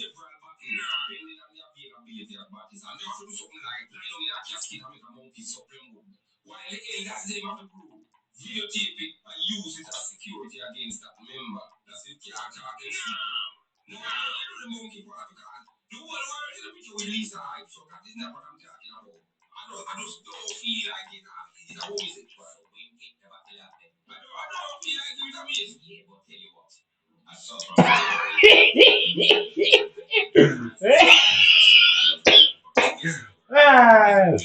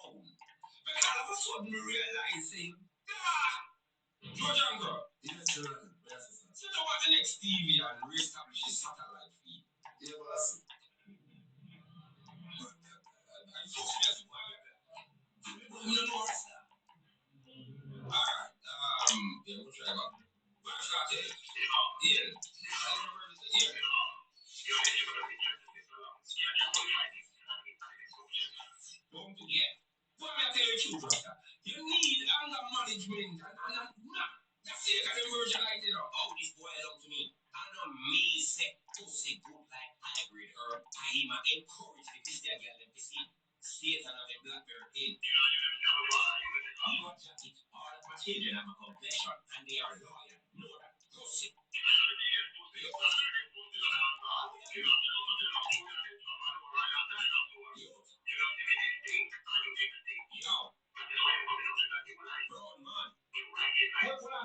Writing like what? Oh, that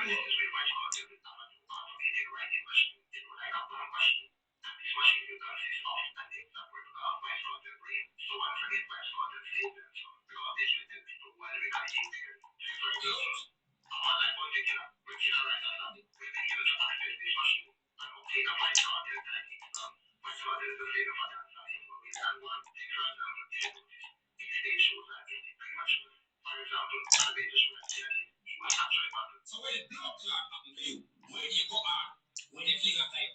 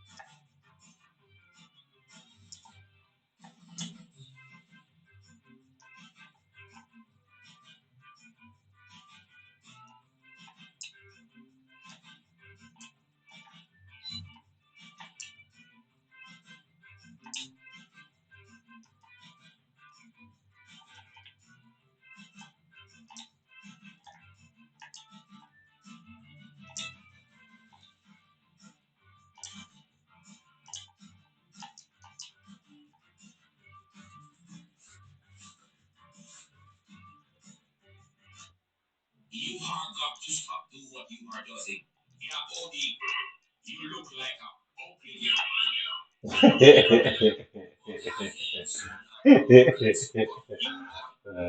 say so. Okay.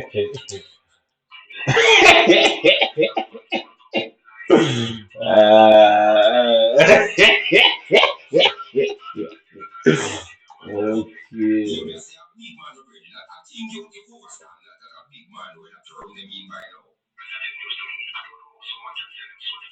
Deceptive behavior, my friend. Don't skip around. Because I think you know them by now. The selling of a soul don't mean that you're a shopkeeper with some tangible product for sale. The soul is the spiritual and immortal part of a human being, which can be desecrated by a desire to sacrifice that stays the material gain. Let me ask you, what's the difference between a supermarket and a porn star?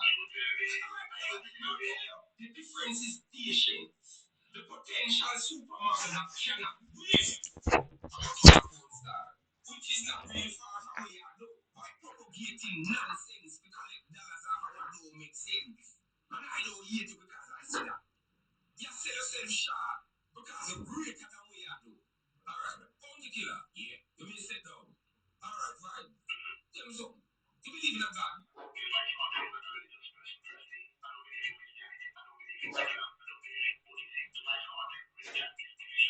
Yes, the personal belief that yeah, there is division in religion, yeah. I know say a lot of lies tell, a lot of war fight, a lot of bloodshed in the name of God.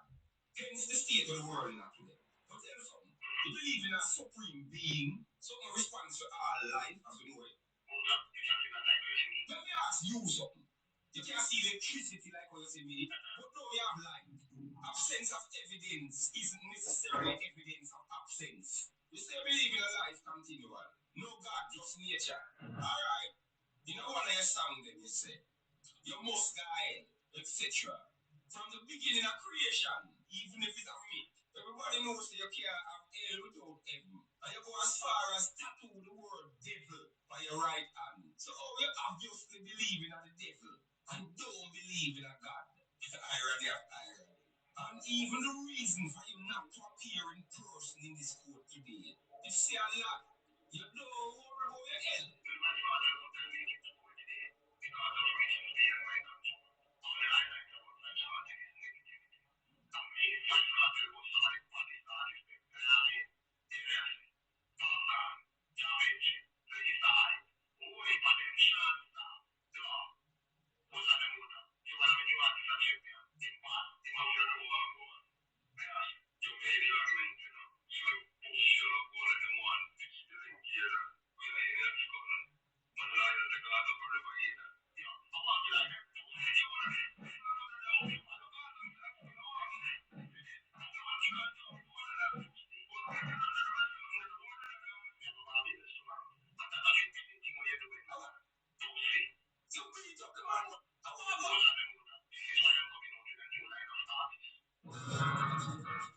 After all that's said and done, will Vibes Cartel continue to justify his degenerate behavior? Is his behavior based on a deeper underlying psychosis? Does Satan really have his BlackBerry pin? Or is he, as some say, a delusional sociopath?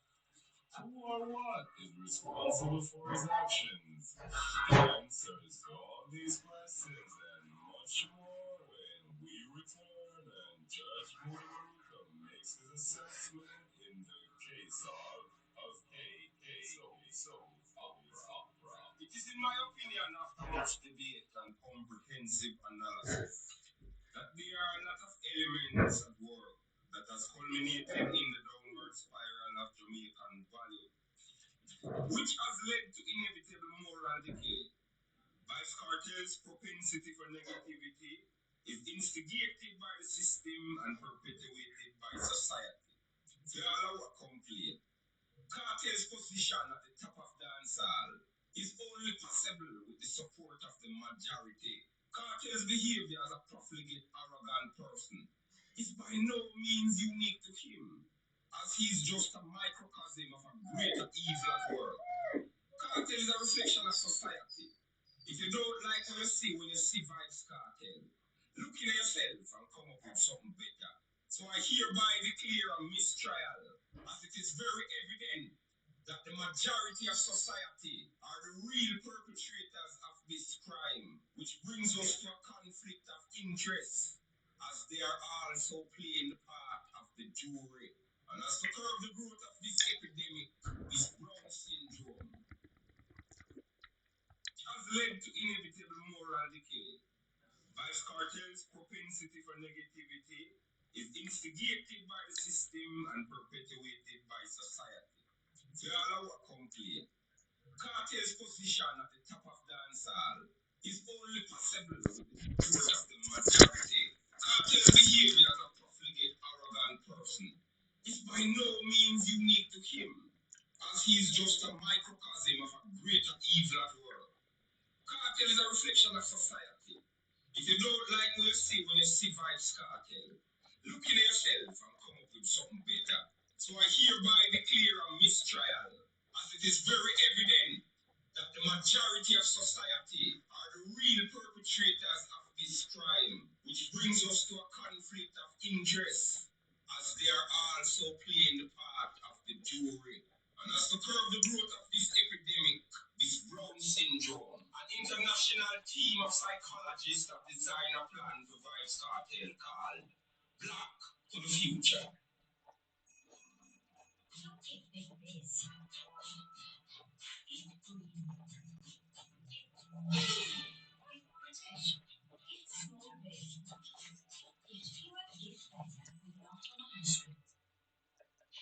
I'm convinced that we urgently need a functioning circular economy.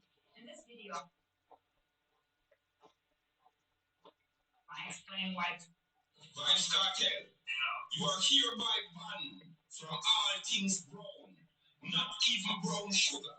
You cannot even listen to this brown, not even Gregory Isaac song. Whoa, Mr. Brown. You can cook curry chicken.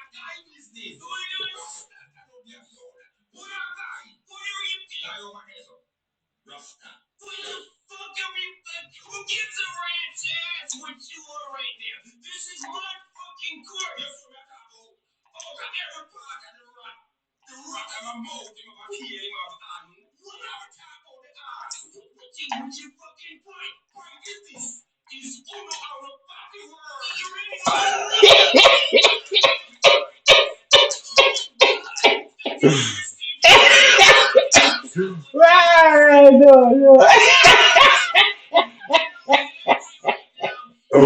Ah, that's so fucking funny.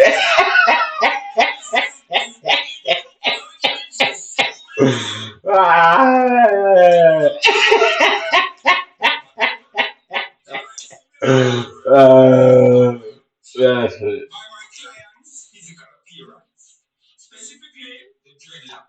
That's funny.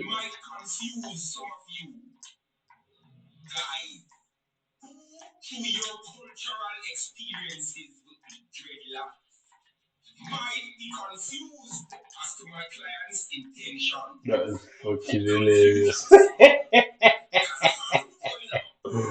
That is hilarious.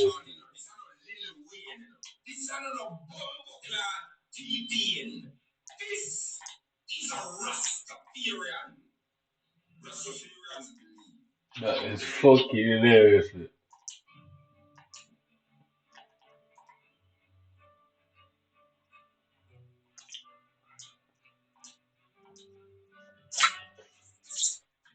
In your movement of the It's culture, hilarious. we believe in the spiritual purification of all. Rastafarianism is based fundamentally on the teaching of Leonard P. Howell, Prince Emmanuel, and Marcus Garvey. I know about Garvey, he's a pretty good guy. No, Garvey's a man. About the guy business, you know, tell me about one. We believe in His Imperial Majesty I, the King Selassie I, conquering lion of the tribe of Judah, the manifestation of Christ in this hour. We believe in Africa for Africans of home and abroad. And I tell you what we don't believe. Rastas don't believe in cocaine. So much so that some of us even got dentists. So I'm here to prove today that my client is innocent of all these charges that are malicious and deceitful Babylon system has laid against him. Okay. Mr. Dickinson, your opening arguments, please. Here and I'd like you to so totally start my opening arguments by soliciting the definition of the word. And this word is hypocrisy. What is hypocrisy? It is the pretense of having standards or beliefs that are contrary to what is real correct, or behavior for that matter. Your Honor, I present to you a 30-page document, okay, like my research of present-day Rastafarianism in Jamaica right now. I personally flew to Jamaica, and Your Honor, Rastafarianism isn't where Bob Marley left it. Okay, with some whatever. Well, Your Honor, I know what I saw. Okay, I went to a popular nightclub in New Kingston. And I was totally flabbergasted by what I saw. I saw Rastafarian artists like so totally flossing. I saw these supposedly moral leaders encouraging the virtuous black women to dash out their holes. No. Oh my God. What if I show? I don't feel to get you. I don't know why I catch no. Yo, what? Is that spiritual purification? Please.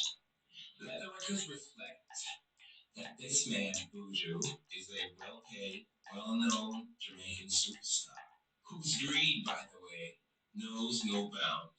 Let the records also reflect that one of his many songs that I'm about to play does not only prove that he's an established drug dealer, but also that he's very arrogant, ostentatious in this regard.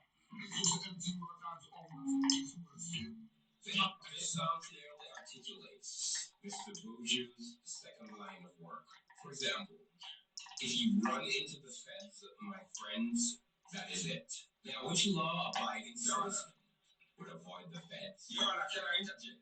You may certainly do so. I must advise the court that the evidence presented is purely circumstantial. I say admit, so this whole situation you come in like a shave on a rasta. It don't look good, but sometime in life is not everything will look a certain way. Is that way? Well said. At this time, I'll ask the prosecution to continue. Okay. I'm going to prove criminal intent on the part of Mr. Boju. I'm going to prove that this man, Mr. Boju, had criminal intent to distribute 5 or more kilos of cocaine on the day mentioned. The client innocent of these charges. How is that even possible? He's not on trial for his anti-gay sentiments. Please. Are you friends tonight, please? Oh, no. So hearing this? Fuck you. You're totally delivering right now. Totally lying. I have one request, Your Honor. What's that? The request is this. I need a restraining order against that Mr. Dickina. What is that? I know, because everybody will ever say fuck you to me. I feel they would try to do it. Mr. Dickens, continue, sir. Okay, thank you. It's hilarious. Could most definitely be qualified for an episode of World's Dumbest Drug Dealers.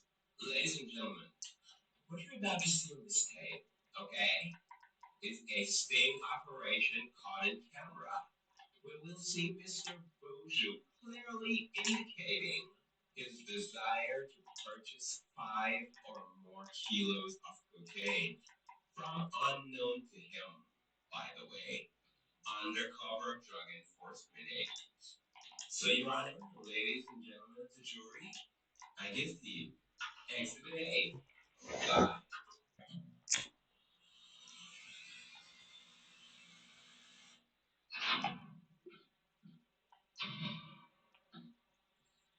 Yo, where's the man trying to be on my good friend?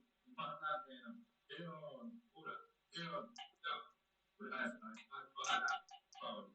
The one that always got him. Yeah, the boss, that test me, you know that. You know, you play video from now, that's in five years, that's just about job. I really, like, no shit, that if you want to like, right, right, no, like, she said, I feel everything. I best thing I see there.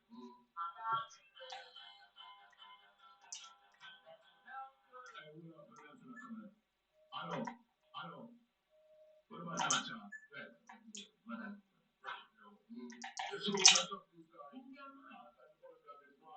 And the comments to the yes, I'm good. See, you know, and running right now. I last me. I'm king. So very poor. They come mistake. What is that place I will have heard? Bring them in the business.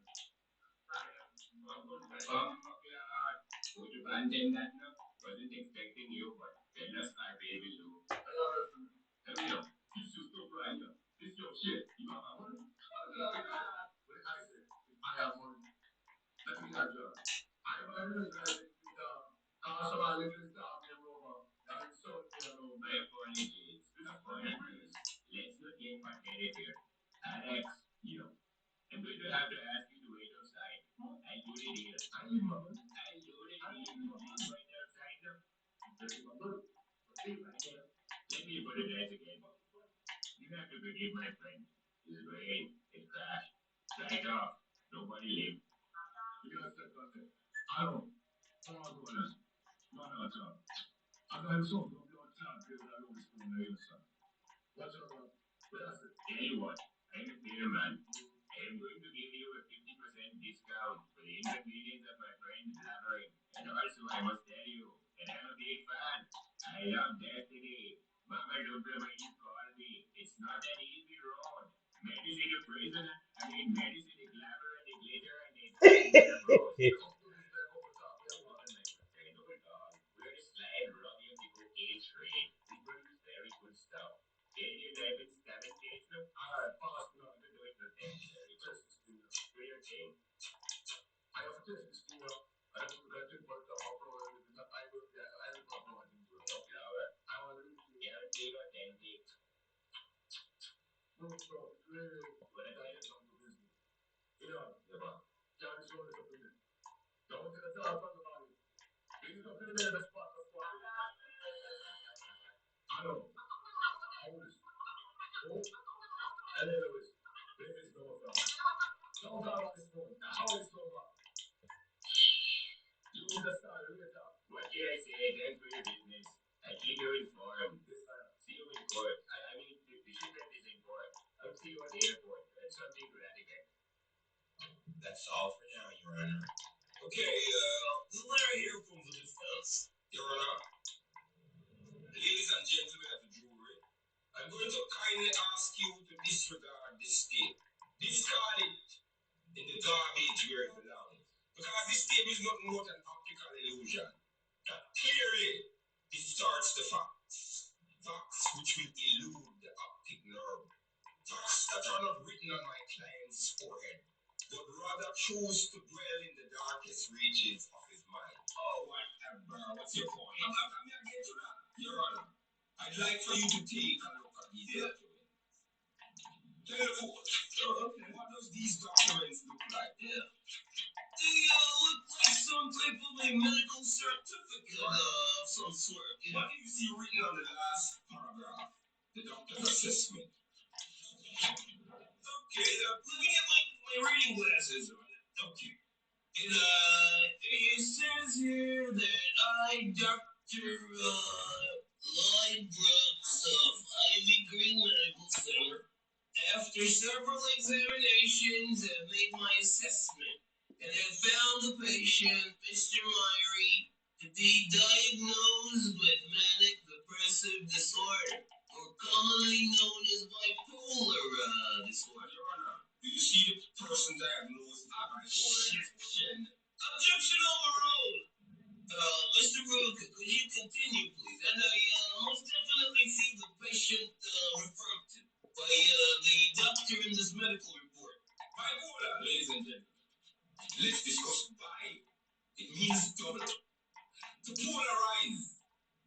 cars are formed into two groups with directly opposite view.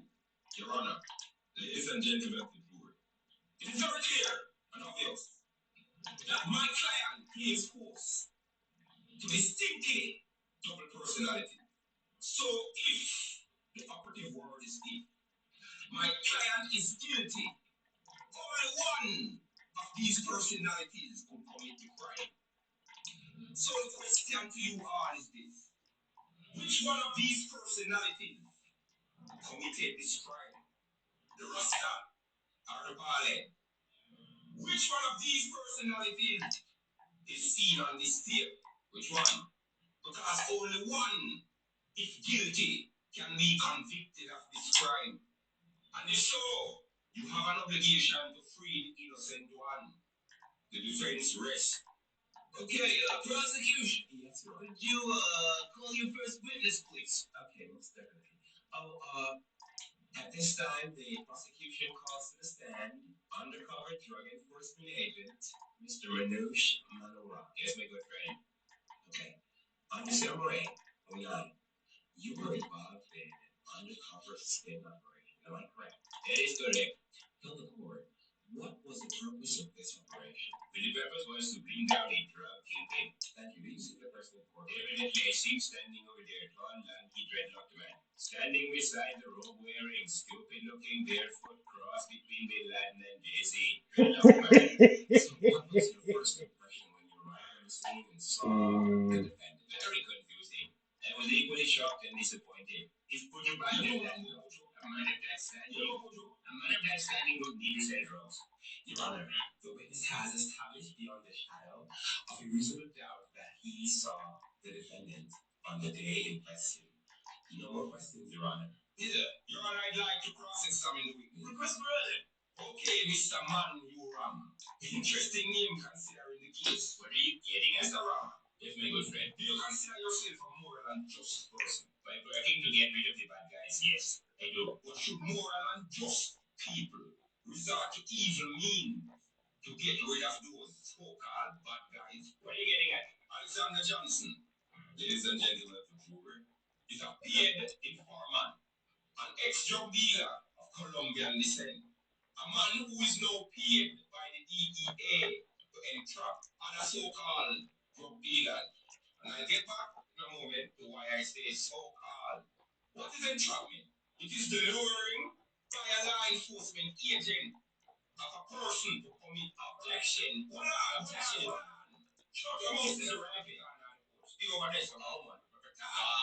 Look, Alexander Johnson, a known drug dealer by the DEA, is paid by the same DEA anywhere between 30,000 to 50,000 US per drug box to bring down, and the word is back, so-called drug dealer.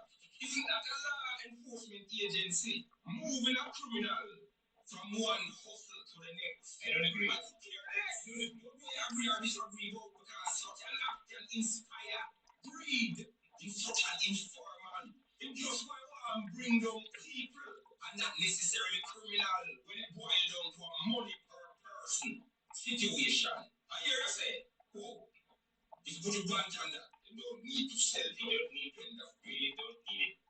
So it's obvious that you were not made privy to the reality of my client's situation. Alright. See you over there, so that lawyer, that guy, him, Mr. Dickinson. No people like him have a personal vendetta against my client. And these people are vehemently opposed to Buju's presence, relentlessly cancelling his show, significantly limiting his ability to generate income. Now, wouldn't you say that is cause for consider? Definitely would say that. Very much cause for concern. It's like somebody breaking into my farm and taking away my prize goods. So the question is, how can a law enforcement agency help to create a crime in which they are supposed to prevent? Objection, what's your point? Now I tell you, whenever broke out desperate or have a lot, mankind is the only creature who set them own trap, bait it, and then step on it. You can't use crime stop crime. That is prosecutorial misconduct. Who tell you?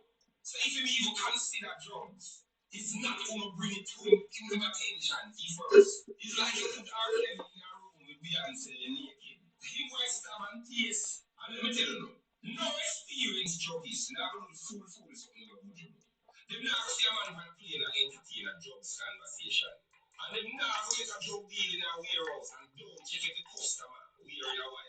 Novice. Okay, at this time I'll have closing arguments from the defense. Okay, Your Honor. Ladies and gentlemen of the jury, it is very sad that a lot of you in this court of public opinion, long before this case even started, have not even tried but found my client guilty. I must admit that Buju is not a perfect man, but a man nonetheless, who like all men have been cut short of the glory of God. A lot of people in Buju's darkest hour are suddenly self-righteous. Oh, what kind of Rasta that? Rasta of a peace corps, etc. I agree, but isn't it the same nation who said about Buju? I see a endorse other artists who put morality on their feet. I make God out to pack up and run with. A lot of people say, you're a fool. Why never take a plea bargain?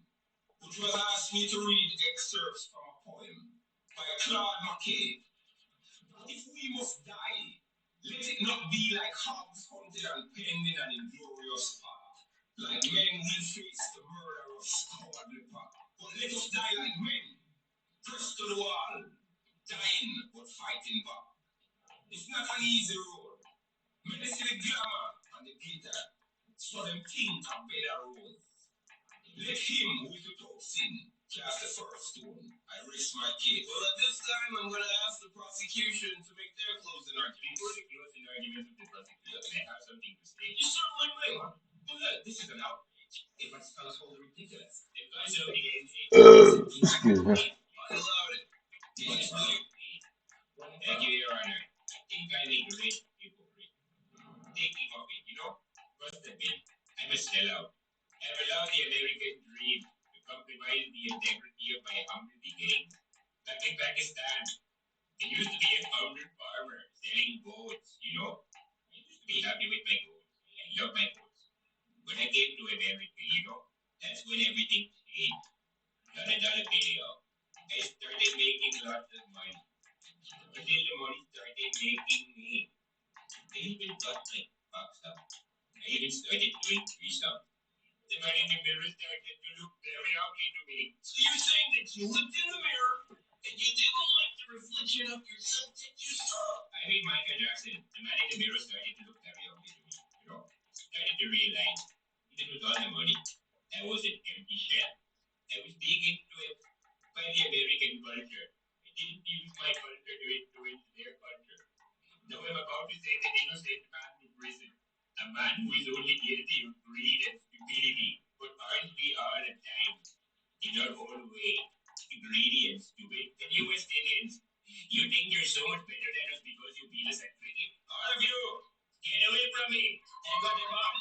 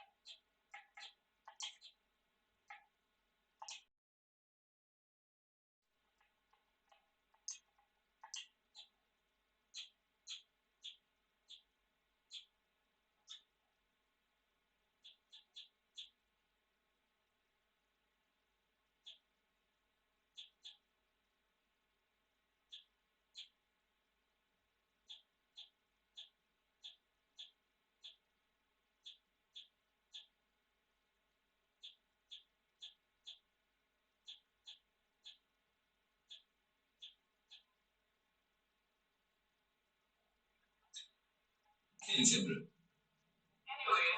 Yeah, later. Love you. I love you too. So you think that I fuck with no now? I'm a man. Yeah, we walk on. They are in the church. I'm sure you should more than you. You're much out there. I'm just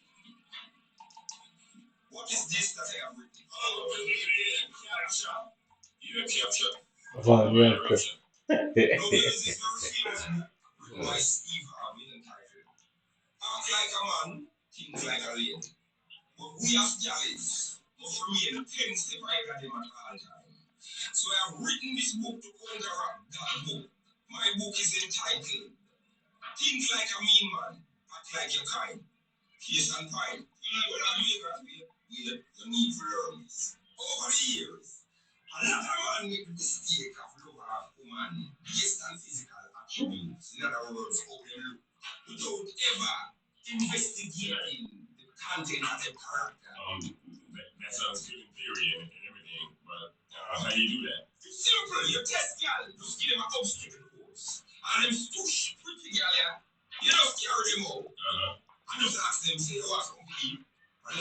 push this and say, no, she alright. No, ask her again. Make hungry kill her blood clot. Hell no. Come on, man. I mean, Shot's gonna leave. Shot's gonna leave. Yes. That means it's time for the next phase. Damn, there's more. What next phase? You deliberately just drive your car for E and make it run out of gas in the middle of the road. That makes you come out and you push it out of the road. Furthermore, you get the gas buckle and the bills and tell her buy 2 bills gas. And just watch her reaction and her facial expression. Students, you say she decides to go buy the gas, but she never willing to go. Just wait till she gone. And draw for the extra bottle of gas we have hiding in the car. And don't make sure come back and come see you. Nah, that's some bullshit. Brethren, you cannot dash a bag of money for a woman and pile woman and expect them to rate you. When you act like you hate woman, they love you more. And the more woman you have, and the more woman you have. So all this like people have all the different opinions and all this stuff. The facts to the way, how could you expose a baby to there? That is definitely fuck. But the problem here so is really choice of y'all. Nah, you're a teacher. No, some real girl go there and pull it with me in a rasta. Who's step a pretty brown here? Me a girl a pull me like a monkey. But respect me in a rasta. I rather feed my little blood clot monkey with banana till she dead. So tell something here, guys. How you find her? So what she did was, she was the one who set up this video camera because people was like walking around in the yard at night. I walk around. And yeah. You recorded her. So let me get something straight. This dude, alright, yeah. Tell me something. Out in the yard, she got for. Oh, the camera reaching at the bedroom to watch somebody what I do. Come on, Vegas. The whole of your people. What do you want to do? You talk everything, you don't hold him wrong. So just talk the truth. You don't watch the pussy. How could I be like? No, it's not. It's not happening. It's a man right for the way of balling for Bridget. Man, I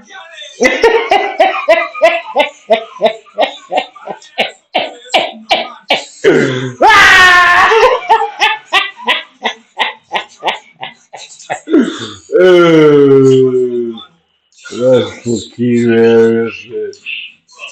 That is hilarious.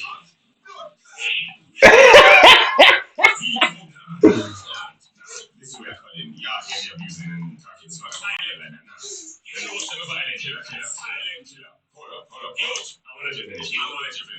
But Beyonce did the best music video of all time. Oh shit, that ain't come out right. Hold on. Yo. Next up, let me get something straight. He's a Jamaican with the name of a Japanese guy with an American accent. Who are you? I'm the swipe man, Diggy. Motor. Who are the next customer to get this class? Yo, you just there get the cookies. Killer. Who am I doing? Killer. That's an eating meeting. Killer. I mean, you can't just be a Vegas. Hey, boy. Hold up, killer. I get you. You know how to get it. But I mean, you ain't act right. Because you have to about me in Vegas and get this class. Yeah. And I mean, like, damn, I know I'm a father. But you're like, no, you didn't get any of that. And that's my word. Well, you know what? You ain't need, you ain't here for just this. Well, you know, you ain't need jealous class. You need the whole entire college. Well, you know what, killer? I must say, I'm getting shit out of my chest. Motor. Make him tell you how she's reached for the kiss. Right, I know. Let's get to the point. Yeah, Motor. I know. Yeah. Everybody else that wasn't killer. You never used to fast. The hardest drink that nigga used to have was like a Pepsi. Period. You see? Oh, Pepsi mixed with period. Bold. And I'm on this. Bold. Make us so foolish with us. I guess what I'm trying to say is, when it comes to girls, niggas slow as fuck. So, you know what I mean? Before all this payment money, they had no pussy, period. Yeah. He might have started fucking when he was like 30 or something. You feel me? No, hold on. Why we can't understand the twanging business? Leave out the foreign slang. You see? No, man, I don't see you. Anyway, when killers start coming in contact with pussy, hold up, I'm gonna let you finish it, so you let me finish, okay? Muta, when he started fucking all these uptown girls that would never look at him twice, when he was like a figurine nigga, that's when he went like down the hill, like, damn. That's when he ain't act right. I mean, just take a look at him now. I mean, it's a damn shame. When I was growing up, I mean, like, the kid was dope. I mean, like, he was a nigga to be like, general. No, no, no, no, no, no, no, no, no, you know me right. You know me right. You know. Come on, take your range, man. You know me right. You never used to be like that bunch of killer. I mean, you got to have it right now. I mean, yeah, you know, coming out as well. And I mean, he was like my hero. And I never thought I would live in all my wildest dream to see a woman marry one particular. Me take that personal. Toast to one, me, man. Look at me good. You show me same height. Uh-huh. And look. Uh-huh. 4'10". Hell yeah. Grown guy. So Jesus Christ. Nah, yeah, that ain't coming right. Hold on. Vegas. You know this old thing here. What mostly concern the eye. Me? Yeah. This one little Johnson. I just spoke about it. My lady stopped eating 4 months ago. She would eat only when I'm there. So nobody never tell me to the baby day. Hey, nah. I ain't heard that. The baby's good. So the baby should eat for 4 months and still alive. What a man lie! Vegas! It can't get no worse than this. No, I just spoke about it. Yeah. Someone said, yeah, she can she's married. You see her, you know, what? She did a marriage game of copy. She can play this. Oh, no. No, B. Listen, B. You're slow, B. Jagalisi could never be. But you say I think about you, and yet still you can come farm for the mother. But this papers thing here. Furthermore, if the mother not safe, the bit not safe, let me get something straight. Your friend see your woman in a married ring and tell you to check if she married to somebody else. That makes sense? The first assumption would naturally be that she married to you. You are. You're not a good liar. I'm going to give you a number. This number is for L.A. Lewis. Yes, him keep classes on how to be a perfect liar. Virgin, Chalo, you need the extra lesson. Hold on. What it is? Everyone come out of the classroom and exit the building with the hand in the bomber clock here. And walk ground. Listen to me, sir. If you make me count to 3, anything don't walk out is going to get chalk out. No, this ain't happening. You have a warrant? When the bomber rascal do this man, you think he's a BLS bomber clad thing of one, you think his coats come back for furniture. But look come out! Wait, Mr. Adams, you don't want to be retire. What is the problem? I am here to arrest one Rob the Price, aka Bounty Killer. Arrest me? Look for me, good. You sure that me? You sure that about it? Mr. Adams, sure. What did you do? One motherfucker long soil. Yo, talk about that down at the station. Why not the bomber clad jeep? You shoot out that low man. No snap line. They can no hold no shooting here. Yo, me could talk. We can talk about something. You sure that about it? Things here will be like sweet. This is my life. You process of it.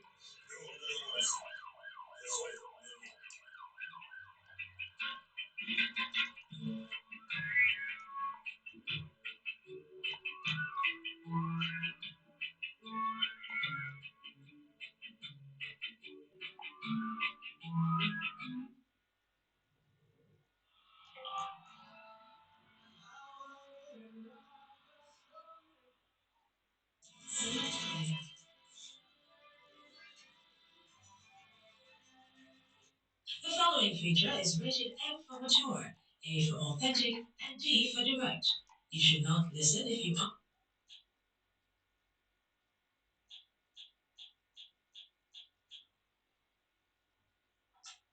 The M16 is no match for the firepower that these men have.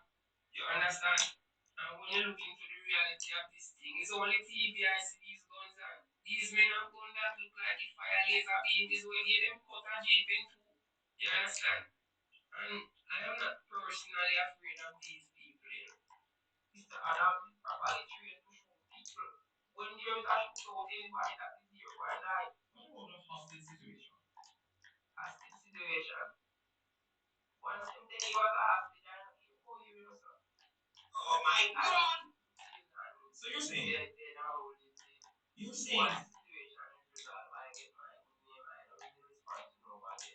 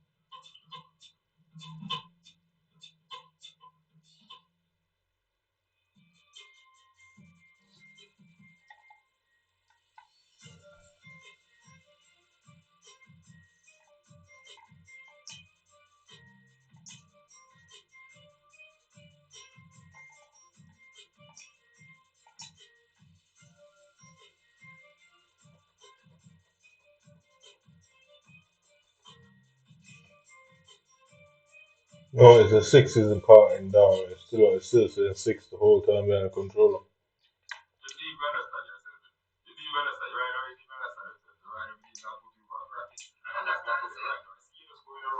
No, the six won't count down. It's just saying six the whole time behind the controller. No, I don't think it's meant to be behind the controller.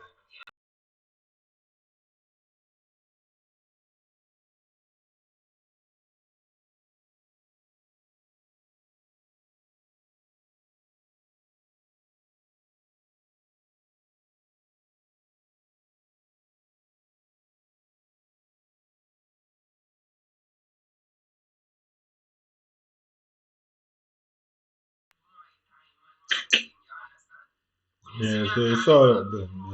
The six behind the controller.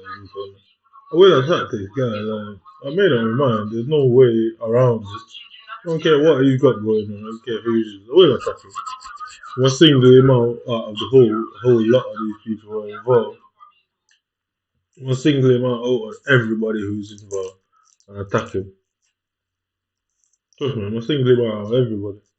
Just like I singled me out and decided to do this. I'm single him out of this whole lot. And he's a pussy because he's a coward.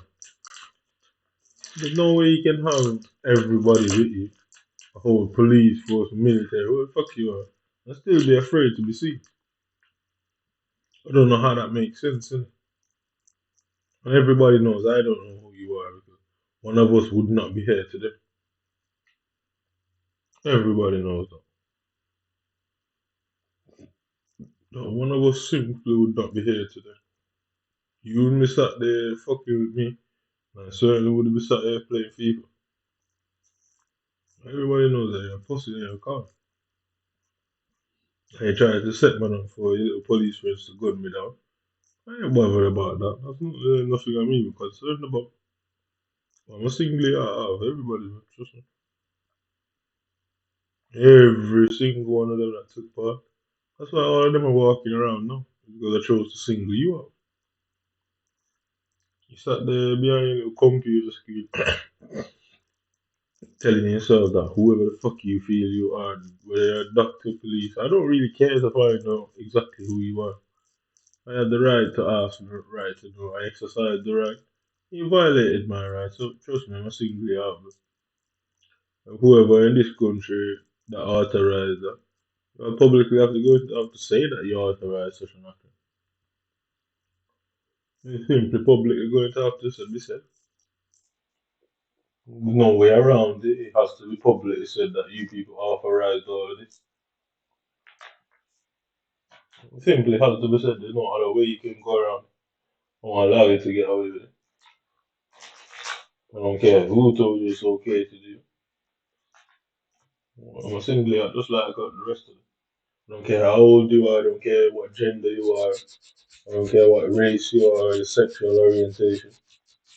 Given that this is England, I can make a very good guess on what you look like. Some blue-eyed, blonde-haired white man.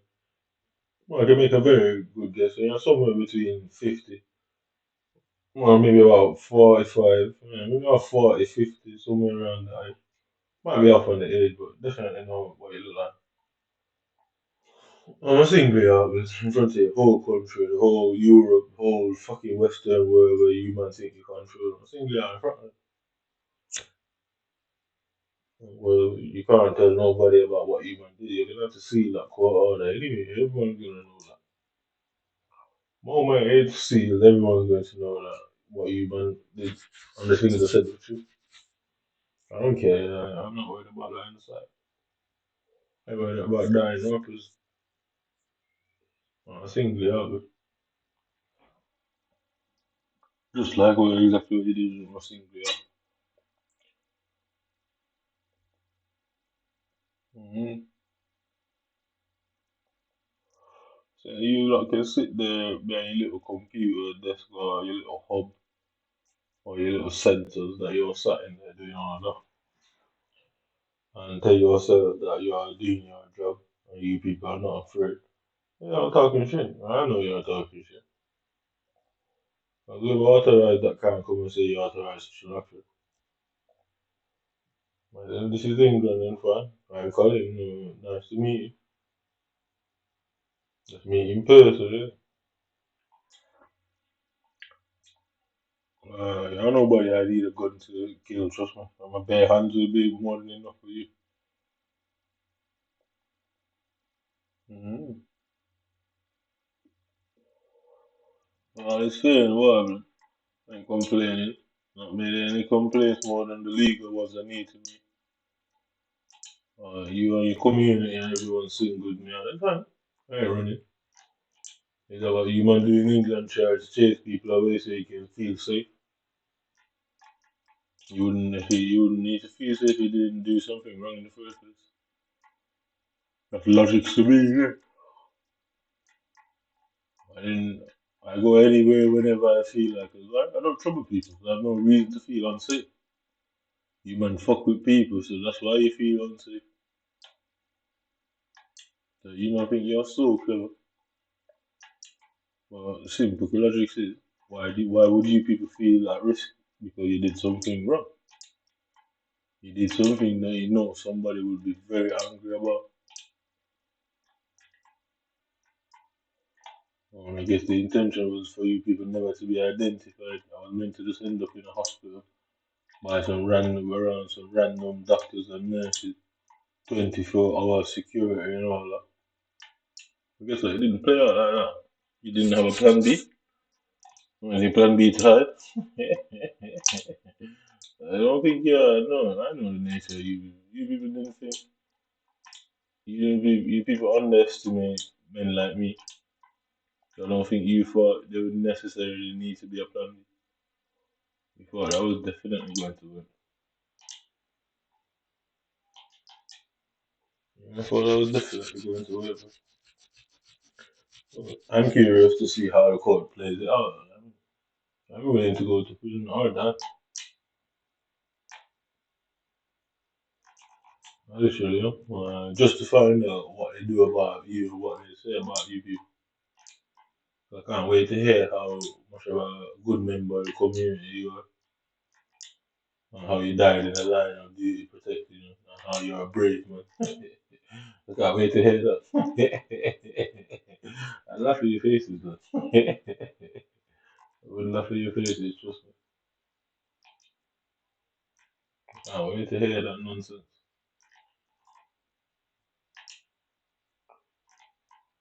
People like you are reason the world is what it is.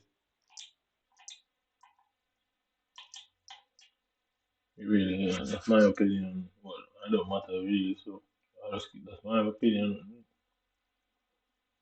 People like you are the reason why the world is actually the way it is. People don't feel afraid for no reason at all.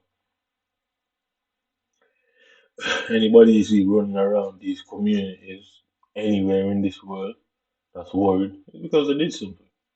Don't just go around feeling worried for no reason. You don't need to talk about what do you call it? No risk assessments. None of them things that are done for no because of nothing. Somebody did something where risk assessment is needed.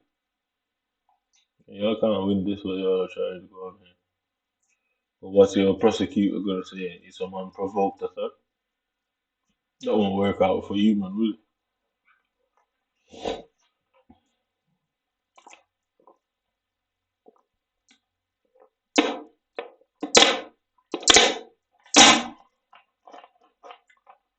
That what you man are gonna say?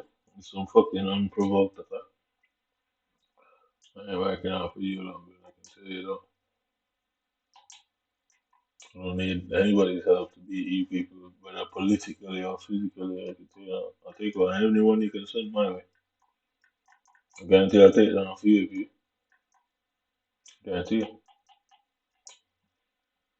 I'm gonna single you out personally going to single you out.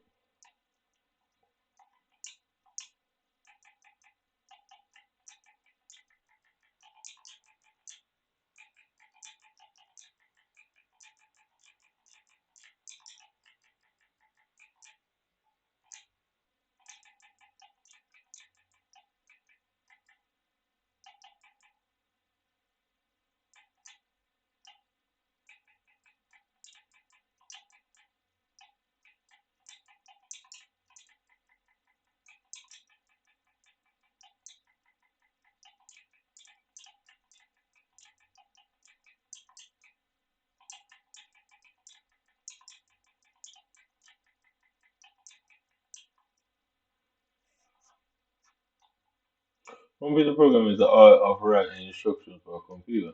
These instructions are called program. As smart as they seem to the layperson, computers can't do anything on their own. Everything a computer does is the result of programs people develop to solve problems, meet needs, or achieve goals. So I specifically wrote it like that. And computers, when we go up to the top, it doesn't show what I wrote that. So I specifically wrote it like that for a reason.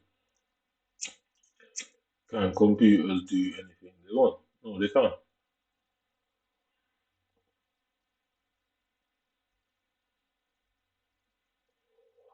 And according to Google, Google is a program written by programmers. Google is a fucking program. The internet is where all the programs basically come together and what we know as internet. Consoles are computers, just like the one that's saying the computer can't do what it wants to. Somebody put that on Google. Yeah. It's a publishing by somebody on Google. Not often Google comes up um, with fake results. Not often, unless somebody programmed it to come up with fake results. So you see the point. You kind of see the point there. So it simply means everything that goes on with my games, computers, phone, anything I use electronic wise, somebody has done it. Somebody is doing it on purpose.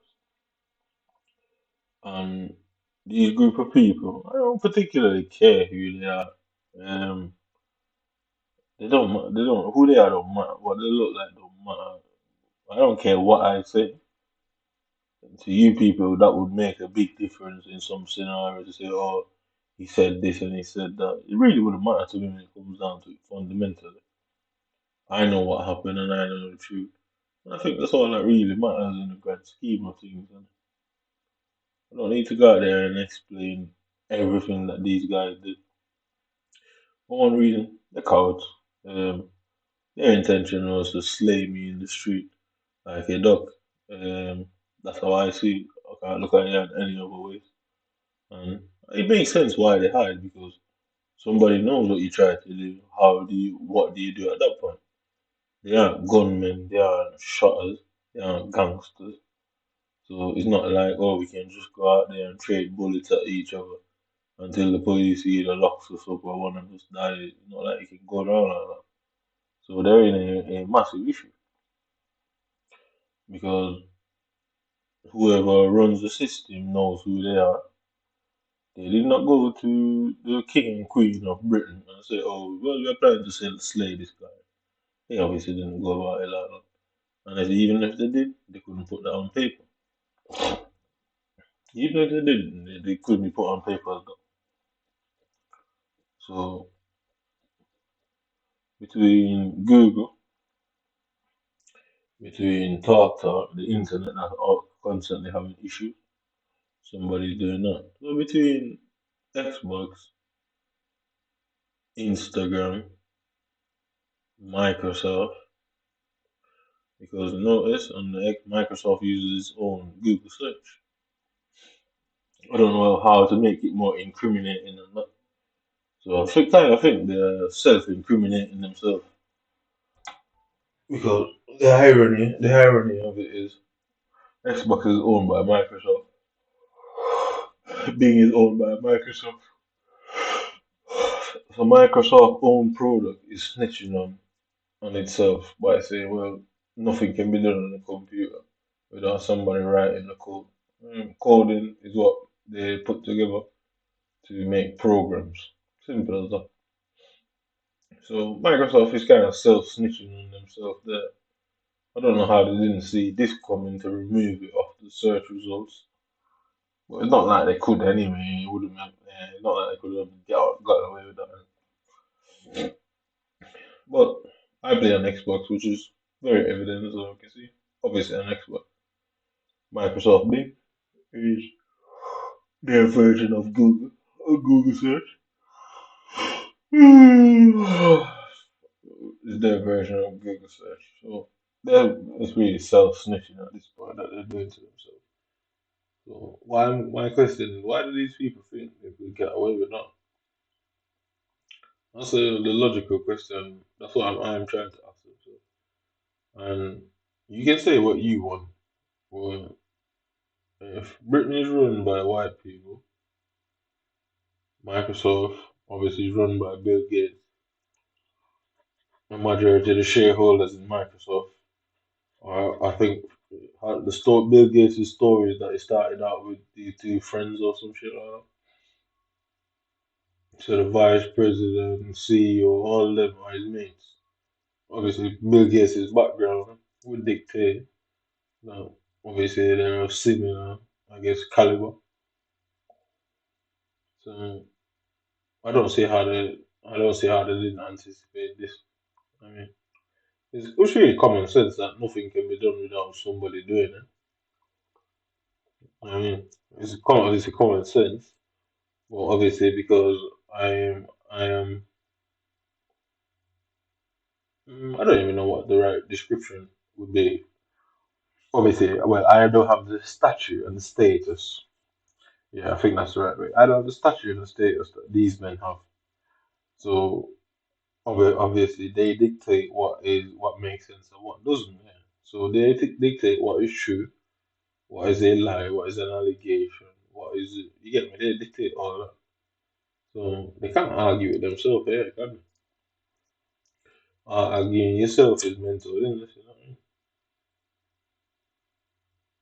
So they can't really argue with themselves. So everything that's been done in this game is purposely done.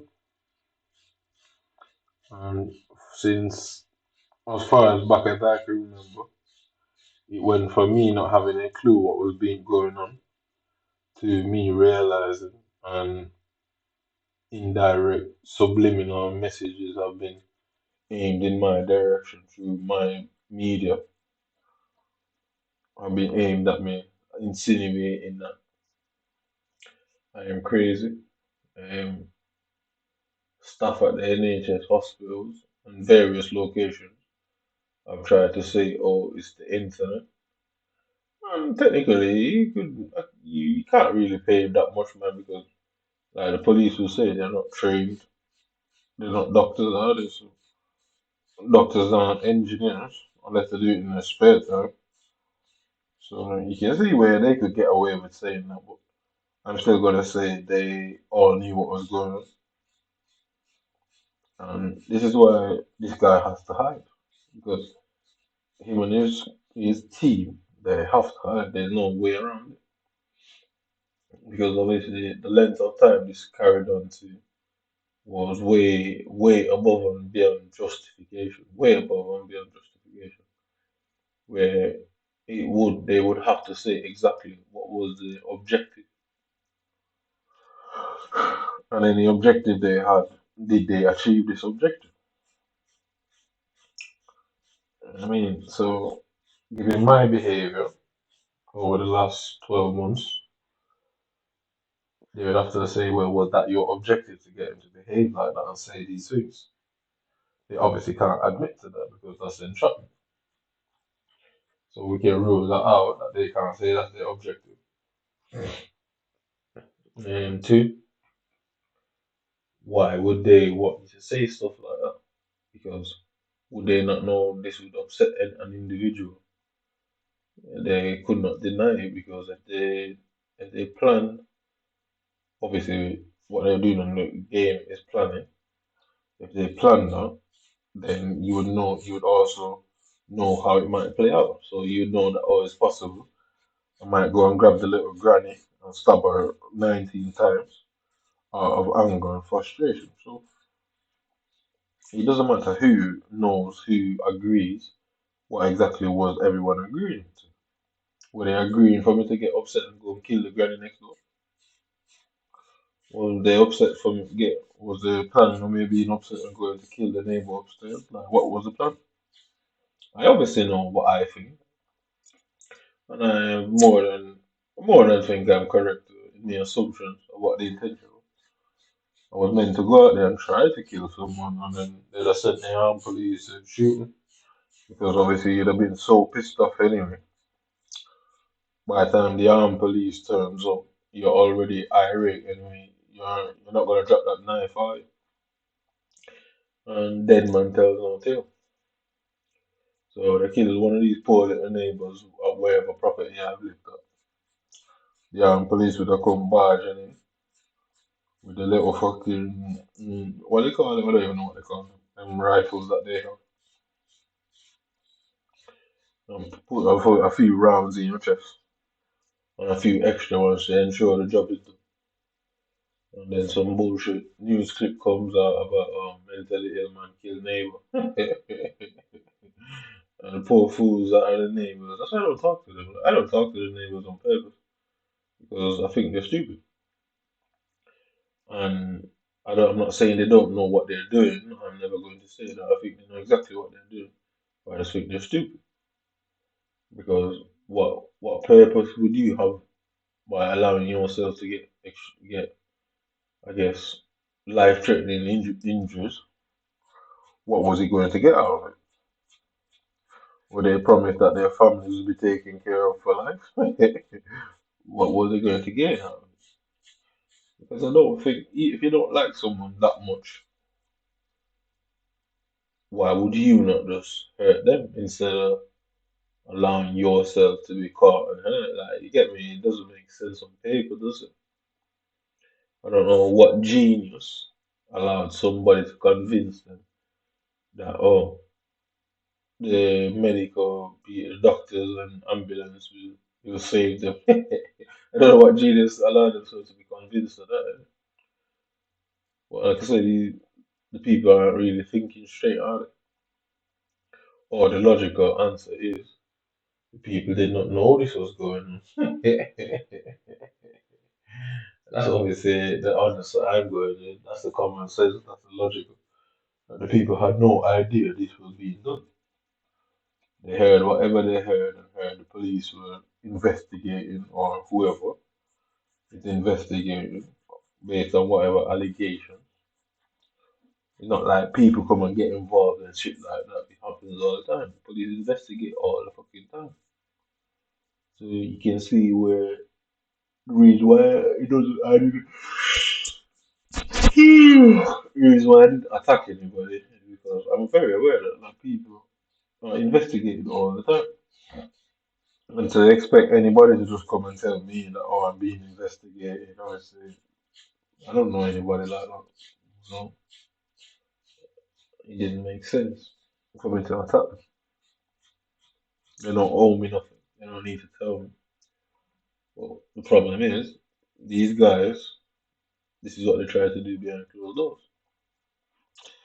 And either way you take it, somebody had to have authorized it. Somebody had to have done it. They couldn't just pick it up on themselves and do it. It's obviously somebody within the government, so they couldn't pick it up on themselves to do it. And the problem is, if they authorize this against me, who else have they authorized it against? And what is the reason that they felt these drastic measures need to be taken? I know they have no reason. On paper, behind closed doors, they probably wrote something. I mean, they probably wrote something, or they've had a risk assessment, and the risk assessment found that this man is some sort of a threat to the community, whatever peace, whatever the fuck you want to say.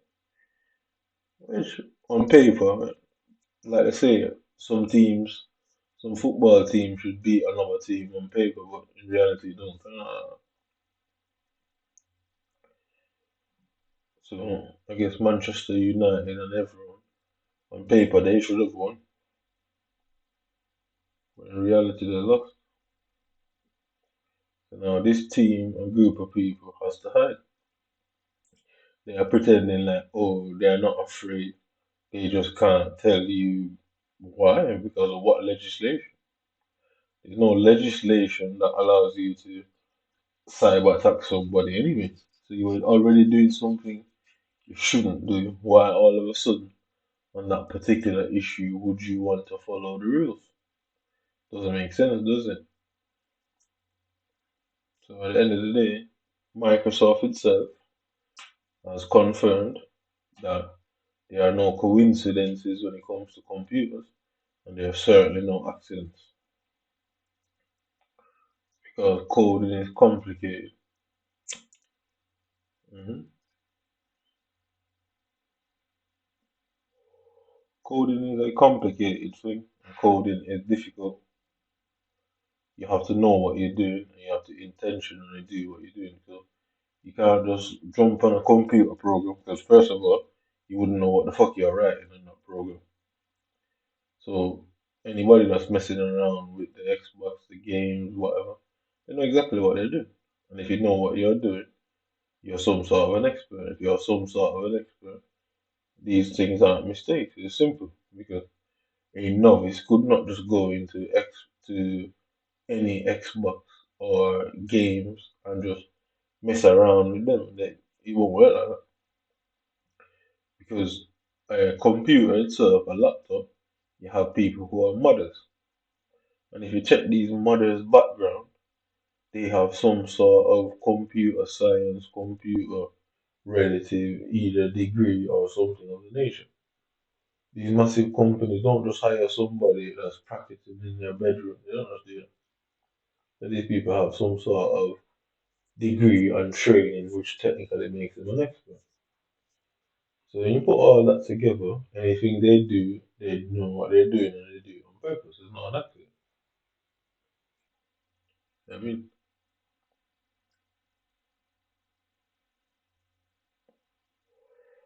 the idea, like I say, the plan was for them to go around and spread rumors within the community. And then while they were secretly doing this, so one team is overtly following me around in front of everybody and telling everybody, oh, well, we have him under surveillance. Make sure you don't say this or say that because we are trying to catch him. So they will tell everybody else not to be caught up in it. So, i.e., anybody who was doing anything, they'll make sure that they don't get caught on camera doing anything. Only I do, which that is wrong. Which is because it's quite obvious that is the case. Because if you're doing an investigation, you would try to catch the person's associates alongside them. You would pre-warn the associates that, oh, don't do anything because he's on camera in it. You wouldn't do that. So it's clearly the level of corruption is very high, as in they're using whether criminal elements or people who have seedy or suspicious behavior, or everyone I've come in contact with are some sort of government person, whether police, NHS, social service. It's obviously the case. There's some sort. So it's one or the other. It can't be anything else. So everyone I've either come in contact with is in relation to the government, which they won't get in trouble for anything they do based on that they work for the government. It's all a part of their sting operation. Or they are corrupted and telling either criminal elements or people who possibly do suspicious stuff not to evade them being caught on camera doing anything wrong in and around me or not to be caught up. So I'm going for the first one though, to be honest. That they're all everyone I've met are government people. Because when if you're surrounded by all government people, the public won't know the public won't know anything about you. The public will just see you walking around and know that's you. They'll know that the police is watching you. Not that's about all they'll know. They won't know nothing about you personally. You're being contained, surrounded all the time. So everything that goes out into the public is carefully detailed and I guess heavily edited to give the public an image. So like I say, oh, this is going on behind closed doors.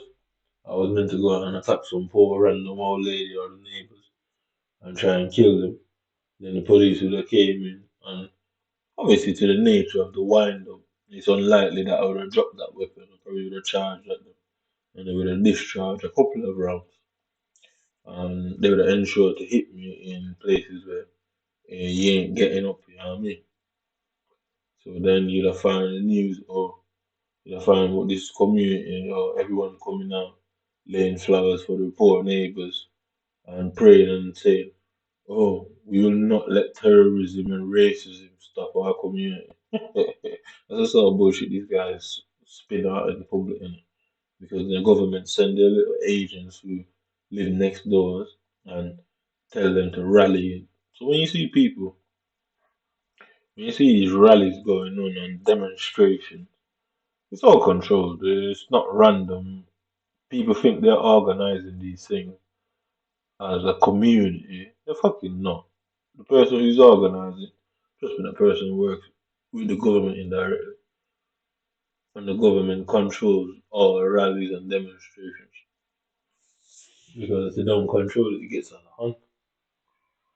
And we all know the British government does not like people to have their own lives. They want to control every aspect of our lives. I don't know, because obviously these men have a control problem. I mean, but yeah, like I said, this is just to confirm that everything that was witnessed in this video is not an accident. It's all predetermined, pre-programmed. It's just a formality for me to press buttons. Really, you could put the controller down and you realize the same thing happens even without pressing the button. It's really a formality, and nothing happens without somebody doing it. Like I said, Xbox, EA Sports. They ain't gonna pick up little Jimmy from his bedroom that doesn't know what he's doing and let them mess around with a multi-million-dollar game and corporation. But both Microsoft and well, Xbox is direct itself and EA Sports and pretty much every other game are multi-billion-dollar companies. So they wouldn't just let some random little person do it. So these people are obviously experts, and if you're an expert, you know what you're doing. So if you hire a plumber to come to your house, you're gonna hire somebody from a reputable company because why? They know what they're doing. So anything they do is not an accident. You know what I mean? So all this is being purposely done and organized. Why EA is helping them to organize this is beyond me, you get me? So I'm saying obviously Bill Gates probably like the YouTube videos I watch of him and where they're saying he's buying up all the food on farms and people are saying he's trying to poison people, so I guess he doesn't like that. But why is he just singling me alone out? You get me? Not like I created this video, I just watched it. Anyway, I don't really care about that. I don't really care about him either. The guy that's in Britain, his team, the team leader, must single you out. I really will. When I'm attack you, I will. I really will. I've got more than enough evidence to show that this was no accident. And I know for a fact you man can't say what your objective is because you're gonna paint a picture, and just like a prosecutor would paint a picture, I'm gonna paint my own picture and see who the jury believes. And they're obviously going to believe me. I'm very sure. Very sure. Because what human end goal was and what you are going to say your official end goal was would not make sense. There's no way it can make sense. Giving timeline, giving intent, I mean, giving purpose, giving that the wider community did not know that these things were going on behind closed doors. It was just all made to look like, oh, I'm having some sort of psychiatric breakdown. So it was all meant to look like. Well, like I say, how are they going to say these things on the game is an error? So you can see why they can't come and arrest me because how are they going to explain it? It's only they can't they couldn't logically explain that situation away. So whatever is going on in Britain, that is associated with it. Like there's no way around the association to say, well, it would be awfully strange that that is taking place, and while that is taking place, the team, whether police, NHS, none of these people thought that, well, that is a problem because they are trying to assess an individual whether his mental state or if he's a risk in any sort of way. So they will see that, they will see all of these things, and they themselves, for them to assess you, they'll have to understand behavior. Plain and simple, they don't have to understand the behavior and psychology. Yeah. They wouldn't, yeah, they simply would. We couldn't assess somebody without that. So if they have to understand behavior and psychology in order to make a accurate assessment or not a non-biased or prejudiced one, or the excuse me, or the wrong assessment, they would have to understand psychology, and that simply means they would know that that would affect someone's behavior, and then that would obscure the results of their assessment and either give them a favorable result, i.e., if they want to, I guess, chastise you, um, ostracize you, ban you, restrict you, potentially imprison you, or hospitalize you, institutionalize you, any of these lies, you can see that the reason why they're probably, if it's not them, the reason why they would ignore it is because it will suit their purpose. And either way, they ain't winning that. There's no way because they have a duty of care. Your investigation is not to put you behind bars, is to confirm whether you're innocent or you're in a situation where you are possibly committing an offense. That's their job. Their role is to do that. It says, oh, when you go on and say, what do the police do? Oh, it's to protect the community. No, no, no, that's not there. Police is not there to protect the community. That's a lie. What the police actually does is enforce. So it enforces the law. That's their main role, only role. That's all they do. Enforcing the law, obviously. The law says you can't kill on people under certain circumstances. Yeah? The law says you can't steal, you can't rob, you can't rape, blah blah blah. They're not directly there. They're not there to protect you. They'll make it sound like that because it's a more pleasant thing to say. But the reality is they are enforcers. They're enforcing you not killing somebody without justified reason. They're enforcing that you don't rob, steal, rape, murder, blah blah blah. They're enforcers. They're not heroes.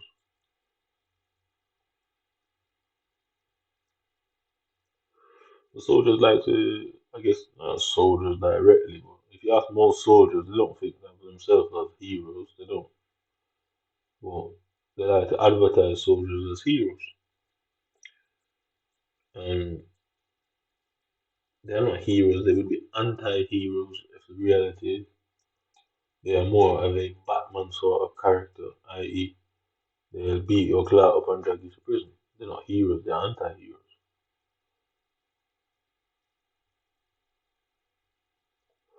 But long story short, all them 10-0 have lost 8-0, 25-0. 88 goals in 11 games. All of that was programmed. Somebody did it on purpose. And that would get on anybody's nerves over, especially over a period of time. That would cause some sort of psychiatric break, whether physically or mentally. And you're going to obviously have some outbursts. So they would have done that. Then go, oh, it's all justified. And then on top of that, then they go out and tell people about your private life because every time you kick off and scream, it now justifies the common law practice of breaching data protection. So you can see why they do it. It's to breach your data protection and make you out to be a risk to the community. So everywhere you go, they can now legally tell people stuff about you. Oh, this guy is this guy is that, this guy does that, blah blah blah. So it's basically done to breach it. Why the government doesn't have things in place to stop such actions? Are they going to try and say it's never happened before? I don't think they can say. I don't think they can say it's never happened before because it's just corruption. So they can't say it's never been happened before. They've never been caught before. And that's the difference. They've never been caught doing it.